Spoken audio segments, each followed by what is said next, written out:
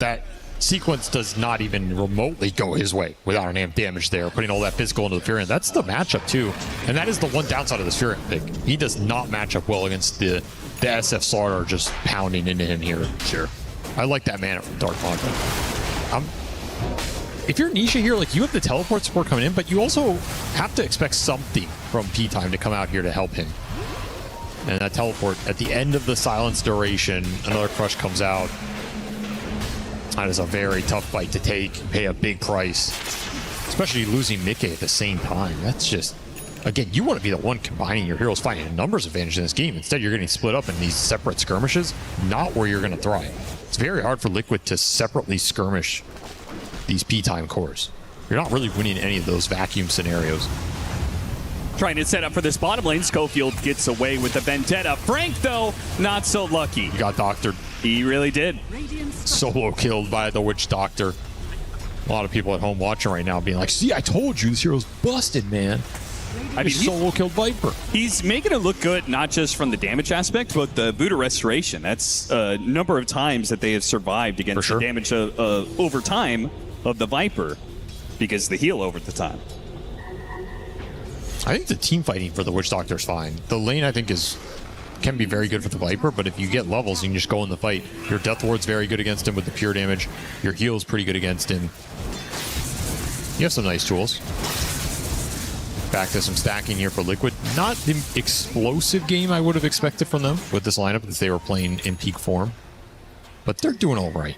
Yeah, that's where I feel like I favor P-Time a little bit, just because, okay, they haven't been run over by Liquid so far. They've now got their supports to their level 6s, which is very crucial. Now the game gets, I think, a little bit harder for Liquid to make moves when you've got Schofield Nyx Assassin setting things up. Mickey, a little bit of disjoint there, gets away. How did the Fortune's End just not touch him? He got Raven's Veil off as it landed, I guess? Oh, okay, and just instant dispel. Yeah, that makes sense. Not the easiest gank to connect on here. Do get another power rune for the Slaughter, though. That's a nice one. And maybe just attack mid-tower right here, as the Treants will do the job on their own. No deny. Where's the deny? Yeah, a little missed opportunity.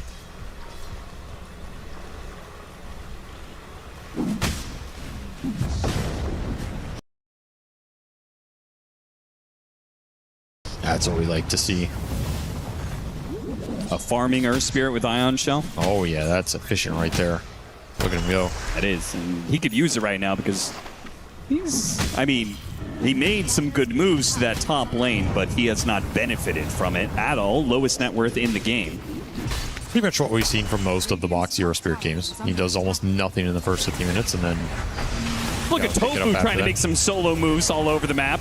Now, this one is certainly not going to work with Illusion Ring on Wits, but... That was ambitious. What even is the call there? Like, I think he was potentially expecting a Wrath of Nature or a TP from Nisha, and Nisha looked at it and just went, they're behind that guy. I'm not committing anything. That said, I think it was still probably a rough call. That's the Witch Doctor, though. The Witch Doctor baits you into plays like that because you think you're a monster. I'm a support that can kill cores. Not the case here. I mean, he has Manta. He also has Requiem. I was going to say, maybe underestimating how big this SF really is. He is a true swagger fiend right now. Dire's bottom tower is under attack. About to break that 10K marker for net worth. 11-5, 1,000 net worth lead for P-Time overall. And things have slowed down for Liquid quite a bit. Feels like they can't really make the same moves. The laning phase collapsed. There's no longer heroes isolated around the map. And the Schofield Gem already on board. Yep. They love this. This is got to be one of the earliest ones. I mean, usually you will see it around 20 minutes. This one, 16 minutes, already has it. I think it's one of the more interesting trends we've seen in the last 6 months that has not really been talked about too much. Like, is this something that other teams should emulate? From a theory standpoint, should you just be buying gem every game at 15 minutes? Because that is what this team is doing. Yeah. And it seems to be working out more often than not, which Just makes you question, is this the best 900, gold investment for a support this early in the game? When you're playing Dota, it doesn't feel like it is. But then when you watch these games, I feel more often than not, it ends up paying off. Teams just don't have vision. They can't make moves on you. You can farm more aggressively. You can farm more securely. You can split up a little bit more. It's going to pay that net worth back, right? A lot of times they also put it on a Schofield hero that is not that easy to kill. Yeah.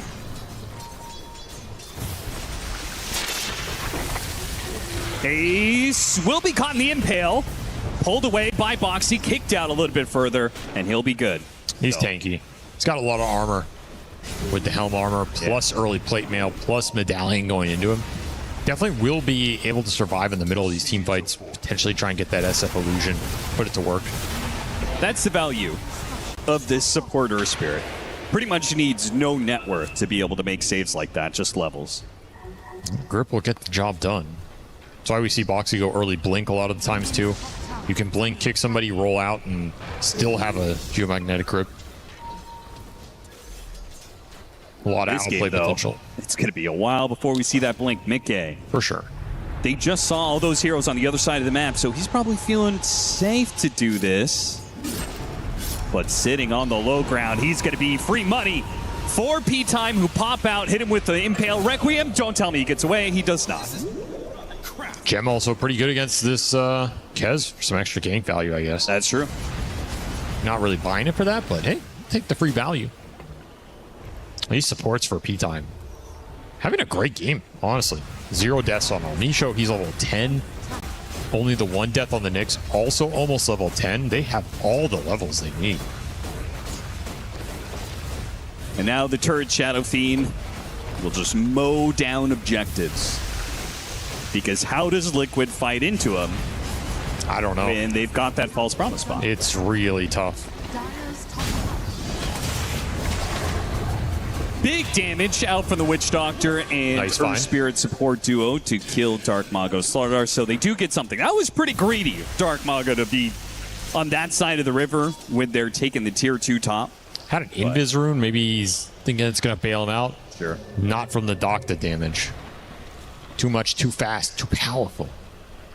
What a hero. Look at it go. And Frank is just Viper striking Helmadom creeps off cooldown. I don't think he's left this bottom lane since he TP'd down here. Yeah, it 10 feels, minutes ago. It feels like a pretty weird Viper game at this point. Like, this hero's usually so impactful in the first 20 minutes, and it almost feels like he's been a non-factor, and it's the SF show. Again, I think P-Time has this idea that they're going to scale well here. I don't think they're too worried about scaling.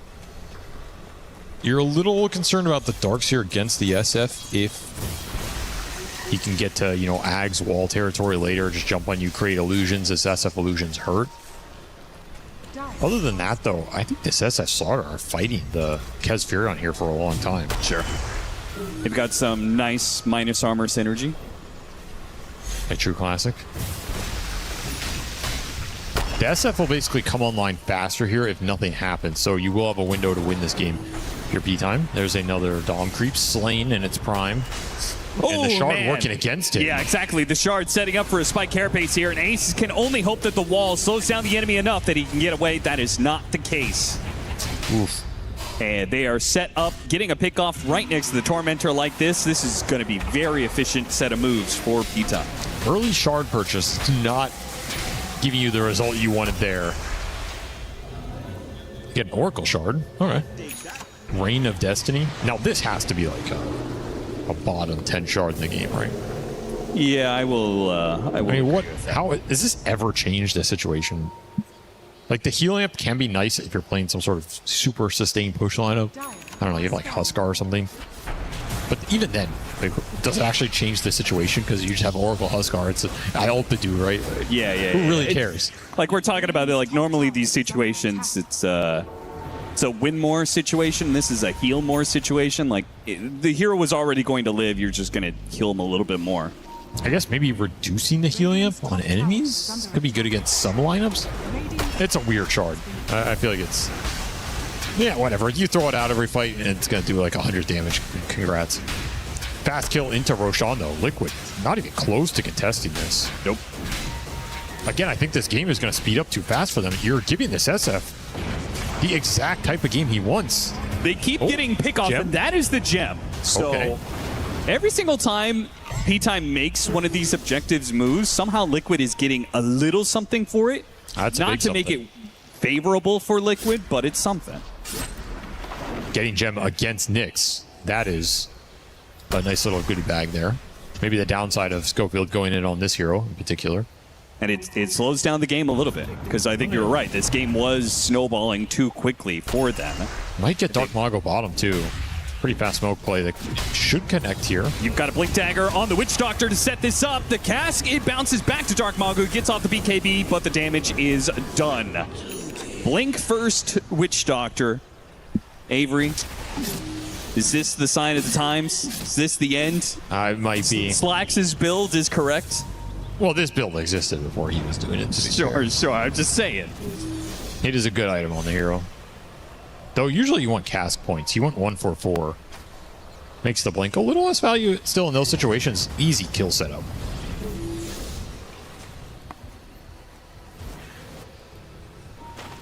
Liquid just continuing their pickoff game into playing bit of rat. Radiant's bottom tower is under attack. You always have this Furion just to clean up the map. So you can make moves like this. Yeah, Not between lose out on that too much. and Darkseer, Ion Shell, and Oh, Helmet yeah. Dom pushing waves, like they very rarely have to show on creep waves. For sure. Nice for the Blink Witch Doctor. He's off the map. It's scary. It's true. Nisha showdown here. Nisha making a run for it, for staff up to the high ground, and away he goes. He is fine. Gotta be careful with where this Nyx is. Linger around these side lanes too long, you get picked off. The map can collapse pretty fast here. Don't think P-Time can really force anything with this Aegis, though. You have 3 minutes. I mean, you can just sit there and hit some tier 2s. Yeah, Your Wits. I mean, Wits was doing some frustrated circling around the mid lane, so Yeah. I think he was saying consolidate on mid. Let's take this mid tier 2, like instead of trying to chase these heroes around the map. I wouldn't mind them smoking Slardar to try and find somebody as the SF hits a tier 2. I think that is the one play you can make here. Dire's structures are fortified. They're not even going to try for that. Yeah, is it worth it for P-Time to clump up this much? Not really. Like, They're not do gaining tier any advantage. 2s represent, like, taking a mid tier 2, is that actually a valuable objective at this point? It's something. It's a bit more space for your Invis heroes to threaten cores around the map. Sure. It'll send the lane in deeper. Means Liquid have to respond closer to their base. Makes those side lanes a little scarier to push. It adds up a little bit. They did control it well enough that bottom lane did not get ratted or pushed in, so You can't they'll hit be able high to ground. get back-to-back tier 2s, and yeah, maybe an early high ground to force Liquid into a fight into this Aegis. It's still a minute 45. It's a tanky SF with an Oracle behind him. Radiant's top tower is under attack. Yeah, you said, like, 3 minutes on Aegis, you're not sure how much they're going to get out of this, and all of a sudden, P-Time They got a decent amount. got 2 tier 2s and still some wiggle room. You just have to some more always play. understand that Furion and Darkseer are going to take so much net worth off the map. You're not going to see this net worth grow. Sure. It's just impossible. Unless you team wiped him, which that's up to Liquid if they want to take that fight. And Liquid did move all their heroes back to base. They really they did. really thought that P-Time was going to commit on that push. More than they did, at least. See if Wits can just get to a Satanic for free here. If he dies in this game, it'll be very influential in terms of these heroes trying to scale into each other. If he can get to Satanic untouched, he's a beast. I don't know how you kill him. Because he's going to have a false promise on top of it. Yeah, he'll just be able to kind of like stand and deliver against the Kez. That's a lot of time to sit there and just wail on people. Yeah. With a guaranteed second full HP pool of Satanic on top of his false promise. So that is a scary timing for Liquid. You kind of want to strike now. Aegis expiring in 20 seconds. They're on the high ground. That's just not the guy you want to jump with it expiring so close. You do have your Kezags.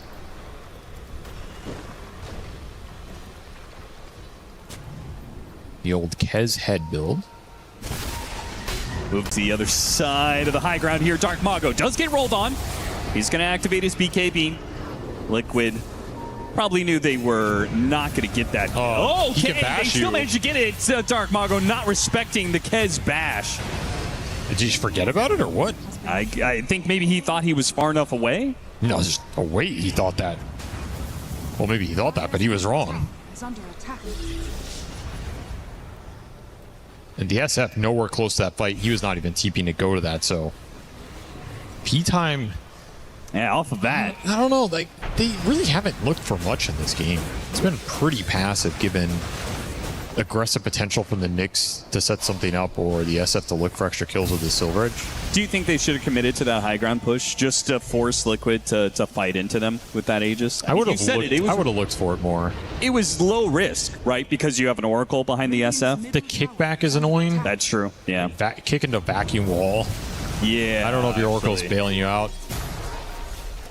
That wall is going to be such a big problem for the SF as time goes on. Frank, who has farmed a decent amount in this game, and yet still lowest net worth core in the game. Kick comes through. Wits activates a Requiem. That's going to put back some of these heroes, but oh, nice vacuum. Hits onto 3. No follow-up to it. Not really much. Mickey's going to commit, though. Commits and gets both the supports. They're down and out. Frank is on the run. great stun. TP away, and SF gets caught. This could be that death. That is going to be the death that delays out the BKB They got him. as he opted away from the Satanic. The gem. And it's not even done yet. I mean, Dark Mago is hitting away in this little corner here. He's good, but now Liquid, as soon as they win a fight like that, I think it's difficult for Liquid to win team fights, but when they do, they are going to extract so much out of the map. Oh, yeah. It's going to flip this lead entirely.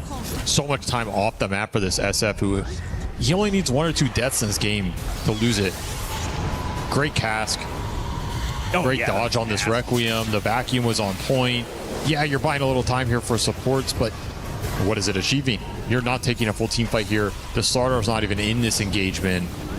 And there's no ability to turn this around if you don't have the Satanic or the BKB there. How did they get so deep on the map without Slardar? Is under attack. Just getting greedy. Again, they're not looking for anything.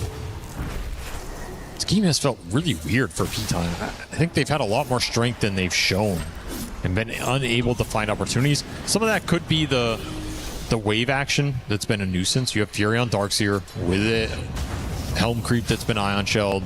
It's a lot of go shove. It's kind of hard to find good targets. Someone has to push these waves out, and you have Viper, Slardar trying to push waves out. Pretty miserable for them. I think that's been a huge factor here. Oh my, Dark Mago.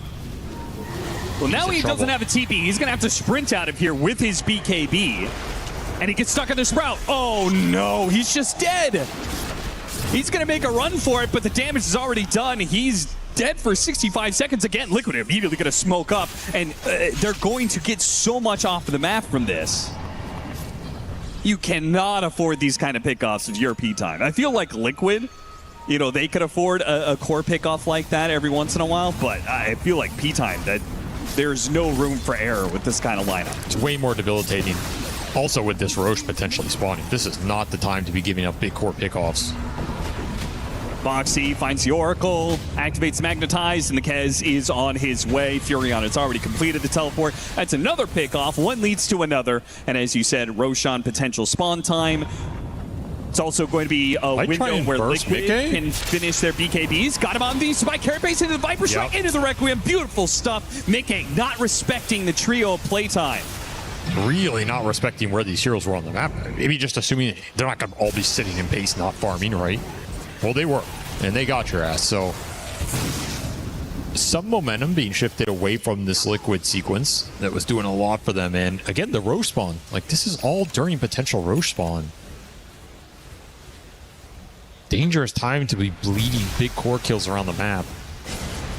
Will buy time for P-Time to regroup here. Was BKB for Wits instead of that Satanic? I think that's also a fine choice here. Again, you can kind of go for anything if you have this Oracle behind you that's protected. No Butterfly, though. I mean, it still kind of means this wall of replicas a problem. Yes. Radiant are scanning. see what Ace can do with his net. We're still working towards the Ags. That'll be next on the menu here. Extra initiation, the Earth Spirit has the Blink Dagger, and we were getting BKBs on Liquid. Who has completed their BKB? I saw the Darkseer got it. Does Ikez have his? Yes, he does. Okay. Triple BKB available for Liquid, and they're going to smoke with it. They can absolutely just man up in a fight, particularly if they get on top of the SF early, get that illusion. They have the Slardar, but the Slardar, he's going to be the one jumped on. Forced to use an early BKB, not able to stand and fight. That is a little bit rough. Now Frank is going to be kicked back. Now Force Staff back up to the high ground. Another Force Staff trying to keep him away. Boxy rolls in after him, gets the roll in onto the Nyx Assassin of Silence. Onto the SF, which tries to stop him, but now he's been put into the wall. They have BKB from Ace, and he resets a little bit. Lets the SF illusion go to work. Wits pops a Requiem, tries to go for a TP away, and they have to save the False Promise. He will heal up in the fountain, but you could see once that wall catches the SF, P-Time, there's just not a great way for them to take that fight. That was a very concerning sequence for them. They had no answer to Mickey just charging through the team fight.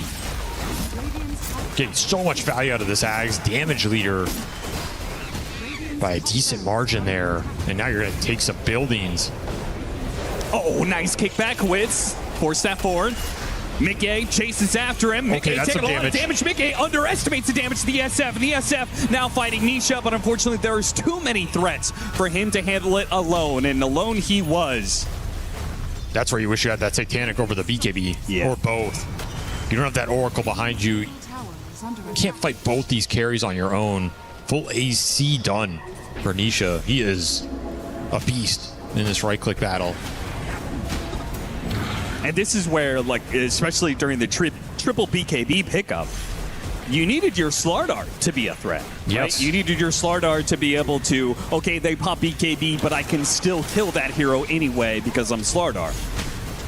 But he hasn't been a threat at all. He's been jumped most of the time in these fights, either being picked off or chased away. And then the SF is left with very little support as a result. Really reminds me of the games that LGD played against P-Time in that SA qualifier. Like, yep. There's these go shove rat action heroes slowing the game down, pushing the lanes in against these kind of clunky cores that P-Time can't connect, can't find pickoffs with because the map's just never in a good state. The game gets stalled out. They miss that mid-game timing where they're super strong. They never get a fight during that Aegis window. And Liquid can scale. And they're getting more off the map. Every time they find a kill, that lead is growing. Whereas every time P-Time finds a kill, they can't do anything with it. Schofield trying to vendetta away, but there are too many heroes surrounding the area. You lost 2 gems at this point. The map is not easy to play for this Nyx Assassin. That's also a pretty massive net worth exchange. Yes. Liquid up 13K with the Tormentor to be done. Give it to Tofu. Nice little shard for him. And the Slardar continues to have issues in this matchup. He seemingly can't have a Quelling Blade in his inventory. Feels like his other items are too important, so every Sprout is just debilitating. We'll have to go Harpoon or something. Yeah, he really needs a way out of this. Liquid on the hunt, find Frank. These pickoffs are just mounting up. It's one after the other. The Earth Spirit and Nature's Prophet are moving faster and faster around the map. And they've got the damage follow through with the Kez Mickey. Catch is just so long range for them. That's what Earth Spirit always gives you from this support roll. Roll plus blink and you just stun somebody, kick them back. It's going to work every time. Lead up to 15K now. Satanic is done for the Shadow Fiend, so you might have to worry about his sustain in the fight. If some of these amps can land, he can do some big DPS still. But otherwise, you're... I mean, it's got to be coordinated with the Slardar at this point. Yes. There's too much armor on Nisha. They got to make this kill faster. And he, of course, has the Aegis and is threatening P-Time, saying, you have to go on me. Otherwise, I'm going to take all the buildings. Trying to wait for the Viper here. Maybe start on somebody under this ward. They see the Darkseer. Trying to chase after Ace here. Got off the wall, so no fast kill there. Furion jumps to the other side, kills the Nyx Assassin. Now the Nature's Wrath is going out. now the pickoffs, they're coming in faster and faster. The damage is ramping up from Liquid. They're able to focus down the Sardar rather easily, while it's becoming harder and harder for P-Time to get any kills in these fights. Yeah, the SF's scary, but nobody else in this lineup is really doing anything to contest the ball right now. Don't have enough burst damage on that Nyx stun. You split your targets between the Darkseer and the Kez there. Radiant's bottom P-Time not even sure who's the bigger threat. You want to take the Darkseer out so the fight's open for the SF, or do you have to take this Kez out because he's just man-fighting everybody? Radiant's Not to mention this Furion's the most out of control. Yep. Sick timing here from Liquid. Split the map, didn't give any bad pickups up, and all of a sudden feel uncontestable in the team fight. A nice abuse against these static cores that P-Time really enjoy playing, really enjoy sitting on the lanes and farming with, but you're just fighting ghosts, you're fighting treants, you're fighting ion shells, you're fighting a Kez who can pick his moments to join in this game. has fallen. Mega creeps, P-Time. It's going to need one hell of a Hail Mary to come back from a Mega creeps by 38 minutes. Very difficult with this lineup too. You just don't have the wave shot. That was a problem all game against Megas. Radiant's That's even middle tower worse. has fallen. Still a minute on the clock here for Nisha's Aegis. Would be surprised if Liquid don't try and just force it in here. Make the jump, get a BKB from the Sardar, reset a little bit. And then catch him inside the Sprout. And all he can do is BKB teleport away again. that Gets bad. caught the vacuum, a 4-man vacuum into the wall. Beautiful stuff. They have the SF illusion. Wits is barely winning that fight and will lose it once the rest of the team of Liquid comes into 4. Game is just over. Too much sustain. Too much damage in the tank. Liquid just go straight for the throne. Man, what a mid-game timing this lineup hit. Kind of came out of nowhere. Felt like P-Time had moments, or at least a window in that game to take more of the map than they did, but they couldn't find anybody.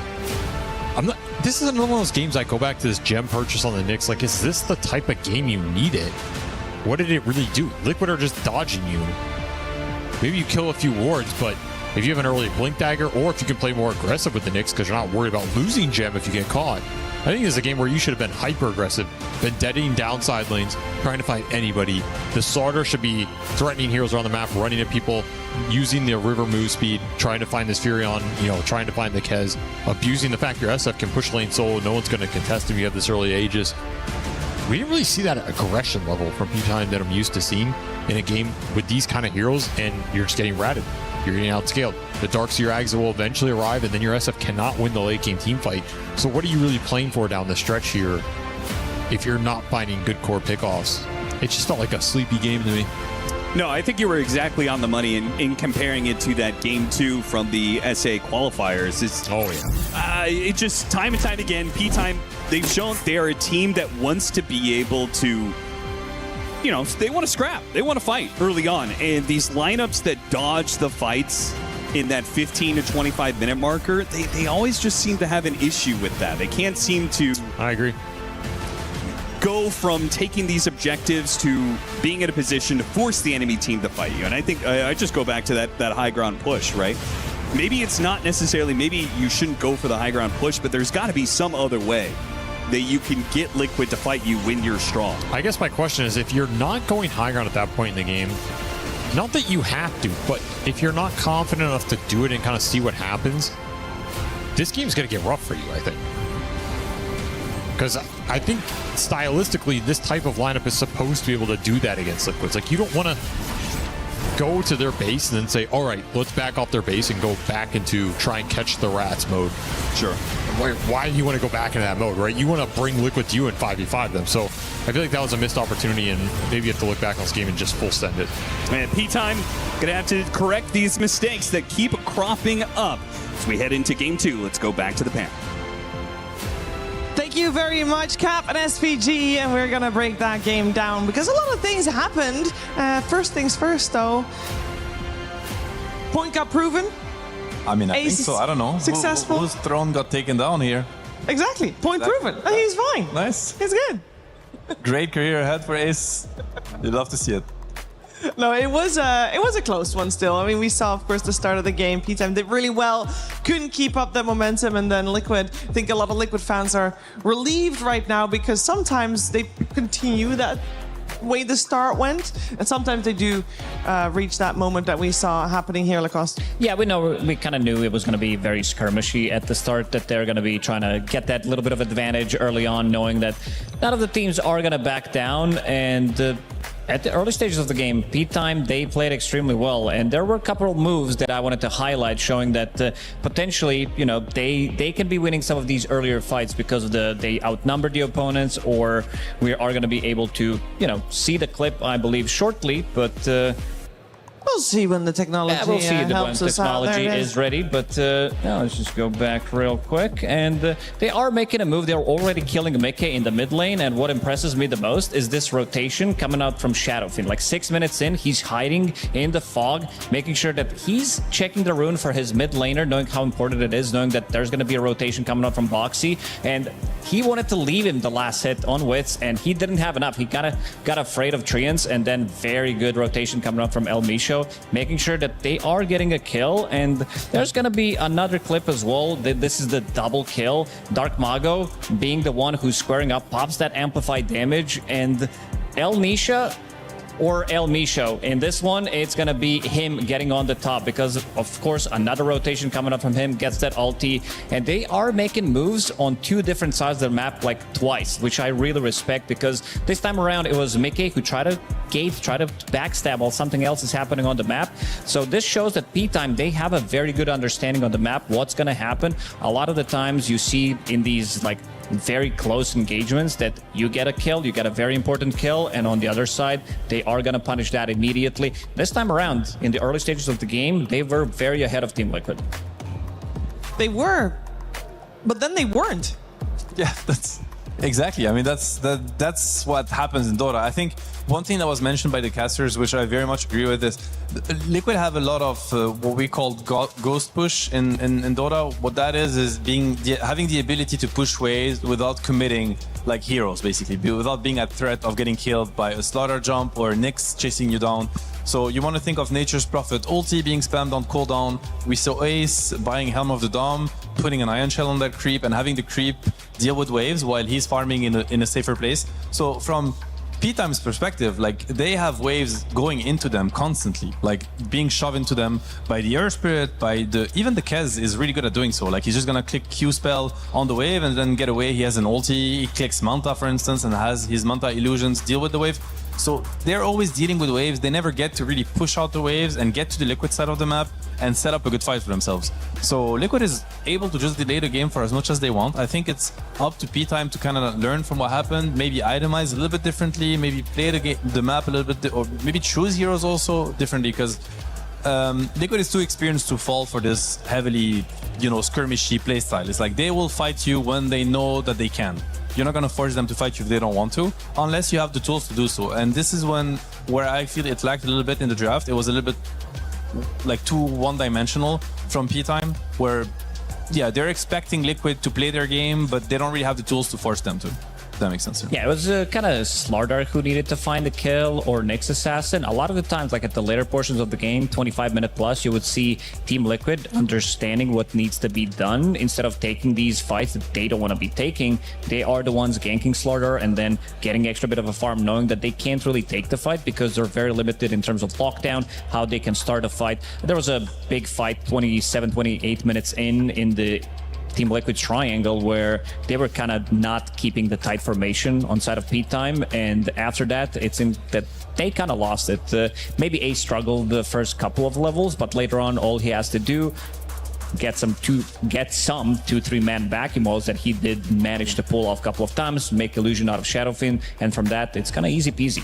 When you're 32, the body takes a little bit longer to kind of yeah. So getting his hands warmed up, like at the beginning it's really hard to keep the mouse in his hands and get the last hits, but eventually took him a good 20 minutes and then he could play the game. I mean, he was counterpicked as well, so it makes sense that he needs a little bit longer. No, but I mean, one thing also to mention is the Oracle. I think Oracle pick was great, but you are picking Oracle versus the Oracle team. They know exactly how to counter it, and all of a sudden you're playing versus a Kez, which actually I didn't really I didn't think of it when I was, looking at the draft, but Kaz is amazing at fighting Oracle. Just click ulti, all of a sudden you get vision of him. You're very mobile as a carry to get on top of him. Same with Prophet shards. They had so many ways to get on top of the Oracle and know his position and force him into bad ultis, basically. So I really like Liquid's approach to dealing with the hero.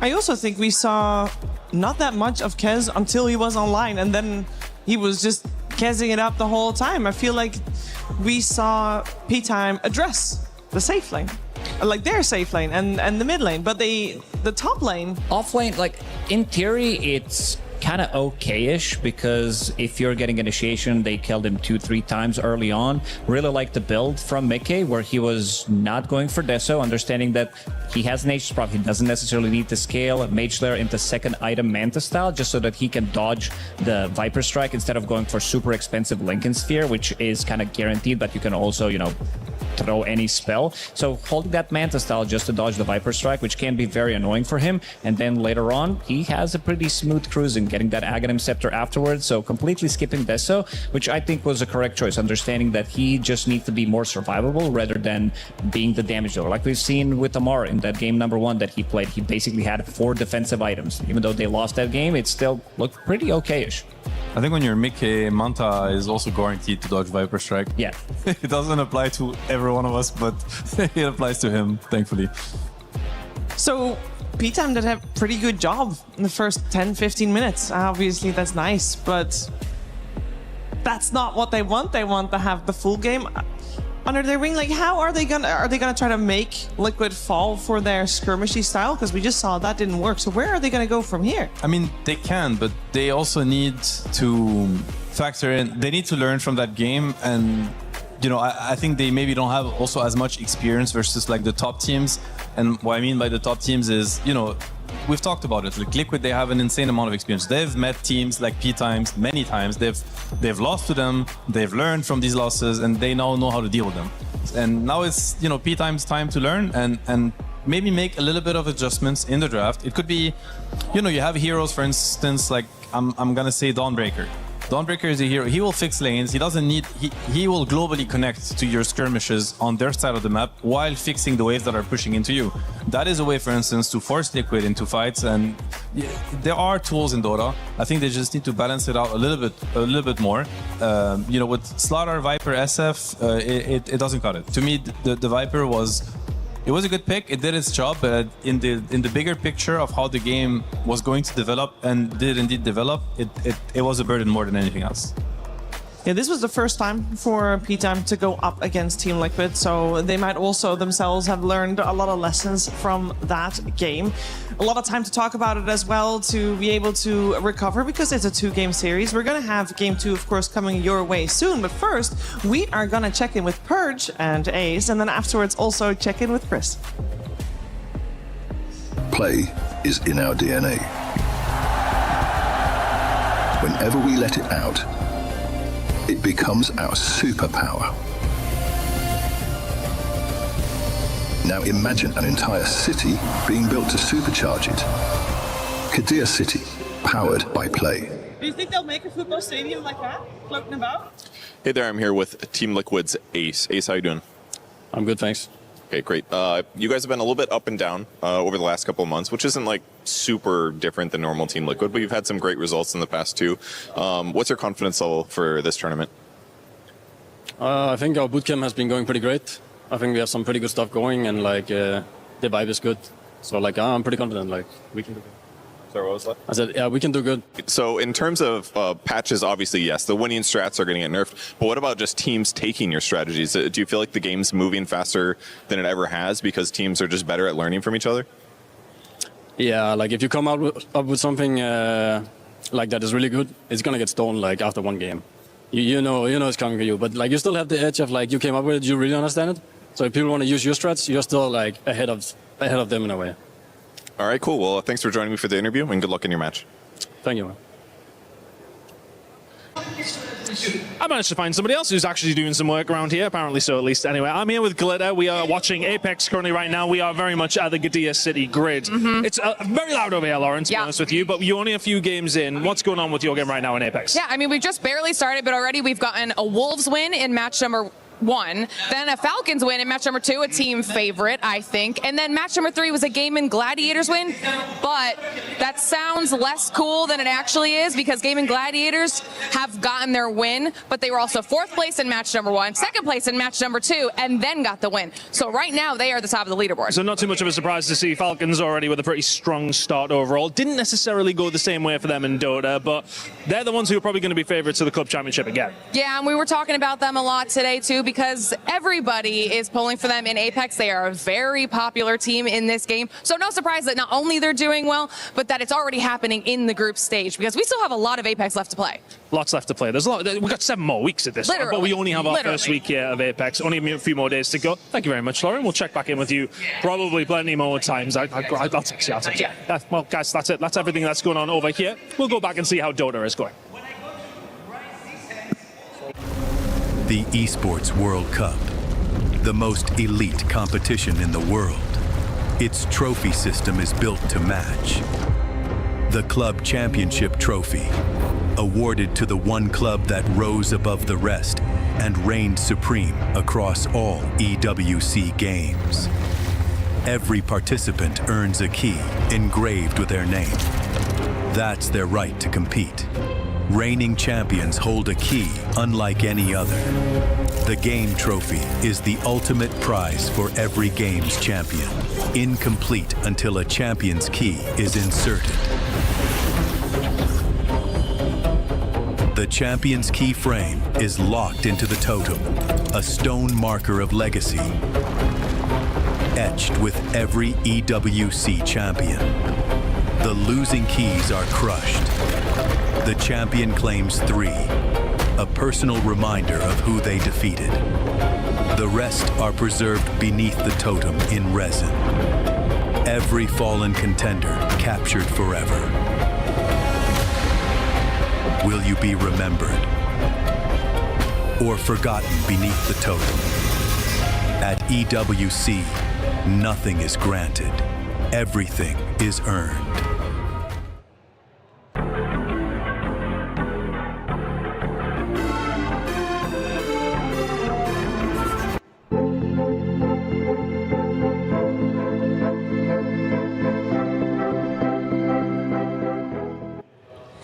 We are getting back into it with Team Liquid versus P-Time. Game number 2 coming your way shortly as the players are already ready to go. Adjustments. That's what we're going to be talking about here. We already talked a little bit about what we want to see coming out of playtime. I want to also talk about Team Liquid and how they might want to adjust, because those first 10-15 minutes for them, sure, they won the game and they were fine, but can't have been fun, Seb. Hand warmers, maybe. You think so? Probably a good adjustment. Like, I think they started a little bit slow. It looked like a slow start. I think it looked like a slow start. I don't think it was supposed to look as grim as it did. Even though maybe it didn't look that grim, but I'm mostly thinking actually of the off lane. I think Darcia had a really rough start. I don't think it's supposed to be that rough.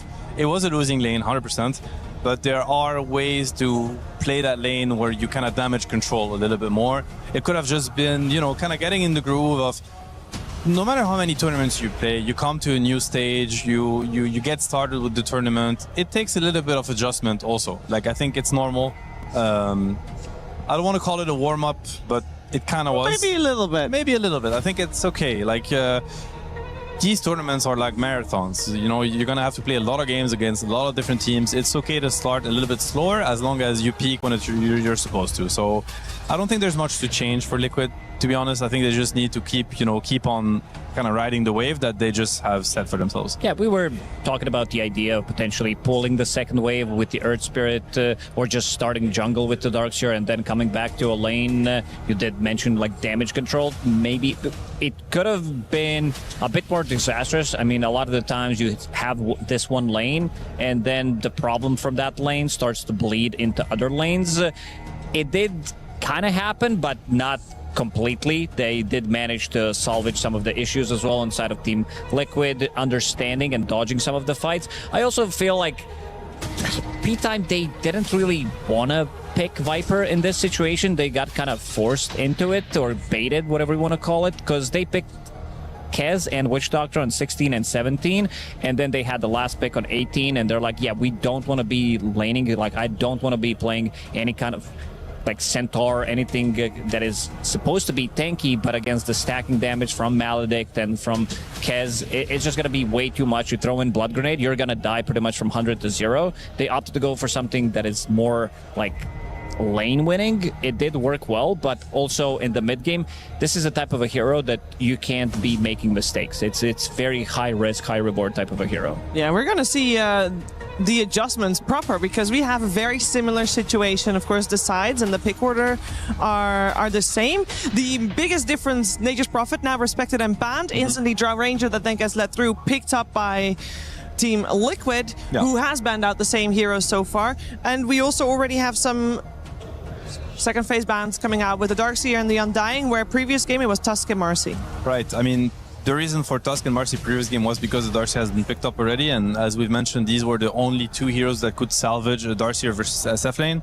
I think now on P time, their kind of dilemma was: do we get preemptively rid of the Tusk and the Marcy, and then if they pick, then the Darkseer is not pickable, but it's just better to ban the Darkseer. Now you're killing their strategy at the cost of one ban instead of two bans. So I think it's an obvious and smart choice on their side. Draw versus SF, good matchup for Draw. I think a little bit worrisome for the SF because you're never going to scale into a Draw Ranger. She will have the scaling on her side, and it's not that easy to kind of mess with each other in the early game. SF is not a great gate hero unless he's absolutely dominating. Yeah, so that is a good answer also to the SF. Something we've seen a lot. Axe, for obvious reasons, you call Blink Blade Mill and an Axe called, you kill SF throughout the entire game. Yeah, let's see if P time has a way answer, to. I think Tusk. I think you want to be having save once Axe jumps in. So Snowball save, very good against closing the gap against the Draw Ranger. She can kind of suffer in the lane if you are having a bit of a stronger laner with the shards block, if you can get on top of her, depending which kind of a position 5 Team Liquid is going to be picking. But big fan of Axe in this patch, previous patches as well. The hero just does the thing. Doesn't matter if it's a bad game for him, he's going to find farm no matter what. I like the Tusk suggestion. I think it's a great pick against both these heroes. Great pairing with SF also. Definitely something they could be looking at. And I'm trying to think what they would want for the safe lane. I mean, they could also run the Tusk on the safe lane, but it's also good against Draw. Yeah. You definitely need to give SF a little bit more protection against an Axe +1 lane. It can get really scary for SF to go there. Yeah, there is the Tusk. Great pick, great pairing. So far, so good for P-Time. Important question. Do we think that Axe will have the automaton skin? Very important, yeah. Hopefully he has it. Yeah. I think it's the main reason for why you'd want Axe, honestly. I think there's nothing else players play for. They're only here for skins and cosmetics, come on, let's be honest. So we're going to see Axe. What else was there? Morphling, probably. There's going to be a Morphling out there. A Morphling, a Legion Commander, Bristleback and an set looks cool. Oh, we already saw the Oracle, but it wasn't. He didn't have the Oracle. He didn't have it, but No, that's probably why he lost. No motivation, bored. Tough luck. Bored to play. The Bristleback, the first time I saw it, I couldn't even tell which hero it was. I had to go back to the treasure and be like, what hero am I playing? Yeah, there are a couple of those that are very difficult to understand. Whoa, okay, Wind Ranger. Yeah, that's a boxy specialty. Yep. I think he's very comfortable on the hero. It is very good against Tusk. You're never going to get threatened as Wind Ranger. You can play very aggressive on the lane. Essentially, you can right-click the SF as much as you want because you're not going to care about tag team or Ice Shard. You're way too fast for that. So good pairing with the Axe also. Brings a lot of damage on the Axe call. Secures the Axe to get his ulti off. Really good stacker. Also something people kind of forget, but it's easy to stack with Wind Ranger without actually being there, like from a long distance. So yeah, great combo, Wind Ranger Axe. It's a classic. Also, Wind Ranger just being that very annoying position 4 plus Axe on top of that with the Battle Hunger, it makes it almost impossible for position 5 to trade in the lane against it. Whether that's going to be Tusk, whether that's going to be Hoodwink, they can't Schofield plays both of these heroes, so he can flex it depending what the other lanes are going to be looking like. Most of the time, you want to have Tusk in the lane because of the Snowball save potential and also the block, the slow. It just is that melee body that a lot of the times he does need. What's interesting with the Axe pick is that it also acts as a deny pick for P-Time, because they could have wanted the Axe against the draw. Because sorry, I'm trying to think what's good for Frank against draw. You're thinking Centaur, it's out. You're thinking Beast, it's out. Axe has been picked. Darkseer's banned too. The options are kind of running low. Omni Knight thoughts? Played it twice during last Blast Slam. Didn't win a single game. Okay. Another melee body. I think this also could have been Marcy instead, because you can throw people off the shards, but maybe they think we need extra bit of protection against Shadowfiend. With the Guardian Angel, it does feel pretty nice. Great against Tusk as well. I kind of like Omni. I think I don't know if we'll see. I might be proven wrong, but maybe the stat doesn't really reflect. I can't remember which teams played it and how these games went, but I think the hero has some potential. It's a really strong laner. It's kind of hard to kick him out of the lane, and he acts as a body for the carry, and getting through the Omni already takes a lot of resources from the offlaners. But I mainly like Omni if he can play well with his mid laner. So, Nisha is going to have the last pick here. So hopefully he can pick something impactful that will use the Omni spells, basically, like the heal, the repel. You want to keep your third spell at level 1, obviously, with Omni when you play on support. And Nisha's going to have also the luxury of seeing his matchup. It could be like something like a Slaughter mid that runs around with Omni repel and heals. It's going to be terrifying to play against for P-Time. Slaughter, Amber, you name it. But I'm hoping for something that will use the Omni spells. Yeah, I think this is fine, because Omni as a position fight doesn't really make any kind of play. He just needs to be in the right place at the right time. Wind Ranger also doesn't make that many plays. Draw Ranger wants to sit and farm until she gets the items. So having Axe on the team fixes a lot of these issues, knowing that you have a guy who can blink initiate, something that goes through debuff immunity later on, something that can actually make easier way for you to play Dota. That's why I'm a big fan of Axe, and banning out the Void Spirit. I don't think I've seen a single Void Spirit from the game that I've been covering in the Chinese and European qualifiers. This hero just doesn't seem that good. Yeah, and I don't think it would have been the best, to be honest, for Liquid. I think they're looking for something a little bit more explosive with more damage. Yes. Again, that will have Omni to back him up, so it is a hero that will be extra buffed. Slaughter, Storm Spirit, these kind of heroes that are gonna, if you don't stop them, you have a big problem, basically. And this is when the Omni and the Wind Ranger will shine, because what they bring is extra support. Yeah, and prior to this game, you talked about potentially Dawnbreaker coming through, easier way to play Dota.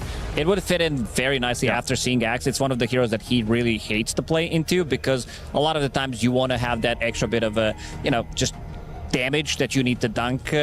She negates all of that damage, and she's into that fight. The pre-BKB comes in with the ulti, stuns you. You know that the teams are going to be grouping around your call, so very good ban from Liquid. There's very little options for Frank. I think maybe Underlord is the only one I can think of, but I don't think it's great. I think scaling against draw and being able to frontline against draw is not really a thing.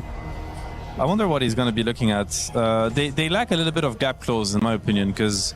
Yeah, Centaur maybe? Centaur has been banned. He's been banned, never mind then. A lot of options are kind of out of the tape.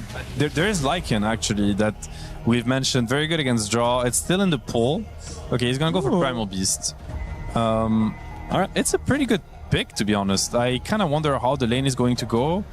I think doesn't really stop Primal Beast. Right? No, I think you need an earlier point in Gust just to make sure that you can push him back, because it's all about Primal's damage. He needs to be on top of you. A lot of the times when you see Primal on 23-24, it seems like a good game for it. Not the best against Wind Ranger. And Nisha, he's just going to keep things simple. Pick up Storm Spirit in this matchup. You got to be aware of this long duration silence from Earth Spirit. 3.5 seconds when it's maxed out. We were seeing them maxing out the silence 4-1-4 build, keeping 1 point in roll only, and you can definitely die. He does have Omni to help him out, so perhaps that will change it, but definitely needs to not lower his guard too much. It's easy to die. They have so much lockdown on P-Time. It's not a free Storm game by any means, but he has a good lane. I do think that he has the upper hand in the early game thanks to the Omni. So, yeah, and I mean, eventually there is the draw aura that's going to benefit the Storm. It does right click a lot at the end of the day. I think the scaling is I would say very much on Liquid side with Storm and Draw. These are two heroes that will take over the late game. But P-Time, again, they have their trademark. It's a very explosive draft. They can bring the heat on every corner of the map this game. Do we feel that, because I know Schofield is of course more comfortable on the Tusk and Almisha more comfortable on the Hoodwink. They're fine swapping lanes, right? Because you'd still want the Shadow Fiend to lane with the Tusk, surely. I mean, you could think like that, but at the same time, I think they're also happy with having the Hoodwink, because the matchup for Tusk versus Wind Ranger is not as good as it is for Hoodwink. I think Hoodwink can trade very easily with Wind Ranger. The Hoodwink spells also ignore the Wind Round, so I'm actually kind of happy to see Hoodwink SF safe lane. Okay. Yeah, I think it's going to be like this as well, because we talked about Tusk being very good against Drow Ranger, block her off. This lane is a bit of a question mark for me, whether they're going to be able to get the most out of it, because Primal Beast, this hero from the off lane, he needs to have a perfect setup. A lot of the times he does have a bit of a slower start, so I want to see how much he's going to be able to get out of the lane, because if he gets right-clicked by Drow Ranger, Omni Knight, it's a lot of damage that he's taking early on, and he can't really punch back. He doesn't have any spells, like his Onslaught or Trample level 1 isn't really a spell that you're going to be using to try to get the trade-off. Also, not too much synergy with the attack speed that he does have with the tag team, because his base attack time is pretty abysmal. It's like tiny we're talking about. What's the lane that P-Time wants to get their main advantage of to play through, considering we do know that they want to set that high tempo? It's the same as the SF lane again. Like, keep the axe shut down as much as you can. Make sure the Blade Mill and the Blink come as late as possible so that your SF can do what he did in the first game. If he has if he accelerates, he's able to connect to gate, he can bring a lot of issues. The off lane, the Tusk Primal, they're going to look to cut waves, get their levels, and eventually hit their timings. And again, the mid lane. Whenever you see spirits, mid lane is a big question mark. Anything can happen. Who gets the runes? Who gets 6 first? Let's find out how game number 2 plays itself out with Cap and SPG. P-Time looking to come back in this series and force a draw against Liquid. Liquid, though, coming into this lineup in Game 2 with a very, very potent hero pick. They got the Drow Ranger, Avery. Should any team be giving up this hero right now? That will be a good question for the tournament as we go farther in. I think there are some worlds you can give this hero up. You have to have a very good idea of what you trade in that first phase for it, and you have to have a very good idea of how you're going to scale against this hero or tempo the hero out of the game. I think those are your 2 routes to victory, because, man, this hero gets 5 or 6 slots. It's almost unbeatable. Even the counter picks don't really beat 5 or 6 slot Drow. It's just not a thing. Okay, so I'm going to guess that P-Time, they chose to tempo, not outscale. I would agree with that, yes. Like, you have to have a strong mid game here, because these 3 cores are not beating Drow late game here, especially with Omni backup. The Storm's going to scale as well besides her. I just don't see it. So you're going to have to get something done in that 20 to 40 minute mid game, particularly with Roshan's potentially going high ground in that period. Force Liquid to team fight you. You do have some tanky boys in Surge Spirit Primal. If they can get to some high HP totals during that period, you might not have the damage to punch through them, and that's where you go high ground. But you don't have any sustain. You don't have any real tower siege, so... Oh, Tofu caught trying to go through the gate here, and will have to repel TP. That's costly, Or to get to the Drow Ranger lane, that is going to free up the Primal Beast a lot. It's a lot of HP down. He won't have TP if he dies, so he can't play aggressive. Big opening for P-Time up on this top lane.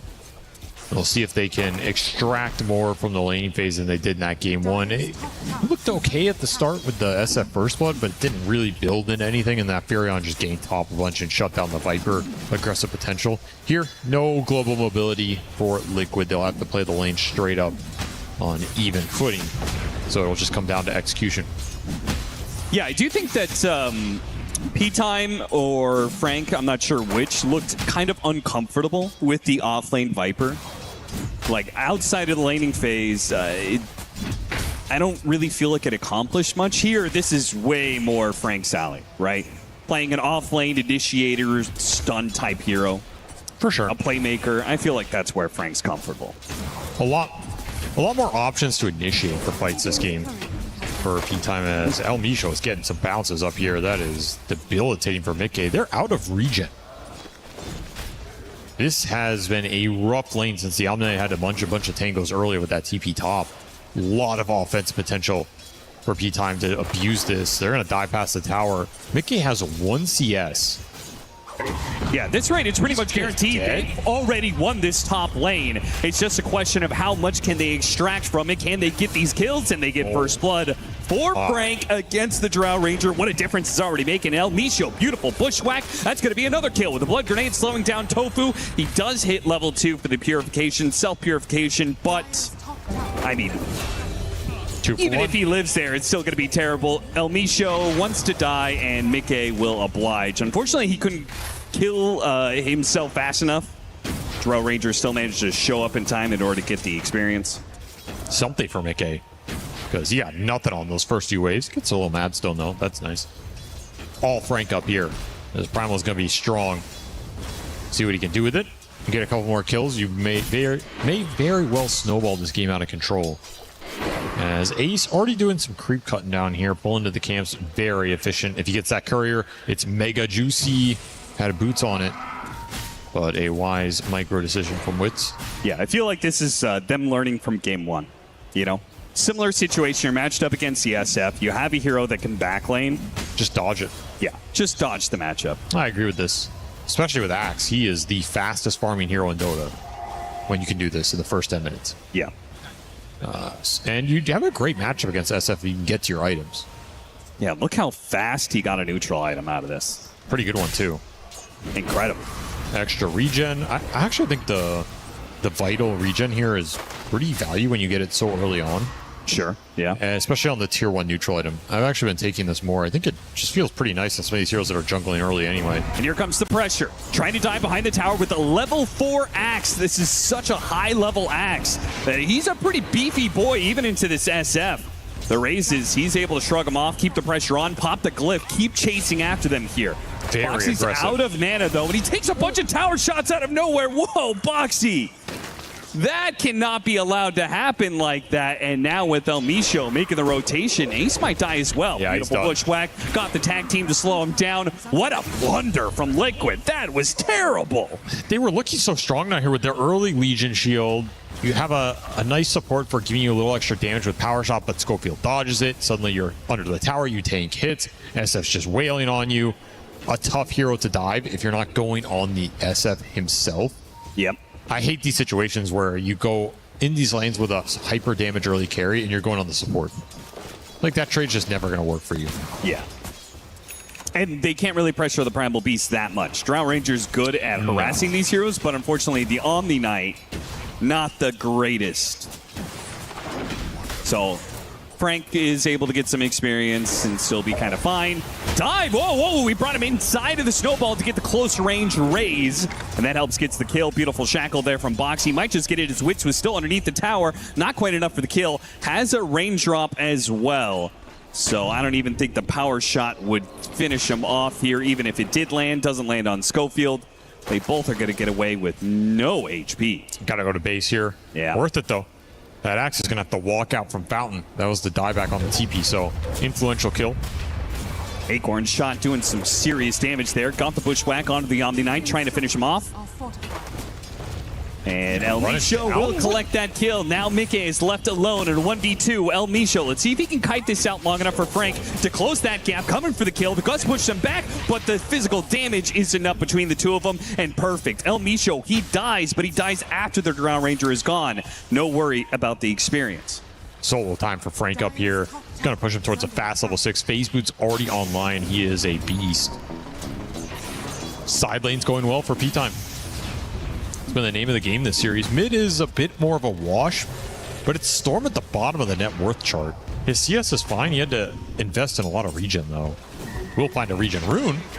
And a super nice rune for Nisha. Oh, yeah, this is going to be amazing. He bushwhacks it, but a jump over it. Nisha is able to dodge that attempted stun, gets the kill, and with the regen will be full resources. I also kind of expect between that power rune and that little play right there, but also in general, right, I feel like Storm Spirit is a bigger threat to the side lanes. Would you agree with that? In most situations, at least lower cooldown threat. Yeah. You can play around Magnetize a little bit on some counter rotations to the tower, but that's kind of it. Your moves as Earth Spirit are super telegraphed. Not really that great of a jungler. Will be a slower game for Dark Mago here. Does have Magnetize. I don't know if you can really run in and use it this early, though. Well, if they see this, so how did that shackle land? Here comes the Roland. Lands onto Boxy. So Dark Mago is going to get some damage done onto the Storm Sphere. Beautiful Bushwhacks for some extra damage. Guaranteed kill on Boxy, but that was in exchange for the Wisdom Shrine. Like, they actually did not play to stop Tofu. He stuck around behind the tower. I think that's fine. Killing Drow. Again, I think these Wisdom Shrines, you can trade big core kills for the Shrine. I think it's okay if your supports are involved. Like, you're not behind on XP in this game. The Drow is getting shut down even more. You open up more play opportunity, they're going to kill him again. Back-to-back kills. Mickey, he teleported into this, and Witz is still hanging around. He was already looping behind the tower. What a beautiful move. Witz is just impressing me more and more as I watch him. Almost had the damage for that. He's been really mobile with this SF. That's why they first pick it. They're very comfortable playing with this hero. They know what it can do in the early game. Great rotations, great double kill in this Drow top. He's going to have to walk out from base now. Nisha trying to get a little cleanup here. But they're already on the axe bottom. This SF just doing more and more work. Incredible. Unstoppable 6-0 start for Witz on this SF. He is 1,000 ahead of the Storm. Highest net worth hero for Liquid here. So off to the races. He's just heading into the triangle, see if there's are there any stacks here. There's a little double stack. I'll take that. I mean, he's just so fast. Very everything fluid. He does. Very fluid with his movement. I feel like every raise has hit its mark and been incredibly efficient. Like, he's either killing heroes with the raises or farming stacks with the raises. Yeah. That's what you want to see. Still have a big camp stack as well for him to lay into and having himself a game. Scary hero to give this kind of start to. Last game we saw him explode with it, but they didn't translate it into a victory here. Could be a very different case. Tofu trying to hold this safe lane tower for as long as who's here. Get some experience, but Witch shows up for the last hit, and the tower, his net worth has just skyrocketed in the last minute. I mean, is that the third or fourth gate rotation? Now he's going to TP bottom. This SF is just, he's just playing both side lanes. He says going through the gate is too slow. This move has got to happen now, and he's perfect timing for it. Schofield sets it up, and Ace, he's knocked down. Monster kill streak. God, 8-0-1 SF in 9.5 minutes. That's disgusting. 8-0-1. That's an end game KD8. Yeah. We haven't even hit the 10-minute mark. I feel like he's just straight won both side lanes. I think they could have had an off-lane jungler. He might have won both side lanes this game. And damage on Nisha. Oh, wow, did that miss? He tries to roll in front of Dark Mago. Now he has to use a bunch of mana to try and chase him down and has to run away. Is he going to make it out? I mean, Witz is here. He's everywhere. That's right. And Nisha's just got to head through the river, utilizing that extra movement speed, get the distance, TP out. Perfect gate gameplay from P-Time. Really negating this advantage that the Storm had on mid. Like, yeah, okay, you can kind of win mid lane, but mid lane's a wash. We're going to decimate the two side lanes here with the power of the Shadow Fiend early on. And look at who they're eyeing again. Is gonna die again. Sets it up. Boxy, what an interception. Is that good, though? The roll, but it doesn't even do enough. The Magnetide's already going out there. Both going to try and teleport away. The damage over time. No way he got out. I mean, Boxy, that was enough. Okay. Getting in front of the rolling boulder, it makes the difference. It looked incredibly sus, but they make it work. They did. You're still getting forced off the waves here. I don't think P-Time are too sad about what's happening on the map, though. Oh, yeah. Storm might pick up another Galvanized stack. I mean, at this rate, it's going to be Nisha having to carry the game for Liquid this next 10 to 15 minutes. And it's a tough Storm game to carry. Yeah, you can repel him, he can go in, but there's a lot of stuns. There's a lot of just damage to throw into him while he's sitting there. Okay, Storm jumps you, but he can't sit there and win the man fight against these cores. So you need to have the backup there of the team. This is not a 1v5 Storm game. More stacks for the Shadow Fiend. Add to his repertoire here. Just completely out of control. We're seeing a lot of mid heroes in this meta that are not traditional mid heroes. We just saw the Sapphire earlier. We're seeing a lot of Earth Spirits. And as a result, we are seeing a bit of versatility from these mid laners who maybe haven't played these heroes very often because it's just not really been meta. But Dark Mago is actually an Earth Spirit player. Now, this is one of the few times that he will have ever played Earth Spirit against a Tier 1 team. Most of his matchups have been against other South American teams. So he has a very high win rate on the hero. A little regional farming. Yeah. Everyone's been there. You know, Yeah. There's no shame in it. What's your win rate on Elder Titan again? Not great, actually, because I almost always played against international teams. Oh, you saved the big guy That's right. for the big dogs. I see. 13-5, 2,000 net worth lead, largely off the back of this young Wits carry, who is at a 7,000 net worth lead, has just claimed yet another objective. He's 8-0-1, has taken 2 towers. Effectively 3, to be honest. He pretty much took this top tier 1 with the rotations going in there. I think he got the last hit on it, too. Right? Yeah, I mean, this tier 1 bottom is basically dead. That's kind of what I'm counting. So. Yeah. So all that's left of this bottom tower, which Playtime is going to make a move for. Now, we still saw in Game 1, P-Time did manage to do something similar. Maybe not quite to this extent, but they did take an early lead. And then things just kind of went awry, largely off of the split push. Liquid don't really have ways to abuse that in this game, right? Very different game for them. They have heroes that need to win fights to continue to scale in this game, especially the Axe. Axe is not a hero that can just rat a game and be happy about it. Stormseer trying to stop him, but the damage is already done. Tofu is dead. What a beautiful shackle, though. Lands onto Schofield. Schofield managed to get the snowball pick up on the Primal Beast. And now with the Earth Spirit here with Magnetize, if they want to commit and turn around and kill Frank, it'll give Dark Mago more time to get these Magnetize going. With another boulder dropped, got him on the Bushwhack. That's going to be the Drow Ranger in some trouble. One raise, pushback of the Gust keeps them at a distance. They turn around and kill Ace instead. Only getting the Axe there, that's kind of a minor victory for Liquid. That fight looked rough with the Magnetized proccing on everybody. That's a haste-strewn Earth Spirit. Ran out of Vessel charges. Kind of ran out of stones. Not enough to punch through some of the Omni Knight sustain. And a great shackle from Boxy. That's pretty much the most you can do there as a Wind Ranger. Buys a lot of time in that fight. It's all about the Storm. You have to keep the Storm Spirit alive. You have to keep Nisha finding some galvanized stacks, snowballing in this game. He can continue to be a threat on the map, at least until the SF shows up. Not the worst fight for Liquid. It's very tough to win these skirmishes right now. Your Axe is just offering nothing. It's going to be Blade Mail Rush for Ace, but I think we've all been there on this hero. It's not the ideal. Yeah. He's just so poor. 0-5, man. Frank, ooh, that was a rough time to use the onslaught there. No possible escape right as he gets smoke ganked. Storm continues to snowball here. 5-0 for him. So your Axe suffering, the Storm Spirit thriving. Not necessarily unrelated here as the pressure has gone into very specific targets for P-Time. Ace is so poor. Yeah, he's... It looks like a struggle. He's stacking for himself, just trying to find anything in this game. 0-5-0. That is a crazy scoreline. Maybe he'll get some tower gold here. It's like, please, Nisha. Get me something. And he will. He'll do the dirty work here. Right-clicking a tower down with Storm Spirit. That is funny. Nisha is an exact reflection of him. 5-0. Ace 0-5. Now all we need is one of the supports to be 0-0-5.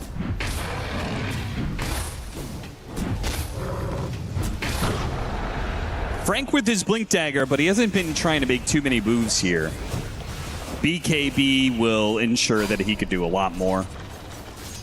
Pretty much, once he has BKB, he can blink in, grab anybody. The only thing to stop him is Call, and that's really awkward with the mini stuns that come out of the Pulverize. Hard to get close enough, hard to get that Call off in the first place. Fight for the power rune here. Liquid smoked up around this mid lane, looking for an opening, but it's not easy to get the initiation with no Blink Dagger on Axe. They're entirely reliant on either a sneaky Shackle Shot or the Storm Spirit initiation. We'll see the Storm jump on El Misho here. Don't have to clear his damage. Turn around, Bushwhack. Requiem goes out. It's Tofu who dies instead. Meanwhile, Boxy was chasing after Schofield, runs headlong into Frank, and gets pulverized. Here's the issue Nisha's going to face all game. He's really strong, but he cannot just sit there and trade with these heroes. You have to be able to find isolated targets or at least burst your target initially, reset the fight. And how does he burst him down when the supports don't it's offer tough. anything? It's tough. just a power shot. Well, power shots, it's enough for right now, but it will not continue to scale. Sure. So yeah, as utility comes out, utility items for P-Time are going to go a long way in this game. We saw there, even just the Pavis on El Misho is enough for Storm to be like, I don't know if I want to commit my entire mana pool to go through all this and then die at the end of it. He was very close to getting Requiem there. Yeah, that is the problem. Nisha, I feel like if he overextends for one of these kills and he dies once, it's bad. Yeah. It's real bad. He's the only thing keeping this game alive right now. He's buying space and time for Mickey to recover. Dags is done on the Drow Ranger. His farming rate will pick up here. Drow can scale into this game. He does have a good matchup against the SF. So even if this SF is ahead, it's not the end all be all. If he ends up in a situation where he has to fight the Drow, and Drow can create that gap, you outrange him. what do you make of the what do you make of Ags on Drow Ranger? Is that, in your mind, is it a must get where you have to get it in order to be able to farm faster? No. Because we see plenty of carries don't go this item out. No, I don't. You don't have to go Ags on Zero. It's not as strong as it used to be. There are other farming routes you can go. You can continue to scale. We see a lot of times you get it third, I want to say. Yep. And so in your opinion, why it's do you fine. get the Ags in this situation, especially rushed as your first item? Maybe he felt like he just needs a bit more of a recovery arc. Like he's not going to be able to get some early Dragonlance and join fights type deal. He needs to stay in the jungle longer. If he gets Ags now, the payoff will come sooner. It's kind of like Midas. Like you get the Midas earlier, payoffs earlier. Meanwhile, if he thought to himself, if I'm going to be joining 80 fights, then you would want the earlier Hurricane Pike to disengage from Primal Beast and Earth Spirit, right? This item will farm the jungle faster than a Hurricane Pike for the gold cost. So if you're saying I'm only going to join fights once I have my second or third item, then this build will pay off once you get there. And you can see Mickey is playing almost entirely off map. It also Doesn't show does on help any when you do that. waves, only spams multi-shot from trees. If you're going to play that kind of go shove, the Ags is also a lot nicer for that style. Yep. And he's probably afraid to show on waves against early Primal Blink, Earth Spirit gap close, Tusk gap close. Even the Hoodwink can bushwhack you from the tree line. So you have to be a little wary of how deep you farm on the map. That's another reason Liquid really need this Storm to be alive. I don't even think they need Nisha to necessarily find anything. If he's just alive, he's going to position aggressively. He's going to be scouting heroes, tanking some smoking, getting away, abusing power runes. This all creates space and time for the Drow to come back in this game. They don't need to necessarily find big kills right now. They just need Nisha on the map. And he's on the map right now. He's chilling, taking some aggressive farm away. This is a barrier that P-Time have to get through to even contest the Drow Rangers farm right now. We're seeing this game slow down. Very similar to game one. A quick start for P-Time, not translating it into the same sort of momentum that we see a lot of. I mean, I want to say other top tier teams. I think they are a top tier team, but I think their consistency isn't there yet compared to the big dogs. And Liquid have made a complete recovery for Ace's Axe. He now has Blade Mail, Blink Dagger, so he is online. He's finally ready to kind of play the game. And we'll see what Liquid can get done with that presence. Right now, they're already set up in a good position to get Tormentor. So this is what this is what I was saying. Like, P-Time is going to take Roach. I think it's okay, but if you're P-Time, I view it as both these objectives are mine. I don't want to give you either of these 20-minute objectives, given how strong my Shadow Fiend is. I don't think they should be completely happy with this trade. I think it is a okay trade to make. The Aegis on the SF is going to be mega strong here. You can definitely take a lot of the map with it, but I don't think you necessarily had to give Liquid Tormentor in order to get this Aegis, because there's no way Liquid can do the reverse of this. Yeah.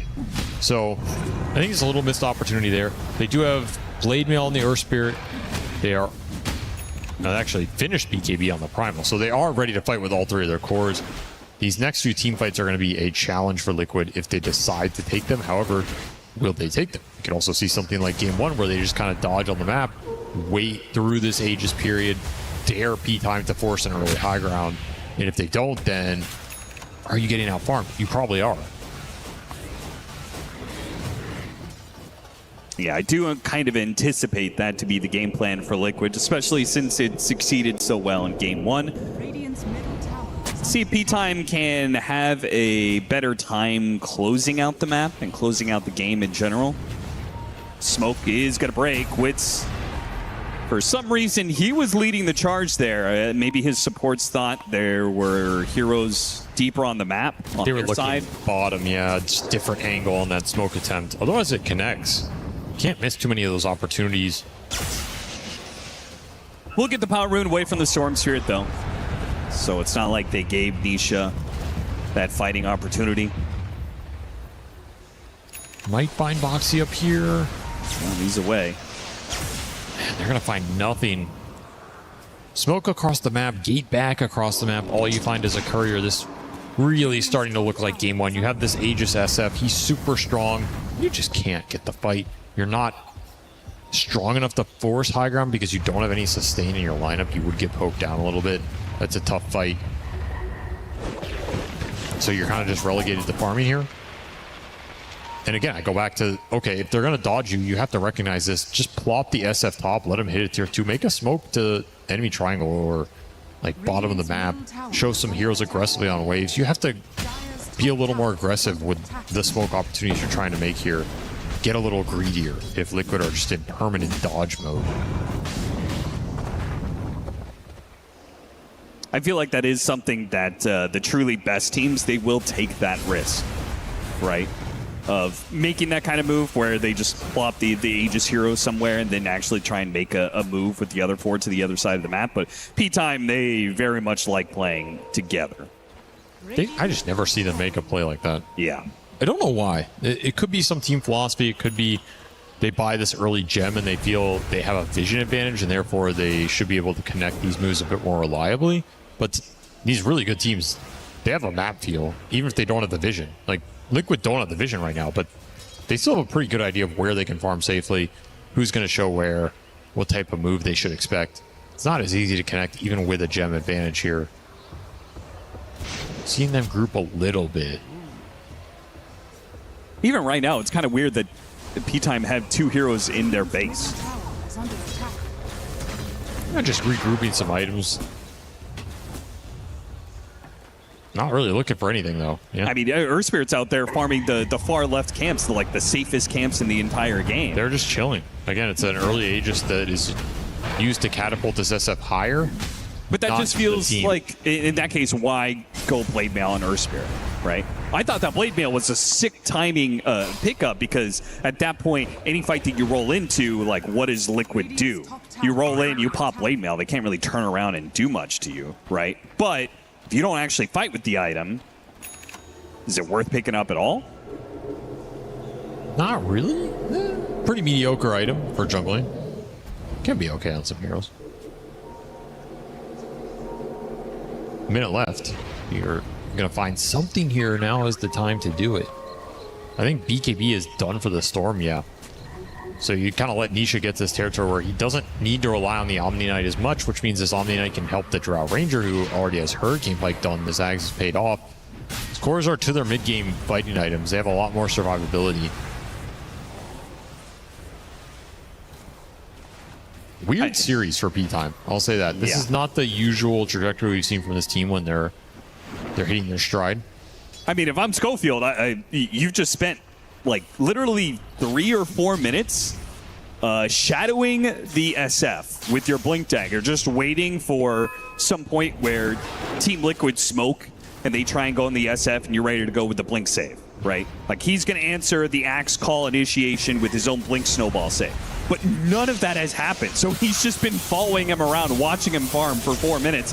Initiation onto the Hoodwink. He's tanky. Schofield, yeah, he is very tanky, and Schofield he doesn't even need to save. Now the counter initiation. Frank gets the jump in onto the Storm Spirit, but the repel stops the follow-up Requiem and an amp damage. That is beautiful, and the Shards blocks in this Drow Ranger. Boxy dies behind from the Primal Beast, and this Storm Spirit with the amp damage. If P-Time dive in a bit too much, Blade Mail activates from Ace. They have the Purification to try and keep him up. They go for the dive past the Tier 3s even. Glyph is going to be activated. Now they go after the Tofu, past the Tier 4s even. Nisha picks off one with the amp damage. Can he get anything else? He's going to get a second one on the Earth Spirit. He'll die to that amp damage. Double kill for Nisha. So Nisha still does get some cleanup off of this, but Damn, B-Time just rolled over the rest of Liquid. And it all starts jumping Hoodwink. This is not the hero you want to jump in this game. I wonder what prompted Liquid to do that. Maybe they just think they're so strong with the BKB timing on the Storm that any fight is good. But I don't think that's true. Because I think a lot of your damage is single target. You have to bring some sort of high damage hero down early so you can open up the long-term fight. If Nisha gets this, it's a godsend. Yeah, with stealth on that BKB, Hurricane Pike did push him far enough away. Nisha did not have the mana to chase. This Squirrel is just so tanky. I think they underestimated Solar Crest plus Glimmer plus Raindrop. You're just not killing this guy. And then all of a sudden the counterplay is wide open for P-Time. The moment they've been looking for this whole game gets given to them. If Nisha doesn't find any amp damage in the river there, I'm not sure the cleanup is even that easy for him in the end. Yeah, I don't think so. Still, he finds a couple kills. He's maintained his galvanized stacks. It's not the worst outcome from Liquid considering you lose your Drow and get dove to your tier 4. At least your Storm is continuing to find a little bit in this game. Oh yeah, did they lose that gem? No, they recovered it. Really? Okay. Nisha did not pick it up off of killing the Tusk, and they got recovered here, so. Schofield gets to keep his item. Power Rune top and Arcane Rune. Ooh, El Misho gets the deny on it. That would have been a massive pickup for the Storm Spirit. P-Time gets some big items off that team fight. I mean, of course, this SF's out of control, but the Ags on the Primal created another damage threat in this game. It's not all on the SF shoulders. I think this is the correct build-up for Frank. You want to become that true 5-6 slot terror that the Primal Beast can become, because you are a big problem for their lineup as this game goes later. It is going to be, ooh, nice jump. Caught the Omni Knight.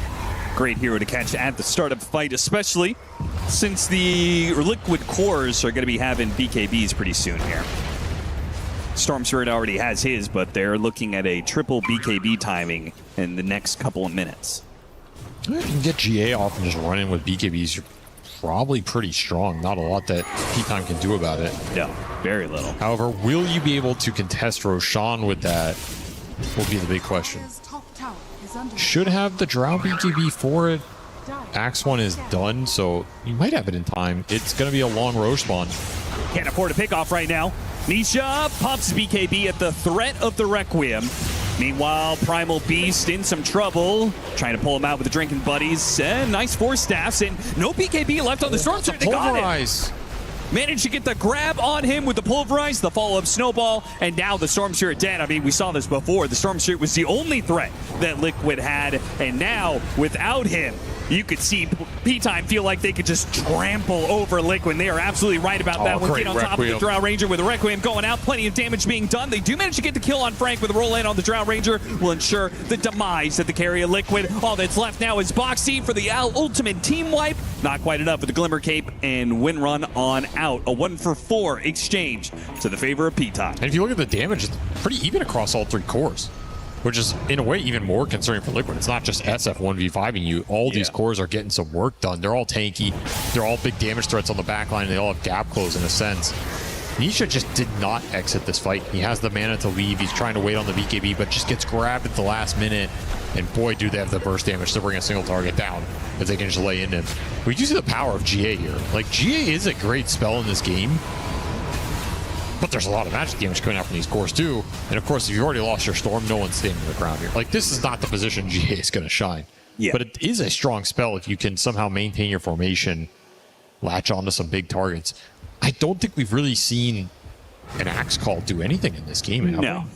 No. It's a big missing component. I don't feel like Liquid have an offlaner in this game. He's 1-7, 2 assists. Yeah, he has the net worth here. If you can't find a big call, though, every fight is just 2 cores playing against 3 cores. It's not fair. That said, there's also Snowball saving this game. It's not a free Axe jump by any means. You can still go Satanic on this SF. I mean, really want to deal with that matchup in particular, but I don't even feel like he's pressured to do that. Even then, just forcing that reaction sets up the Drow Ranger for a success, right? It sets up a potential shackle shot. Like, you're supposed to be able to shackle shot or multi-shot off of that Snowball. I mean, somebody has to go in, too. Yeah. Now, you just can't play Drow without other heroes going in for you. Somebody has to go in and make something happen. And that is either going to be a repelled Storm with BKB backup, or this Axe just YOLO in and then BKB disengage, draw a bunch of attention, and you rely on your other damage sources. I mean, this is one of those things that we go to sometimes. Yes, Ace is he can play these heroes, but it is not his forte. No. Right? And him being on Liquid, you do need to play this style of offlaner from time to time. I will say he's looked better on this style this year than previous years.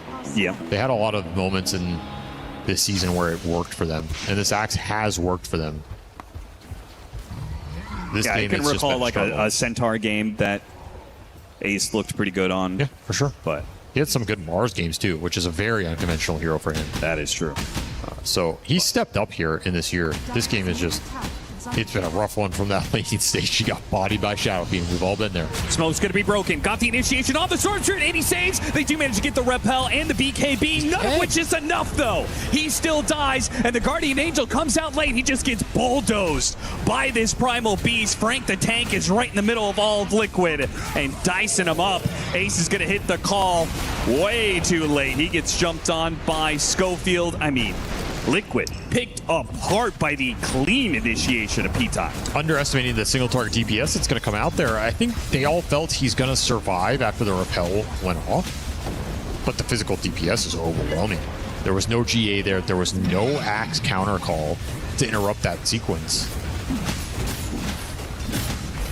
Brutal stuff here. There's a full data list for the Shadow Fiend. He didn't even have it for that fight.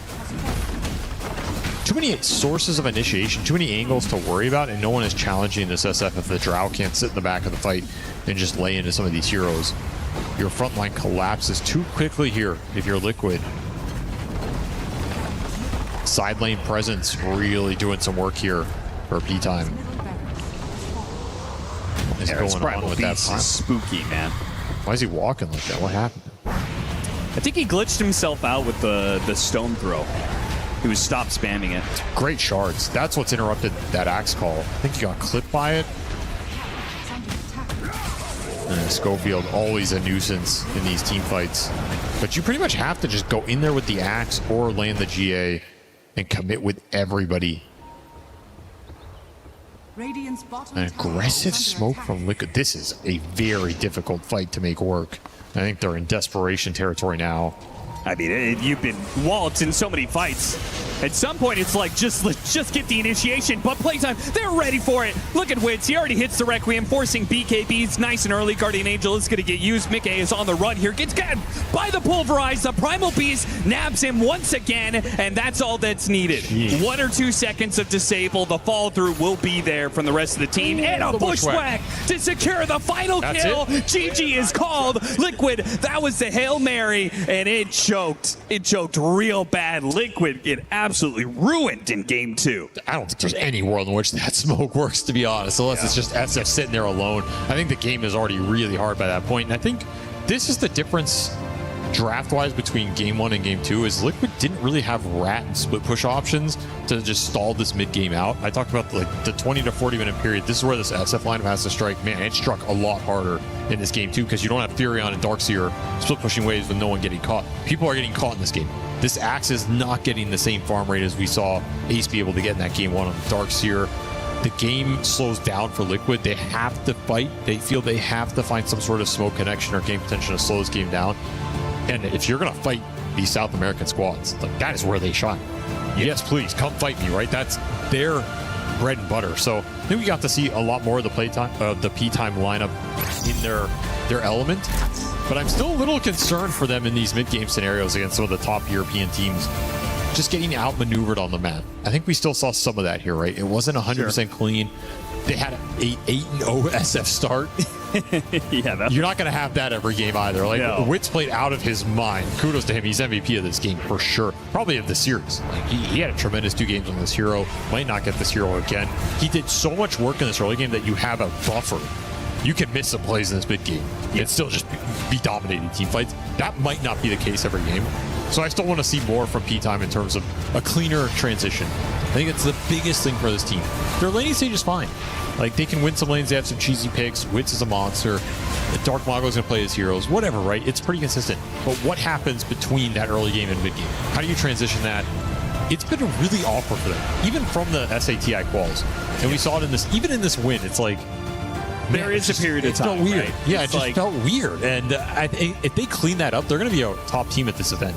Yeah, Because you're they playing smoked all their against areas. you're playing against Tundra, you're playing against Falcons, right? Liquid at some point in time was like, okay, we hit our items, let's go fight them, right? Let's go ahead and try and make those moves. But you play against some of these other teams, they're just never going to fight you, right? For sure. In P time, that's the biggest question for them. But they do look quite good when they are in their element. And I would say one of the reasons for that both of these South American teams, both LGD and P time, that they have looked so good in many of these international events is Wits and Tylung. Right? 100%. You've got a young player that you can rally around that is making crazy moves, and we see it here. Wits, I mean, the potential is off the charts. Yeah, he's 17-0.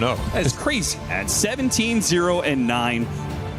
What a game two from P-Time, bouncing back after a rough game one loss. We'll go to Milos on the stage.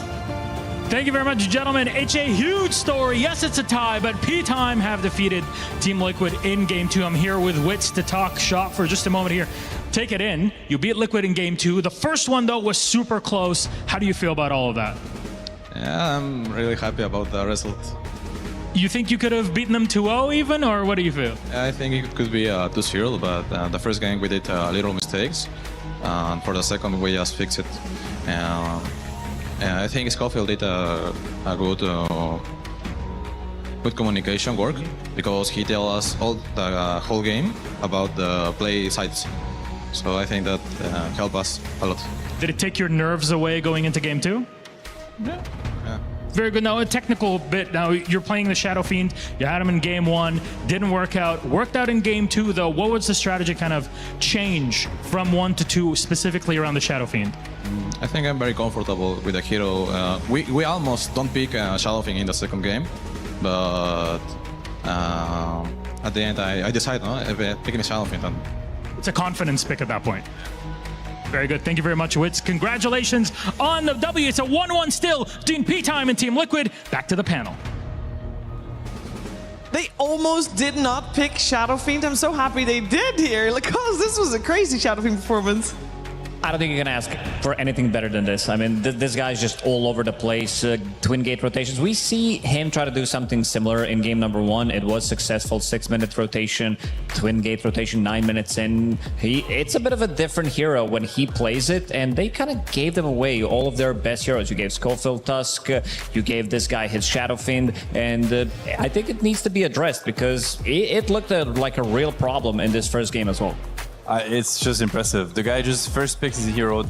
They know it's coming. I mean, let's say game 1 they get surprised by it. Game 2 they know it's coming. It's first pick, and he's just stomping the game. And you know, Liquid's calm is like, oh, SF's killing me bottom. No, he's killing me mid. No, he just killed me top. Like SF is everywhere. He's taking the runes. He's gating. He's clearing your stacks. He's in your face. Honestly, this is like some of the most impressive performance I've seen. And it's against Team Liquid, you know, like he kind of makes you forget who they're playing against. Like it looks like he's just like cruising through an easy game. Impressive. And technically he's countered, you know, they had 5 heroes to come up with to try to stop him and they just couldn't. He's 17-0. He just stomped the whole game. Something magical about South American carries, once they come into the scene, they look like the hottest thing ever, pretty much. When we talk about like once Parker joined the scene, this is what Parker was like kind of supposed to be as well. And he was winning some of the tournaments as well, one of the Walachias. Now Wits comes in, like this young kid, and he's stomping everybody. He's doing interviews on the stage. He looks very confident. I think this is like overall very, very good for Dota.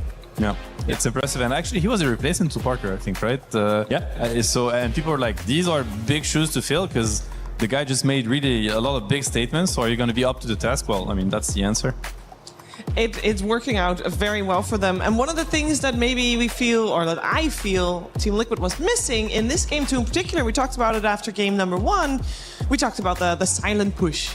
There was no such thing in game number 2, and that meant that there was so much fight potential. Oh yeah, I think it's one of the reasons why Ace didn't really have that good of a game, because he never came online. He had pretty good like level 3, I would say, and then just dive under the tower, kind of killed his own game. And then afterwards, like Shadowfiend and Tusk, they had his number throughout the whole game. Plus, also, he needs to be there. Unless you're playing on your stacks, if you want to be pushing out the waves, it's just not happening compared to Mage's Prophet in the first game, who could have used Treants, used ulti, Darkseer with the Helm. This time around, they kind of needed to be there, and they had all the tools to potentially punish them. With the Blink Dagger Rush from Primal Beast, they were definitely not lacking the damage in any department. I do want to point out Nisha's performance. I think he had a really strong showing on Storm. It was a really hard game to navigate because, you know, everything was kind of falling apart around him, but he still managed to get a lot of good moves. Actually looked like a threat at some point. You know, at some point you started looking at the game, you're like, this Storm might become a problem. And I think it's impressive given that he really had almost nothing to play with. The supports were super underleveled. They struggled to pick up any runes. He got a couple of runes. He got a little bit lucky, a little bit of RNG with it. But either way, I think it's still a good sign for Liquid because they often refer to him as the best player in the world because he's given that team so much over the years in terms of performances. So knowing that Nisha is locked in and he's in high shape for this tournament, like in a good shape, I think it's a good sign for Liquid. Nevertheless, you know, P-Time, we talked about them as, you know, don't label them as underdogs. They're not underdogs. They're not anymore. an underdog. We're past Definitely that point, and I think this scoreboard just tells the story better than we ever could. Yeah, I knew that Wits went 17-09, but I'm looking at Schofield. Me too. 0-1-29 on the Tusk that goes in. You know, traditionally it's a hero that goes in, does a bunch of stuff, but then dies, and you know. Yeah, he was snowballing Wits under the tower. That's how confident they were feeling in this game. And again, this is one of his, if not the best hero, El Misho as well, on his Hoodwink. Really a lot of itemization coming out from him, picking up Solar Crest. You kind of want to have it when you have these ranged turrets. And also picking up Glimmer Cape, making sure that he is tanky. There were a couple of engagements where he gets initiated on, and it's not enough. Like, they don't have enough damage to kill him. It is so annoying trying to kill a Hoodwink. It's kill the the worst feeling. It's unkillable. And you get, I don't know, the hero model kind of baits you into thinking it's going to die. Like, it's just so small and so squishy, but it should be a tank. This hero should actually just look like a tank. Well, of course, El Misho played well on the Hoodwink, and, you know, Schofield played well on the Tusk. But there's only one MVP, and it has to be Wits on his Shadow Fiend. I don't think there's any doubt about that. We didn't even talk about Dark Mago on the Earth Spirit, who also did a great job. But overall, it is the Shadow Fiend that's telling the story. First overall pick, 2 games in a row, and the confidence to pick it that second time. The confidence is, it shows why that confidence is there. The amount of clips we see Ace dying to the final right click, we're getting raised to death. He's gonna have nightmares, SF nightmares tonight. Like, it's gonna be a tough night for him. He's gonna think of, you know, getting Requiem, then raised over again. It's a hero to respect. I mean, we talked about Wits SF before the series started, and I mean, look at, he's just everywhere. Like, I think every offlaner has nightmares about laning against Shadowfiend and Drow Ranger in this patch. But it's kind of rare to see an SF that is that active to me. It's like, it's crazy. He's level 6, running around with Treads and Sage Mask, basically. And he's everywhere, like, on the map. Every engagement, he's there. He's just, you can feel, you know, the love he has for the hero and the understanding he has of it. He's like, I can deal 1,000 magic damage, you know, 6 minutes into the game. So I'm just gonna use it over and over again on every hero I can, you know, I can get my hands on. So very impressive. And I think being so versatile throughout the game, being able to dominate your lane, the early game, rotate, scale.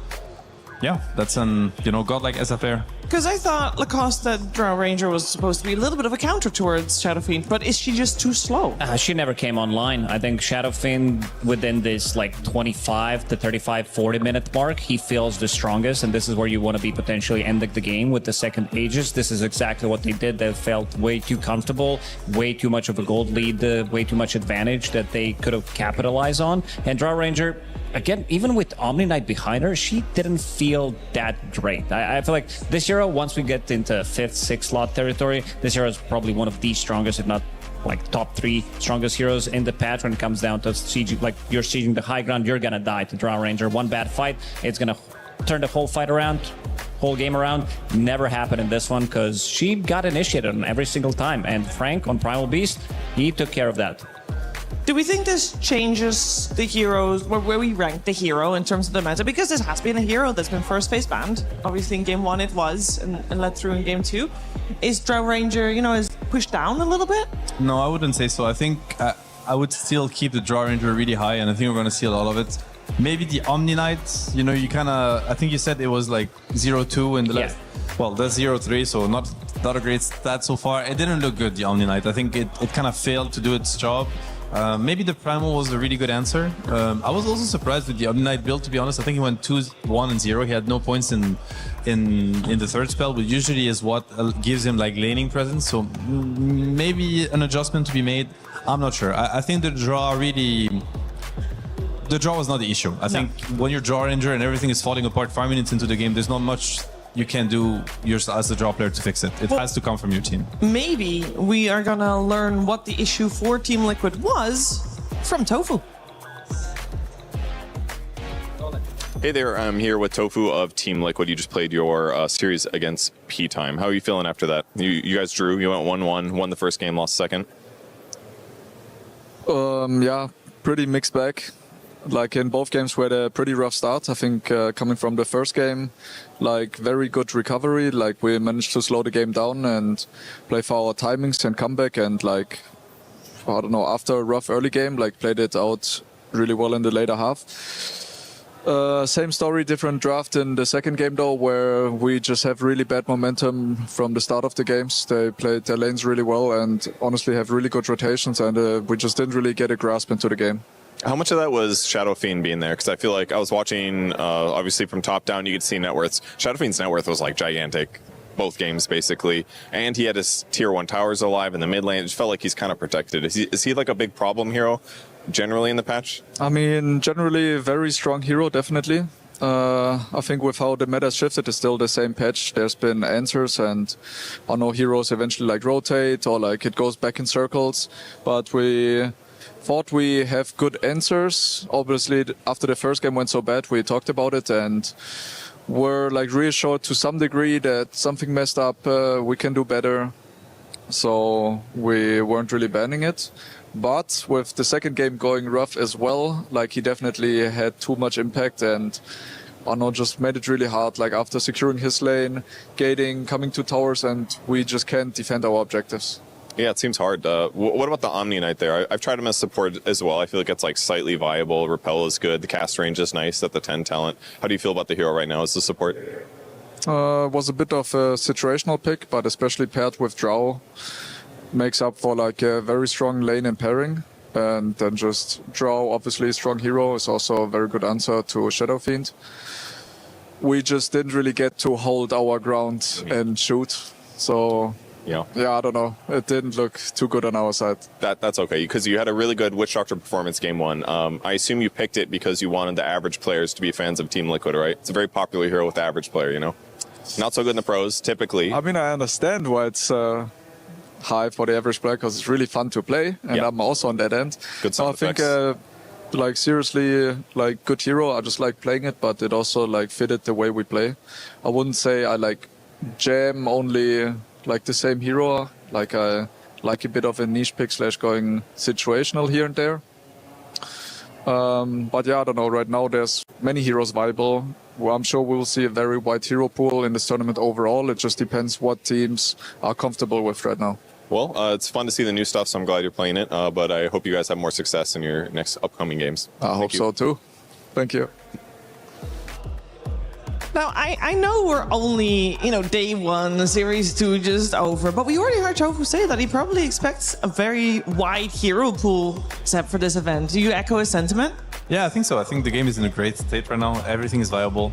Anything can work, as a wise man once said. So whenever the heroes are, the hero kind of pool is wide, I think Dota is fun to watch, because then every team really gets to play like their play style, their identity, connect with how they believe the game should be played, and it's just a lot of fun to watch. So I'm just excited to see as many heroes as possible.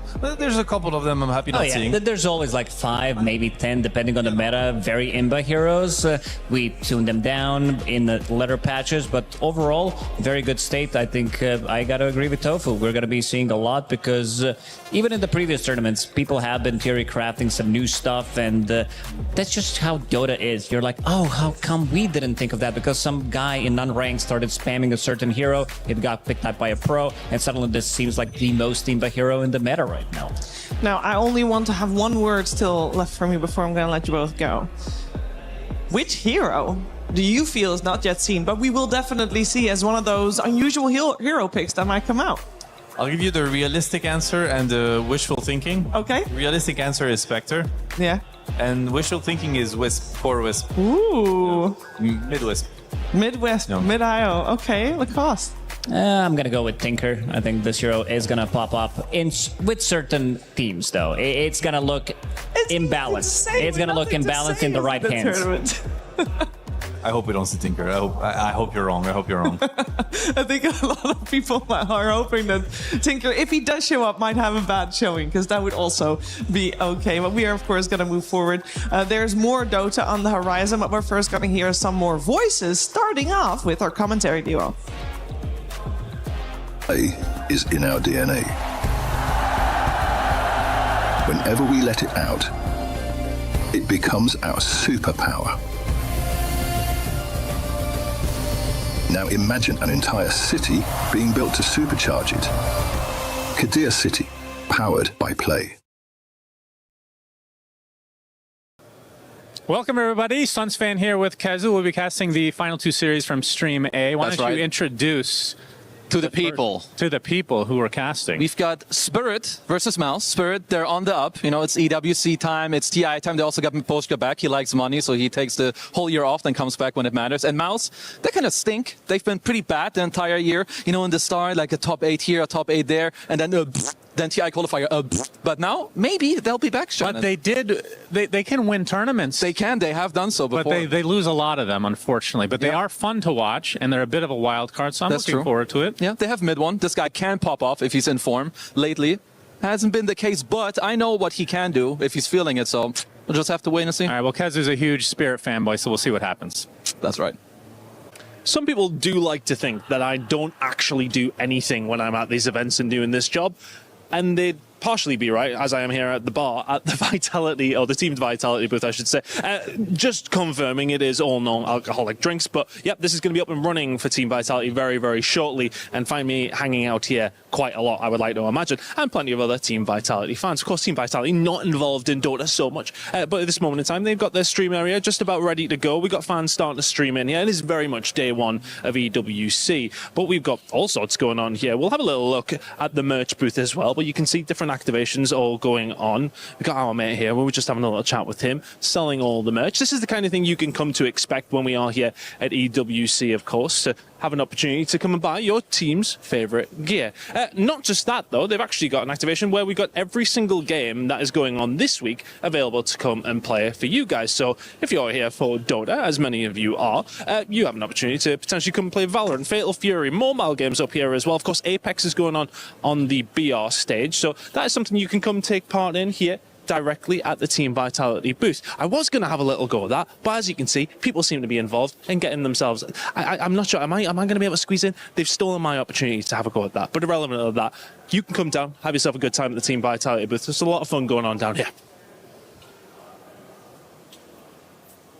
Nice. He thinks he can come in here and play my game. Let's go. He knows nothing. Let's go! Tyler Wine, you're done. Raw energy. Awesome, blow the house down. This year, the EWC Dota 2 format is more cutthroat than ever. This is how it's going to go down.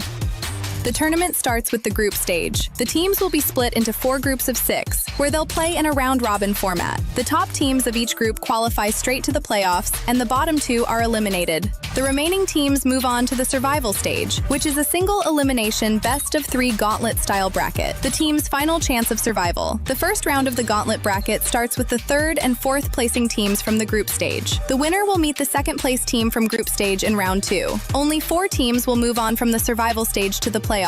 The playoffs are a best-of-3 single elimination bracket, where a single mistake can be the difference between moving on and being eliminated from the tournament. A 3rd place decider will be played for a bigger chunk of the prize pool, as well as valuable club championship points.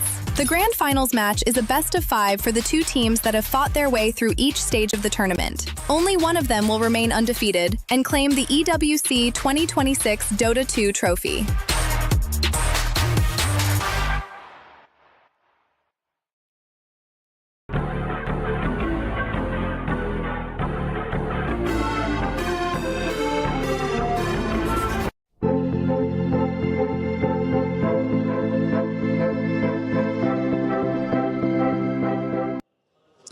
We reached the halfway point here, Dota 2 at the Esports World Cup live from Paris. And that means it's time to see our defending champions in action. We got Team Spirit and Mouse taking the stage very soon. And to talk all about it, we changed things up here. On my left, I'm joined by BSJ and Effie. BSJ, how are you doing this evening? I'm doing great. Ready to start another marathon that is EWC. It's always fun to see where the teams start and obviously when they end up. Yeah, how about you, Effie? Excited for today? Really excited. I mean, it's easy to say I'm excited when there's so much good Dota that's happened already, but this really is the time of year where everybody brings their A game. So nothing but bangers, Brian. Yeah, I mean, I hadn't seen much Earth Spirit at all coming into this tournament, so I think it's funny to see how much the meta is already showing itself on day 1, and I think that evolution that inevitably happens, the stocks of heroes go up or go down based on their win rate. I'm curious to see like the adjustments that happen over the coming days, just based on what we've already seen in the first 2 series. Yeah, we have got Team Spirit and Mouse, and we are going to focus on them as we are focusing on Team Spirit first. Effie, this is a team, they are the defending champions. They're doing generally very well around this time. You mentioned this time of year is when you want to see team peak. Spirit does that time and time again. Yeah, it's kind of a meme when it comes to Team Spirit. We say, the bigger the prize pool, the bigger the motivation that they have. But generally, it has been true. EWC has historically been a very good tournament to them. They've won twice. They've been runner-up 1 time. And there was one where they didn't do so well, but that's a pretty good track record, you know? But this time around, they've had a big change coming into this with Naposhka as their coach. And I'm excited to see how that's played out for them. Yeah, so far, I mean, we don't really have anything to go off of. It seems like it should be good. Naposhka back cannot be a bad thing, Brian. Yeah, I mean, he's left big shoes to fill throughout the entire course of the year, and I also think that it wasn't just his gameplay that was an essential part of this team. I think the fact that his leadership, and I'm imagining in-game and outside of game, was a pivotal role that he played. So I think as a coach, he's bringing like half the package back just doing that. Yeah, let's find out how Team Spirit is coming into this match in particular, as Purge was able to catch Collapse. Hey guys, I'm here with Collapse from Team Spirit. How are you feeling today? I feel great. Wonderful, good to hear. In the last tournament at Blast, you guys did pretty good in your group. Then you guys got eliminated by Yandex, who won the tournament. How far were you guys going to go if you didn't run into Yandex? On Blast? I don't know. I don't remember. Well, like what shape we had, like what form. I don't know. Do you not think about that? Like, I feel like as a viewer, I see a team get eliminated by the person that wins the whole tournament. I'm like, how far was that team going to go? Do you just not think about it when you're playing a tournament? I think no. It's like we could just lose to someone else. It's some random stuff, you know. If we met like the winner of the tournament and like early stage. I mean, same happened like on TI with Falcons. We lost to them, then they won the tournament. I'm not sure we could won the TI, like same as Blast. Well, that's good. I think it's probably a healthy way to look at it. You're focused on your play, right? Yeah, just I'm focused more like on our form, and probably if I don't remember what happened on the tournament, I thought it's like we didn't have a good form for us. We just were not that good. Okay, how are you guys feeling in your new roster? It feels like you guys are clicking from my perspective, but maybe you haven't gotten the tournament wins yet that you wanted. Great, I would say. I just want to say great. Yeah. Okay, that's... I'm not sure what's gonna happen because it's like the first game, but I think it's okay for us right now. How are you feeling about your play right now? You've been a fantastic player since your breakout, obviously winning TI. Do you have like ebbs and flows about how good you're feeling about your play? I noticed like I have some buff on Riyadh, like on EWC tournaments, like from the first one maybe. Do you feel it, or do you just feel the results? I feel by the results, and also it's like I feel just like in the air, you know. Just I feel some buff, so I can win. I'm playing better. Sometimes I can like solo, just win games by solo and just something like this. Okay, well, we'll see that happening. Some strange feeling, I don't know. Well, I'm happy. I'm looking forward to seeing it. Thank you so much for the interview, and good luck in your matches. Thank you. The team spirit buff at EWC is real. Team spirit admitted, the Collapse admitted the buff. He feels it. It's just something in the air, Effie. Yeah, he said, sometimes I feel like I can even win games solo by myself, and that really has seemed to be the case with Team Spirit. There are so many games that I can just remember, and it's been years, where Yatoro and Void dragged it out to 80 minutes and won it by himself. Collapse on his Magnus or his Primal, just turning something that looks unturnable, and I'm excited for them to deliver that same magic. They haven't had the best year this year, but all of the changes that they've made recently with the addition of Not Me as their 4 and Miposhka coming back as a coach is really promising, Brian.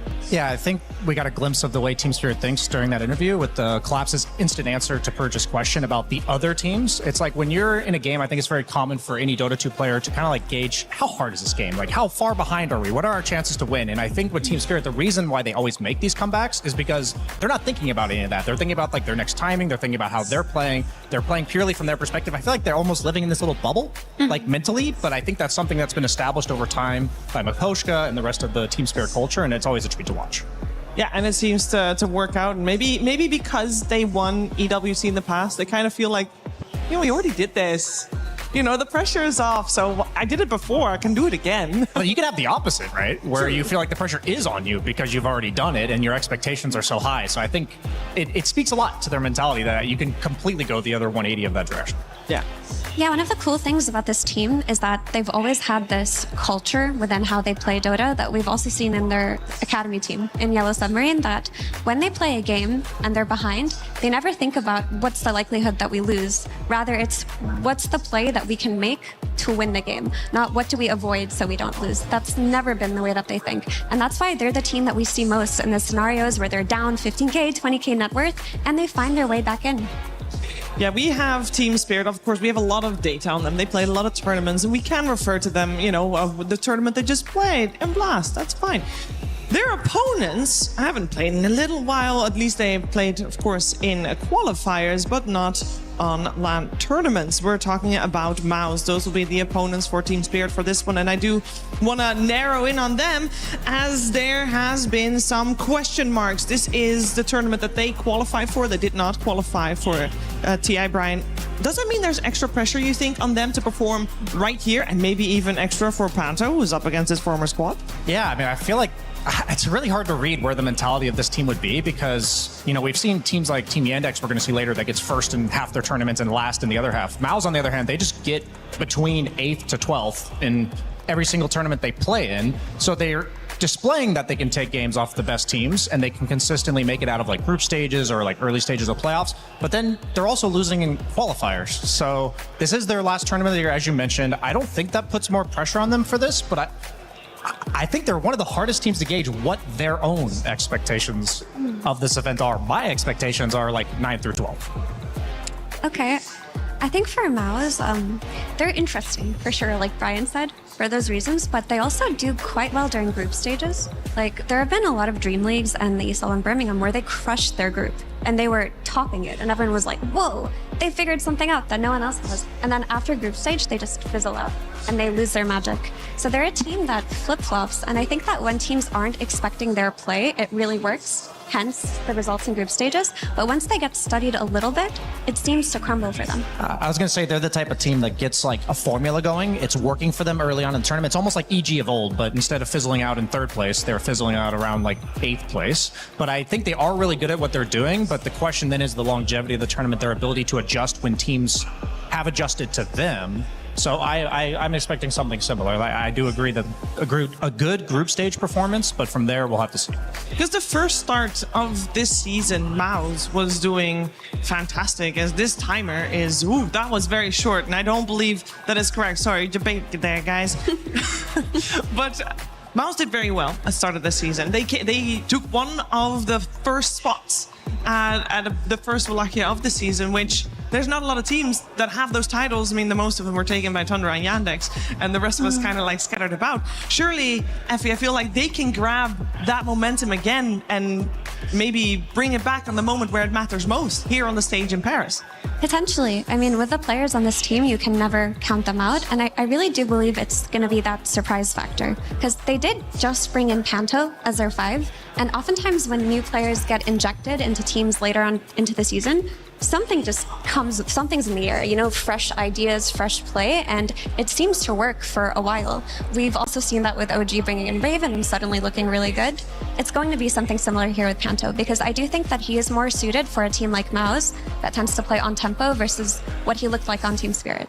Now, we talk about both teams obviously in very positive light, and we are having high hopes for both of these teams, both Spirit and Mao's.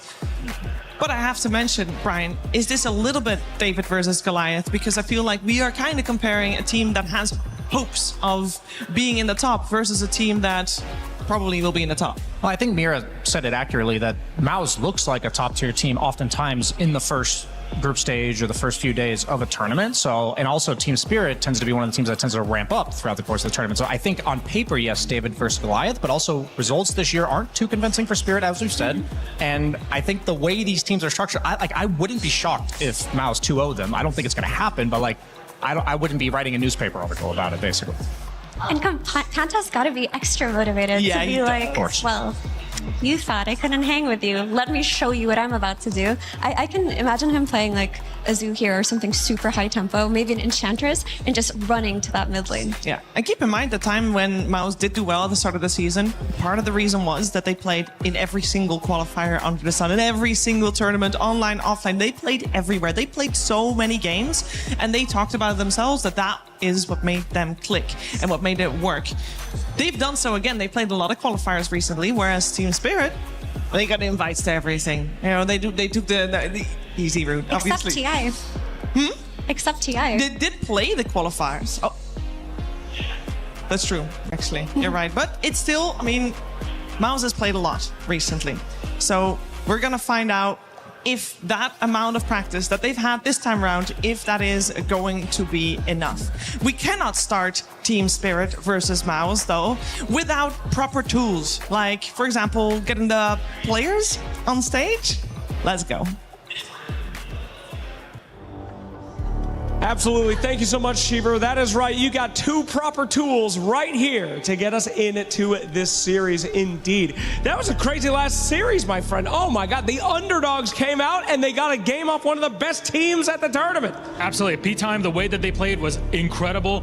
Team Liquid were trying their best. They were smooth in game 1. Even then, it was only in the second half of it. But Wits was saying we could have beat them 2-0 if we were just focused up. I love it. I don't know about that, but I do believe he said it. Hey, he said it. He said it. All right. Well, speaking of underdogs coming up and beating some very, very good established teams, let us go ahead and get this one ready. Who are we bringing out first, my friend? We're bringing out the big guns. First up, it's Team Spirit! The EWC 2025 champions have hit the stage once again. You saw them this morning with all 23 challenger teams facing them on this stage. And now with Miposhka leading them to the top, it's not going to be easy to handle the Spirit Bomb on this stage. Heck yeah. As soon as Spirit got to the stage, I could hear Effie screaming at the top of her lungs from across. Oh, she's still doing it. Goodness gracious.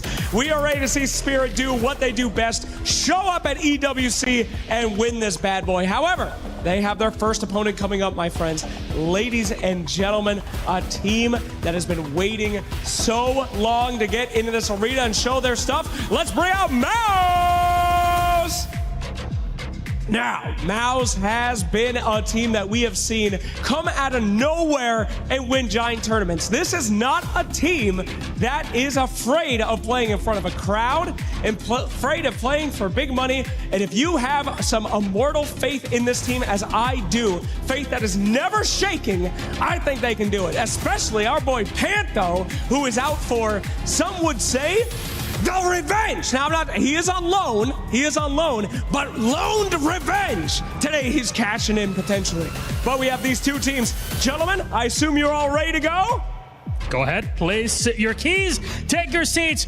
We got a game. Revenge is the name of the game for this one. Lone Venge. Want to coin the term for this one, but still, Mouse versus the Big Cheese on the other side. Team Spirit v Mouse. Let's get it started.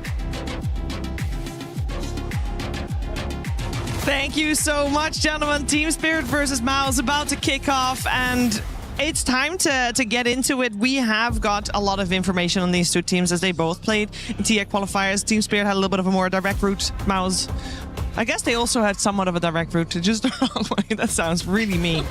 I am so sorry. But that does mean we have some information on them. And that means we can talk about the Dota that these two teams are going to play. Brian, how would you describe what we are about to watch? I mean, we were talking about with Mouse that they are the tempo team that tends to do what they do well, and so I think we're going to see like a clear timing displayed in their draft, and then we're going to see the classic Team Spirit. How do we stall this game out a little bit, draw it out so your timing is missed, and then take the late game? I think that's the script we'll see for this series, but you know, maybe they'll mix it up on game one of the tournament because this is when the surprises can definitely work. Yeah, that is typically the script that we see of Spirit versus Tempo teams, but I think they have historically done well versus Mouse throughout the year, and I believe that a lot of it just comes down to these early game rotations and Spirit's ability to read them. Because when we see Spirit play versus Liquid, for example, I do feel that Liquid actually successfully hit those rotations more than a team like Mouse has done historically. So I wonder what kind of preparation has gone into that. We're going to gate at this time, we're going to focus on this lane at this time, and have Spirit prepared for that in return. So we're seeing a lot of the melee heroes in the mid lane, like the Earth Spirit and the Ember Spirit, and I'm wondering, because mid one and the rest of Mouse, they've been picking a lot of meta heroes for the last few months, and I feel like they kind of lost a bit of their identity, like they're just doing what everyone else is doing. I'm wondering if we're going to see like the mid one Leshrac, these like signatures, the classics from the beginning of the year when they were really successful, these like gonna take your early mid tower, gonna bully these melee heroes out. I'm just wondering if teams are going to start, maybe they've already tried this in scrims and it isn't working, but this experimenting with these like ranged tower pressuring like Death Prophets, Leshracs type archetype that is meant to remove heroes like Earth Spirit from the game. So instead of counter-rotating them, you just make it so that they don't really ever want to leave their lane. Yeah, and Leshrac has been such a good hero for Mouse in the tournaments that they did do well with, and a lot of it is just taking that tier 1 top tower very early on. The issue is Leshrac as a hero just does not feel as good right now. I think he's still very pickable, but within Larl's hero pool, he's been playing a lot of Zeus, which can just lane versus Leshrac very easily, and Vipers, which they have solutions for.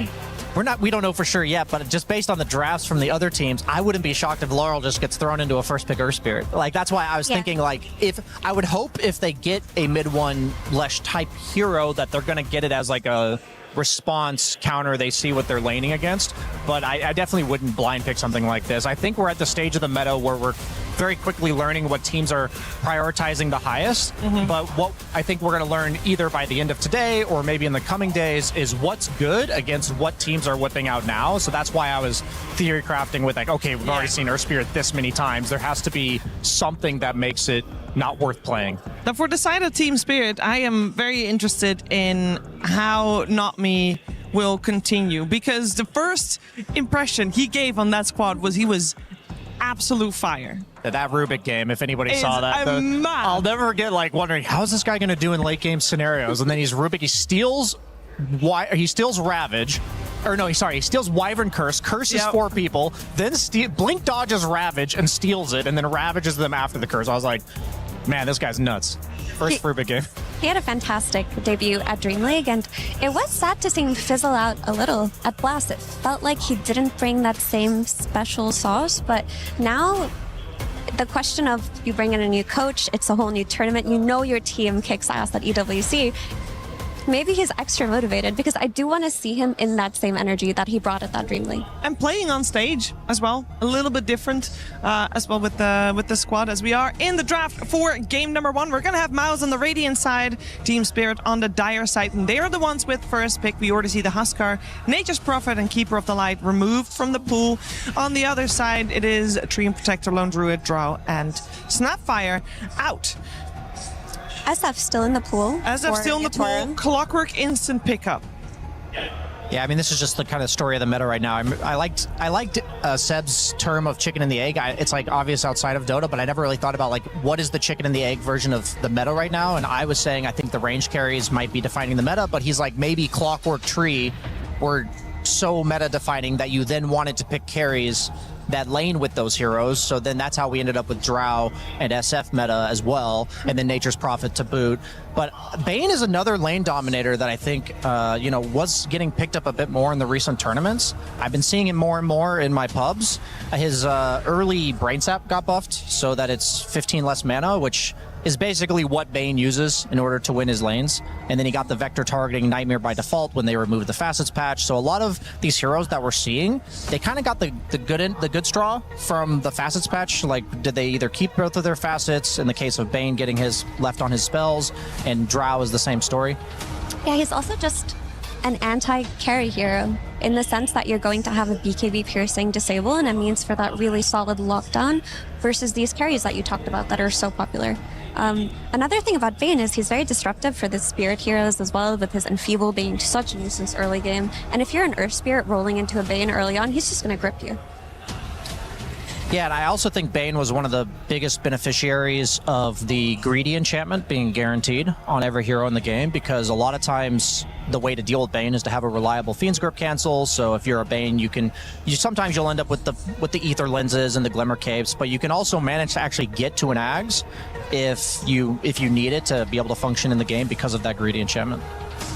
Yeah, also just the Nightmare setup is so nice to have in that mid game where you're in a state where it's hard to make a play. You can just send your Bane to a side lane, have a hero that connects quickly, and just capitalize off of that Nightmare. It does give you more of a clear vision at that stage of the game. Yeah, I mean, we're at that point where, talking about like the vision of the game here, all of the premier right clickers, the range right clickers are gone right now. I mean, I guess Wind Ranger's still left in the pool. We did see Falcons experiment with Clinks earlier. I'm mentioning it because it's clearly the meta right now, and both of these supports want to play with these type of heroes. Yeah, I can see that. I can also see Terrorblade come out versus Bane. He's one of the better heroes against Fiends. Illusions and summons, yep. Just beat him up when he does it. Other heroes that are historically quite good against Fiend's Grip are heroes like Leshrac that pre-cast their spells, and heroes like Death Prophet that just run in with their Exo. Yeah, they're doing damage by existing. I'm curious if we're going to see, I know it's not exactly collapses like Forte, but I've seen him whip out like the summons heroes in the past, the Beastmasters, the Lycans. I wonder if we'll see that those are also a lot of times the answer to a hero like Bane. And there's the Earth Spirit for... Oh, I was going to say for Laurel, but wrong side. I'm not surprised. I guess I was hoping mid one would be the one countering the meta. I don't know why. I just feel like that's the type of player he is to me, but I'm also fine if you just want to slam it. I'm wondering if Laurel is going to have some form of punishment. Obviously, Huskar getting banned out in the first round. Yeah, Mage could play it too, banned. No? Have we seen an Earth Spirit support I think Boxy yet? played it. Boxy played it early. Boxy played it, okay. It didn't work that time. But he did do it. Yeah, he did. And he's usually quite good at it, but I do think Earth Spirit is stronger as a mid laner than as a support. But if you have that ability to flex, that just is an asset for your team. I think one of the things that Bane does better than any of the other fives right now is that most of these lanes that they present you with, you don't want to lane against them, you just want to creep cut, and Bane can prevent that with Nightmare. So we see Rubik Doom. We have a chance of seeing the repeat from Not Me's Rubik. Mm-hmm. Yes, absolutely. We just need them to pick Tidehunter Wyvern now. Yeah. That's one of the... that's one of, for Rubik at least. I mean, you might not get Tidehunter and Wyvern. It's very unlikely, of course. But stealing Fiend's Grip is super easy. But Earth Spirit spells kind of suck, though, right? No, actually, it's kind of fun. Have you ever seen a Rubik rolling around? It's not the best, but it's still kind of funny. They aren't the greatest. He gets the extra cast range on it, I guess, by default, so he doesn't really need the Remnant. Yeah, a little bit of extra mobility for the Rubik, but really the big one here is the Vayne. But when you pick Doom and Rubik together like this, you're also covering for the enemy Rubik, which is a classic counter to Doom. It's kind of like Rubik Underlord, the classic, like, pick a lane duo that covers each other's counters. I really like this Monkey King pick, first off, because it's Crystallis. It's one of his signatures. Part of, like, what I came in today, I was like, what happened to all, like, the Bloodseekers and the Razors and the Monkey Kings that Crystallis rose to prominence with, but now we see it.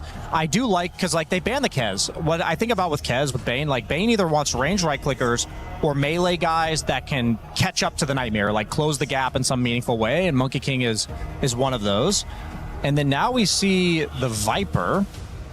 Keeping it flex, I would imagine it's off lane for Boom for now. And it could be make it so it's Earth Spirit 4, because you generally want a ranged offlaner or something maybe like Darkseer that enables a melee 4. But yeah, that would make sense. I think they are leaving it wide open.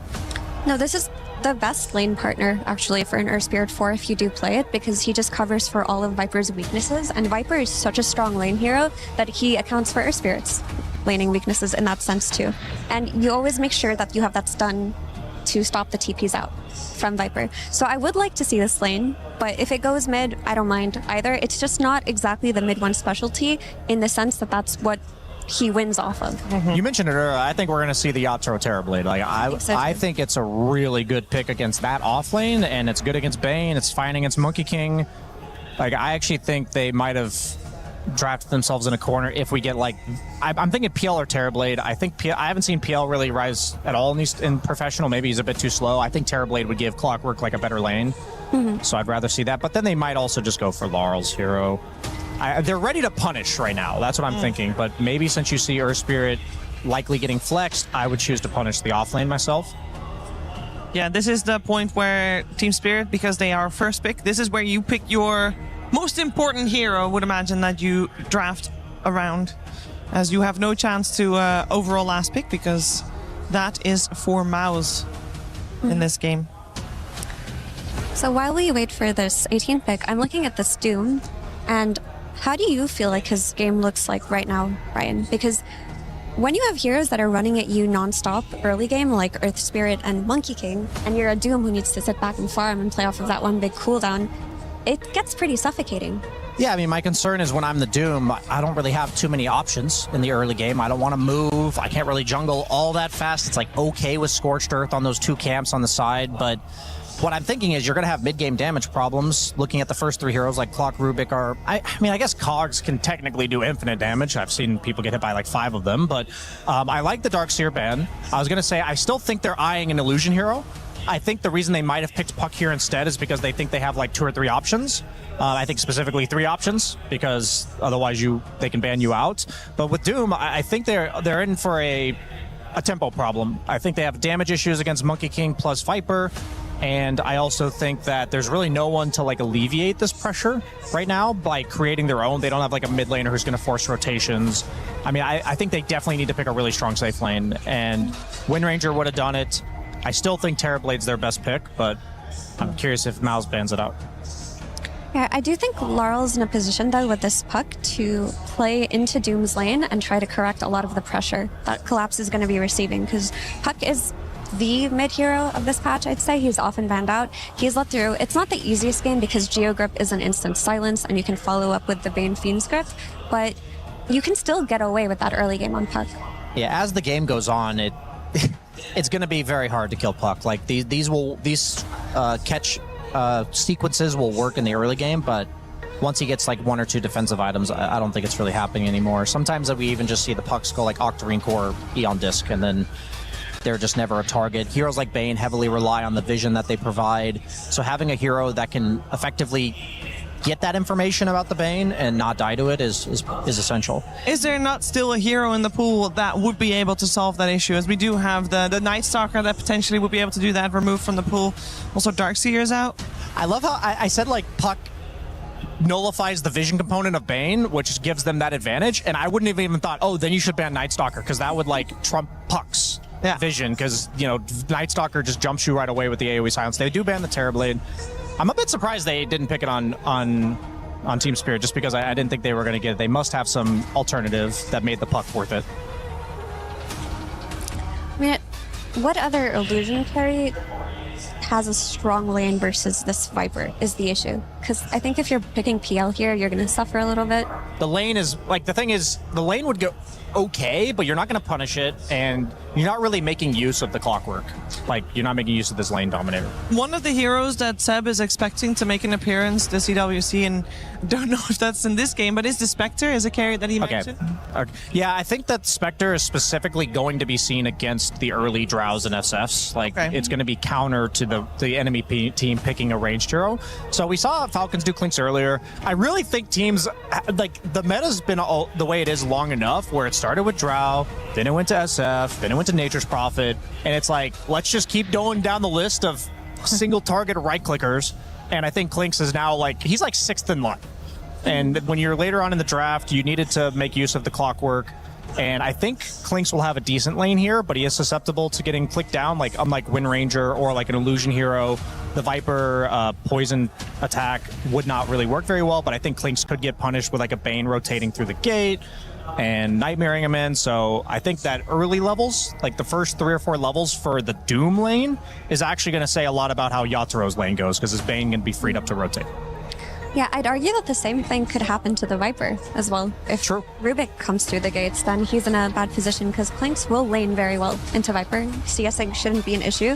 They can trade versus each other. It's just a matter of which support set up on the enemy turret first. Yeah, whichever of the 5 and the 4 on the bottom lane gets freed up first, I think is going to significantly change the pace of this game. Well, one more pick coming from Mouse. It is offlaners that Team Spirit removed, so they are expecting this Viper to go mid, or Spirit to go, well, the Viper to go mid and Earth Spirit to go 4. But there's still definitely some flex about this. We'll see how Miles reveals where everybody's gonna go. By the way, are we worried about the Doom at all in this game? I feel like he's gonna have a pretty decent time farming and getting big this game, even if the rest will be addressed, as we do have the Yamage Tusk coming out. Okay, so they're moving Earth Spirit to mid, it looks like, and then it's offlane. Okay, yeah, so it is offlane Viper. I don't mind Tusk here. It's a bit of a save versus the coil, and it stalls a bit of the Doom duration. It allows you to burst the Clinks, but they have a lot of single target on the side of Mouse. I don't think there's too much to punish it. Like, Tusk is pretty bad against Puck as well. They didn't really solve that problem, so I think they're heavily relying on, I was going to say the Viper to lane dominate the Puck, but it's not Viper mid. How does Earth Spirit match up against Puck mid, Mira? Do you have familiarity with that matchup? I mean, Earth Spirit's pretty tanky, and he's got damage now with his innate, so you're just CSing pretty comfortably. Like, yeah, Puck's gonna click you and you're gonna need to sustain a lot, but your only threat is just getting coiled, then you can't roll around and whatnot. Like, you're gonna slightly lose in CS, but if you're picking mid Earth Spirit, it's because you're running to side lanes, you're not sitting on that mid lane. And as the game progresses later on, that Geo Grip is a nuisance for Puck. It's a silence that you don't see coming. Yeah, I guess just for me, I agree with all those points. I just feel like all of Mau's catch is like conditional. It's like a short duration Monkey King stun. You have to land the snowball, you have to land the geomagnetic grip. I think early game that's reliable, but if we get to that point where Laurel's allowed to split push, Yataro's constantly playing off map, you're like on Crystallis just waiting for the moment that Collapse is going to AoE doom you with an Ags. Like, I just think that we are in the situation where Maus has to have significant map control for the majority of the game, or this is going to get ugly quick. But I think that Collapse could struggle.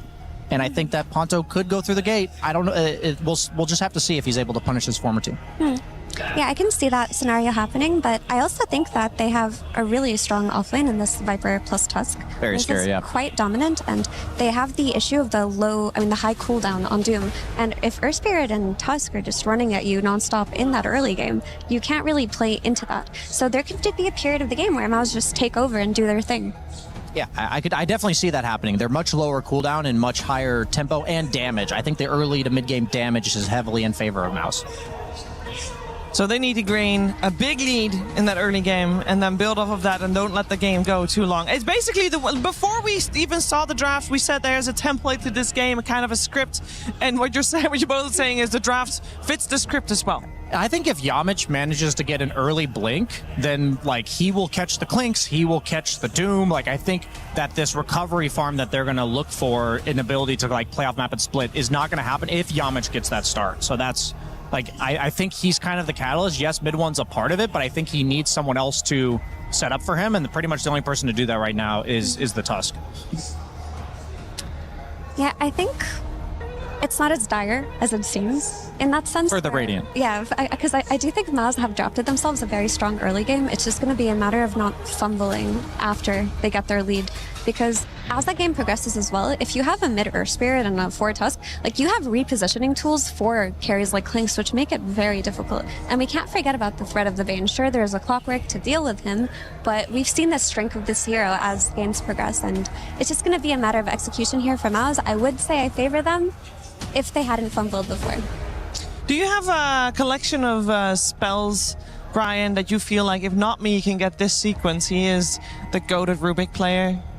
They did originally pick it to counter, or like to block, counter pick the Doom. Yeah. I don't think they gave him much. Like Viper's, I guess Viper ult is like okay. I don't think this is like a Rubik Ags game. I think you're more playing around the shard. You're more of like a utility save. I don't think this is going to be a super flashy Rubik Steel kind of game. I wouldn't be surprised if he goes more along the lines of like shard, Etherwinds, like glimmers and stuff like this. If he goes Ags, I would be a bit surprised. Stealing grip though, that could be annoying. That is always annoying. I guess I'm hoping as an experienced Bane player, Ponto will make it work. But obviously, there's not much you can do when you're AFK. You get an Ags, and then you insta-cancel your main guy, and then you brain sap the guy, Shiver. That requires a lot of farm, but you did talk about the greedy enchantment, so... You'll get there. Maybe like 40 minutes in, but he'll get there. It's more so about Earth Spirit and Tusk covering him by going on that Rubik. Like when the fight starts, we're jumping on that backline, we're controlling him, just press your grip. Yeah, we are, of course, having a slight pause, as you guys might have noticed that the game is not on your screen. You should start the game, Shiver. Oh, yeah, that's on me. This is true. I am so sorry. My sincere apologies. I will soon start the game, but I don't want to yet because I enjoy talking to you guys. And that's okay, too. In the previous game, we saw Klings as a carry. Klings didn't really... His main contribution was... basically being a turret, but then for allowing the team to go high ground.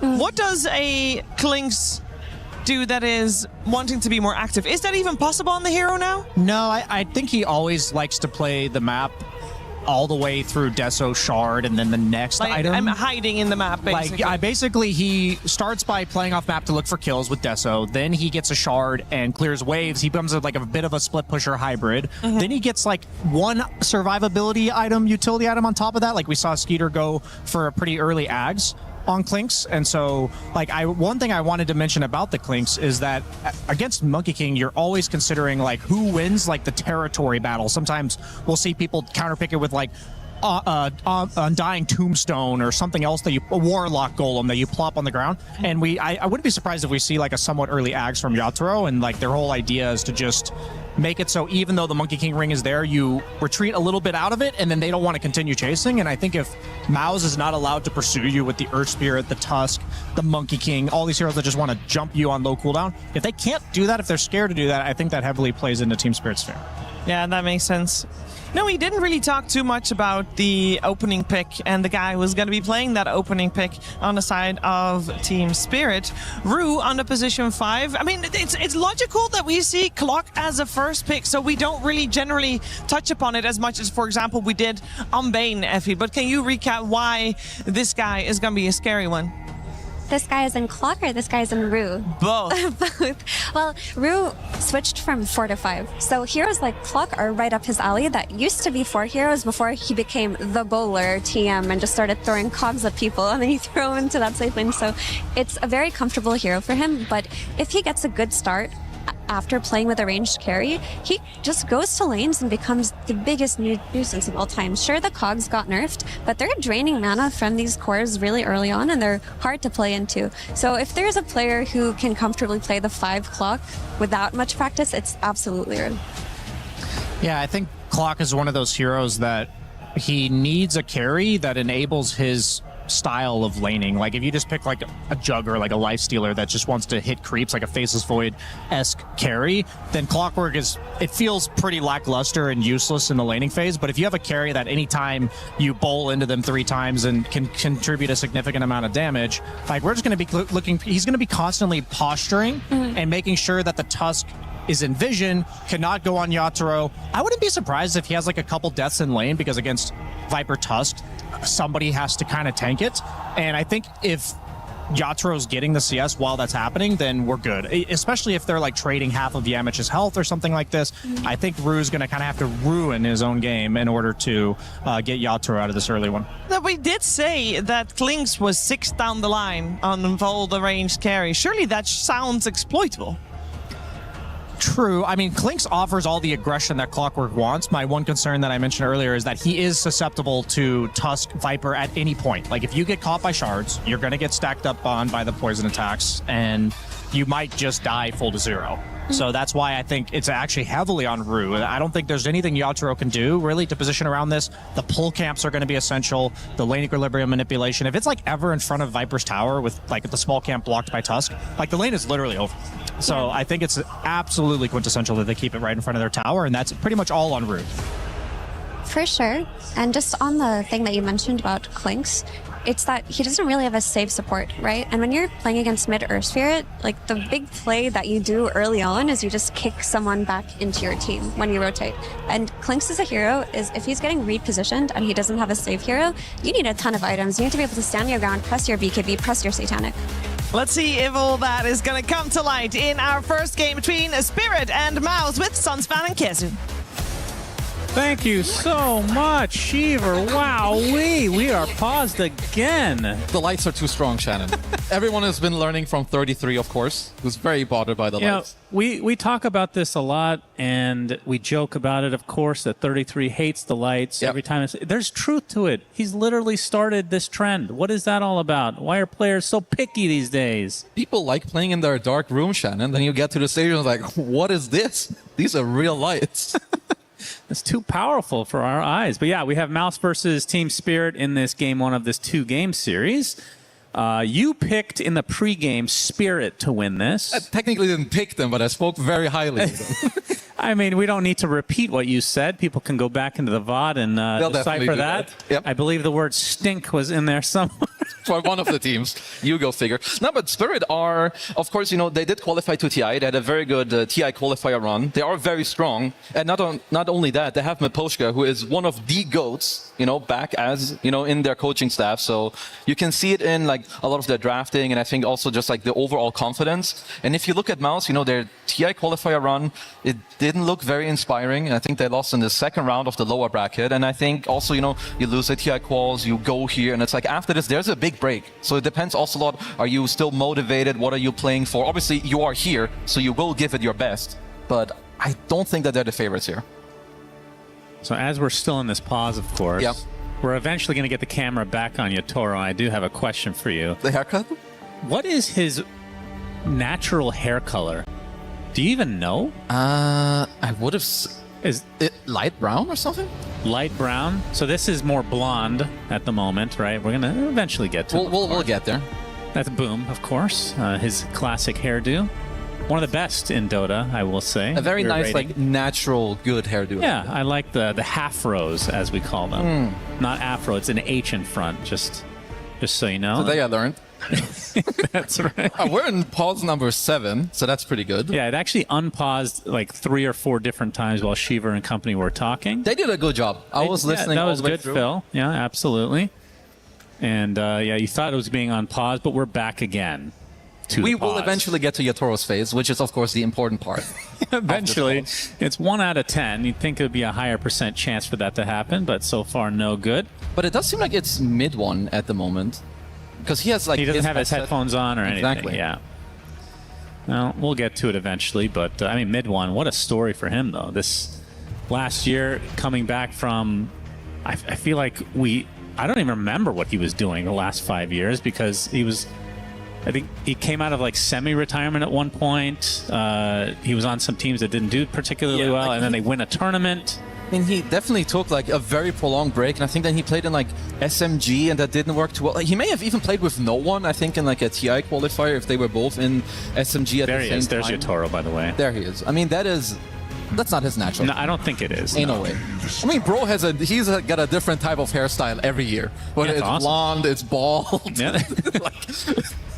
He'll have a wig next year.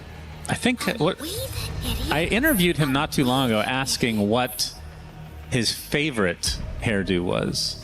What was it? The blue one? I don't remember, which is That's why there's great. no point at this story. Why are you saying it?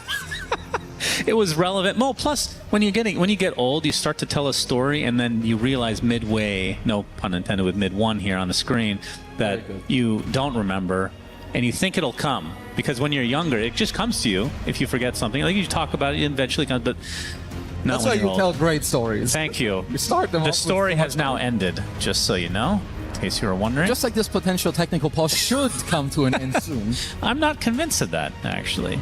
I'm convinced. What do you think Laurel is clicking there when the game is... Oh, it's not paused anymore. Spoilers. Spoilers. Sorry about that. As we get into the game officially, this is the longest portion of the game so far without a pause, so we'll just assume that they're good to go.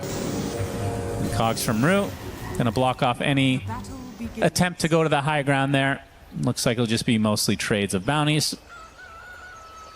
So looking at these lineups, what stands out to you? The panel talked about Klinks being the 6th in line in this range carry meta that we're seeing right now. What do you think of that hero right now? The hero's quite good. I think also when you look at, you want tempo very often, I think especially from the safe lane. And also when you have clock 5, you want these range carries that they also mentioned. So I do like Klinks quite a lot. I think first of all, physical damage is amazing, especially against Viper. Also like having the death pack later to give yourself some HP to like further sustain into this is very good. But I do like that Mouse, they have a ton of tempo in this game. Like mid Earth Spirit, safe lane, Monkey King, these are heroes that want to rotate, that want to play quickly. Because if you look at Spirit, like offlane Doom is very greedy. This hero needs time. Yeah. We see Collapse playing the Doom here. One of the best Dooms in the world, I would say. No doubt about it. I mean, it's like him and 33 and Amar, I think, would be like the best Dooms in line. I feel like Amar has started this trend of just the greedy offlane Doom, where you just go Radiance no matter what. Like, your game can be atrocious, and he still goes Radiance, and it somehow works out a good portion of the time. Chrysalis, of course, playing his signature Monkey King. How often do we see this hero these days? Not that often, because you do need to be a specialist. The hero has received quite a few nerfs over the time. I'm also interested to see which item build he will go for. Like a while ago, you know, the Mage Slayer into the Desolator, like the early items that allow you to keep going, which is naturally how the hero wants to play. I would assume is still what you want to do. But Chrysalis, he's the GOAT of this hero. Whatever build he goes for, that's what you should be doing.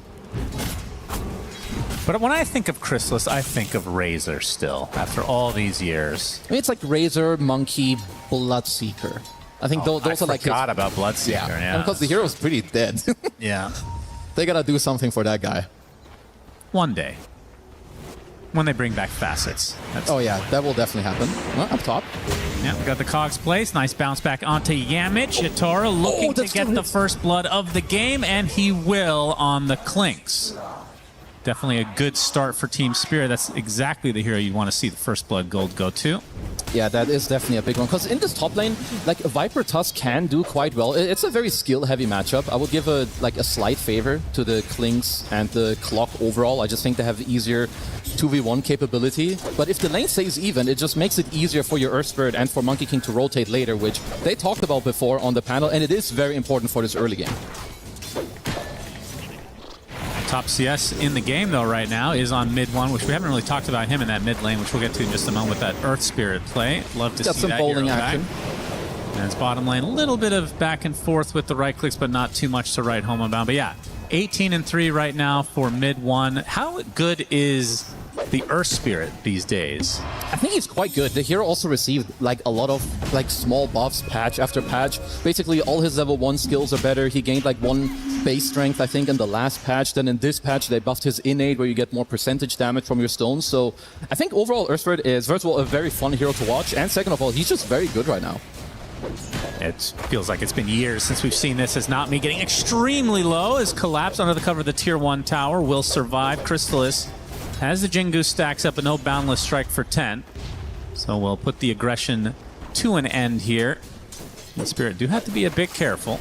I mean, it's very, very good for Mouse. You want to like get all these resources out of the Spirit heroes. Like even now, if the 4-minute rune comes, I think Not Me can't really like go over there that easily. Even here, like you have Chrysalis who's giving the Lotus to Panto. I think it's nice when you do this in the early game because your support can also TP like elsewhere. You know, maybe there's a play mid, he can TP, like fill up mid one with the Lotus. So all these small things, I like them from Mouse here. And Bane definitely a good hero for the TPing in terms of assisting early on with Nightmares. And it's also like with the buffs they gave Earth Spirit, I like that people have gone, it's a different build nowadays. You don't really get the roll early on. I often see even Magnetize being skipped level 6. You just get high levels in the kick, high levels in the silence. They just deal a lot of damage early on. Now top lane, Yatoro, despite getting that first blood, gets dove under the tier 1 by Yamich. Will claim that kill. The Cogs, not quite enough. Bowling, one more. Gonna sidestep it, pops the Lotus just in case as well. Oh, what a hero. I love Clockwork. What a freaking hero. Nice blood grenade onto 2 heroes in the bot lane, Not Me. Jingu stacks will come to fruition with the Boundless Strike to finish the job for Chrysalis. Relatively good start from both carries, despite Yatoro dying. Net worth not too shabby at the moment. Yeah, the top lane is, like you're saying, even with the kill, like now they don't have lane control in this lane. Both other lanes are going very well for Mouse. I would not be surprised if, you know, within this first nighttime, maybe you help mid one on the 6-minute rune and then you can start talking about, okay, you go to this Klinksus lane and you do overwhelm it. Because Mouse, they've got the perfect draft in this early game to make that happen. Haven't talked about Boom yet on the Viper. Does this just feel like we have to hold that thought. Yatoro under the tier 1 TP from Not Me to try to assist. Yatoro's kind of standing his ground. Cogs though, nice placement with the bowling to continue. Now Boom and company on the run of the high ground. They get some reinforcements in the form of Chrysalis though on that Monkey King. Jingu stacks onto Yatoro with the Boundless Strike. That's the second death for Klinks in this game already. And Not Me gonna follow suit. So great rotation from Mouse as they claim 2. Oh, that is good stuff. That's exactly what they should be doing. Like you do well on your safe lane, and you want to use your small advantages for something. Suddenly there's 4 heroes in the top lane, minute 540, and this is amazing. Klinks does not want this early game. Yeah, Ruin in a lot of trouble now. Not gonna be able to get the Lotus, and unfortunately for him, will just be dropping to the deck as Boom gets credit for that one. Mid 1. Gonna apply a little bit of pressure in the mid lane, but Laurel will be fine. So despite getting the first blood from Spirit, it's been all Mouse in terms of hero kills so far, resulting in this 1k lead. And it's very, very good. I also like there's a small thing here where Yatoro did not TP to the safe lane tower. I think if he did, it is so easy for Mouse to just double gate because you know that he's stuck there. He's currently just jungling and like slowly making his way over to the safe lane, and this is all from the small things that Mouse are doing here in this early game. Would you like to retract what you said in pre-game? Not yet. People can obviously play very well, and they are, but Spirit, they need time. I mean, they're heroes, they're greedy. They're supposed to kind of get their asses kicked a little bit here, Shannon. Yeah. Let's not get ahead of ourselves here. That's part of the plan then, is to get your ass kicked just a little bit during the early stage. Yeah, it's very normal. They enjoy it.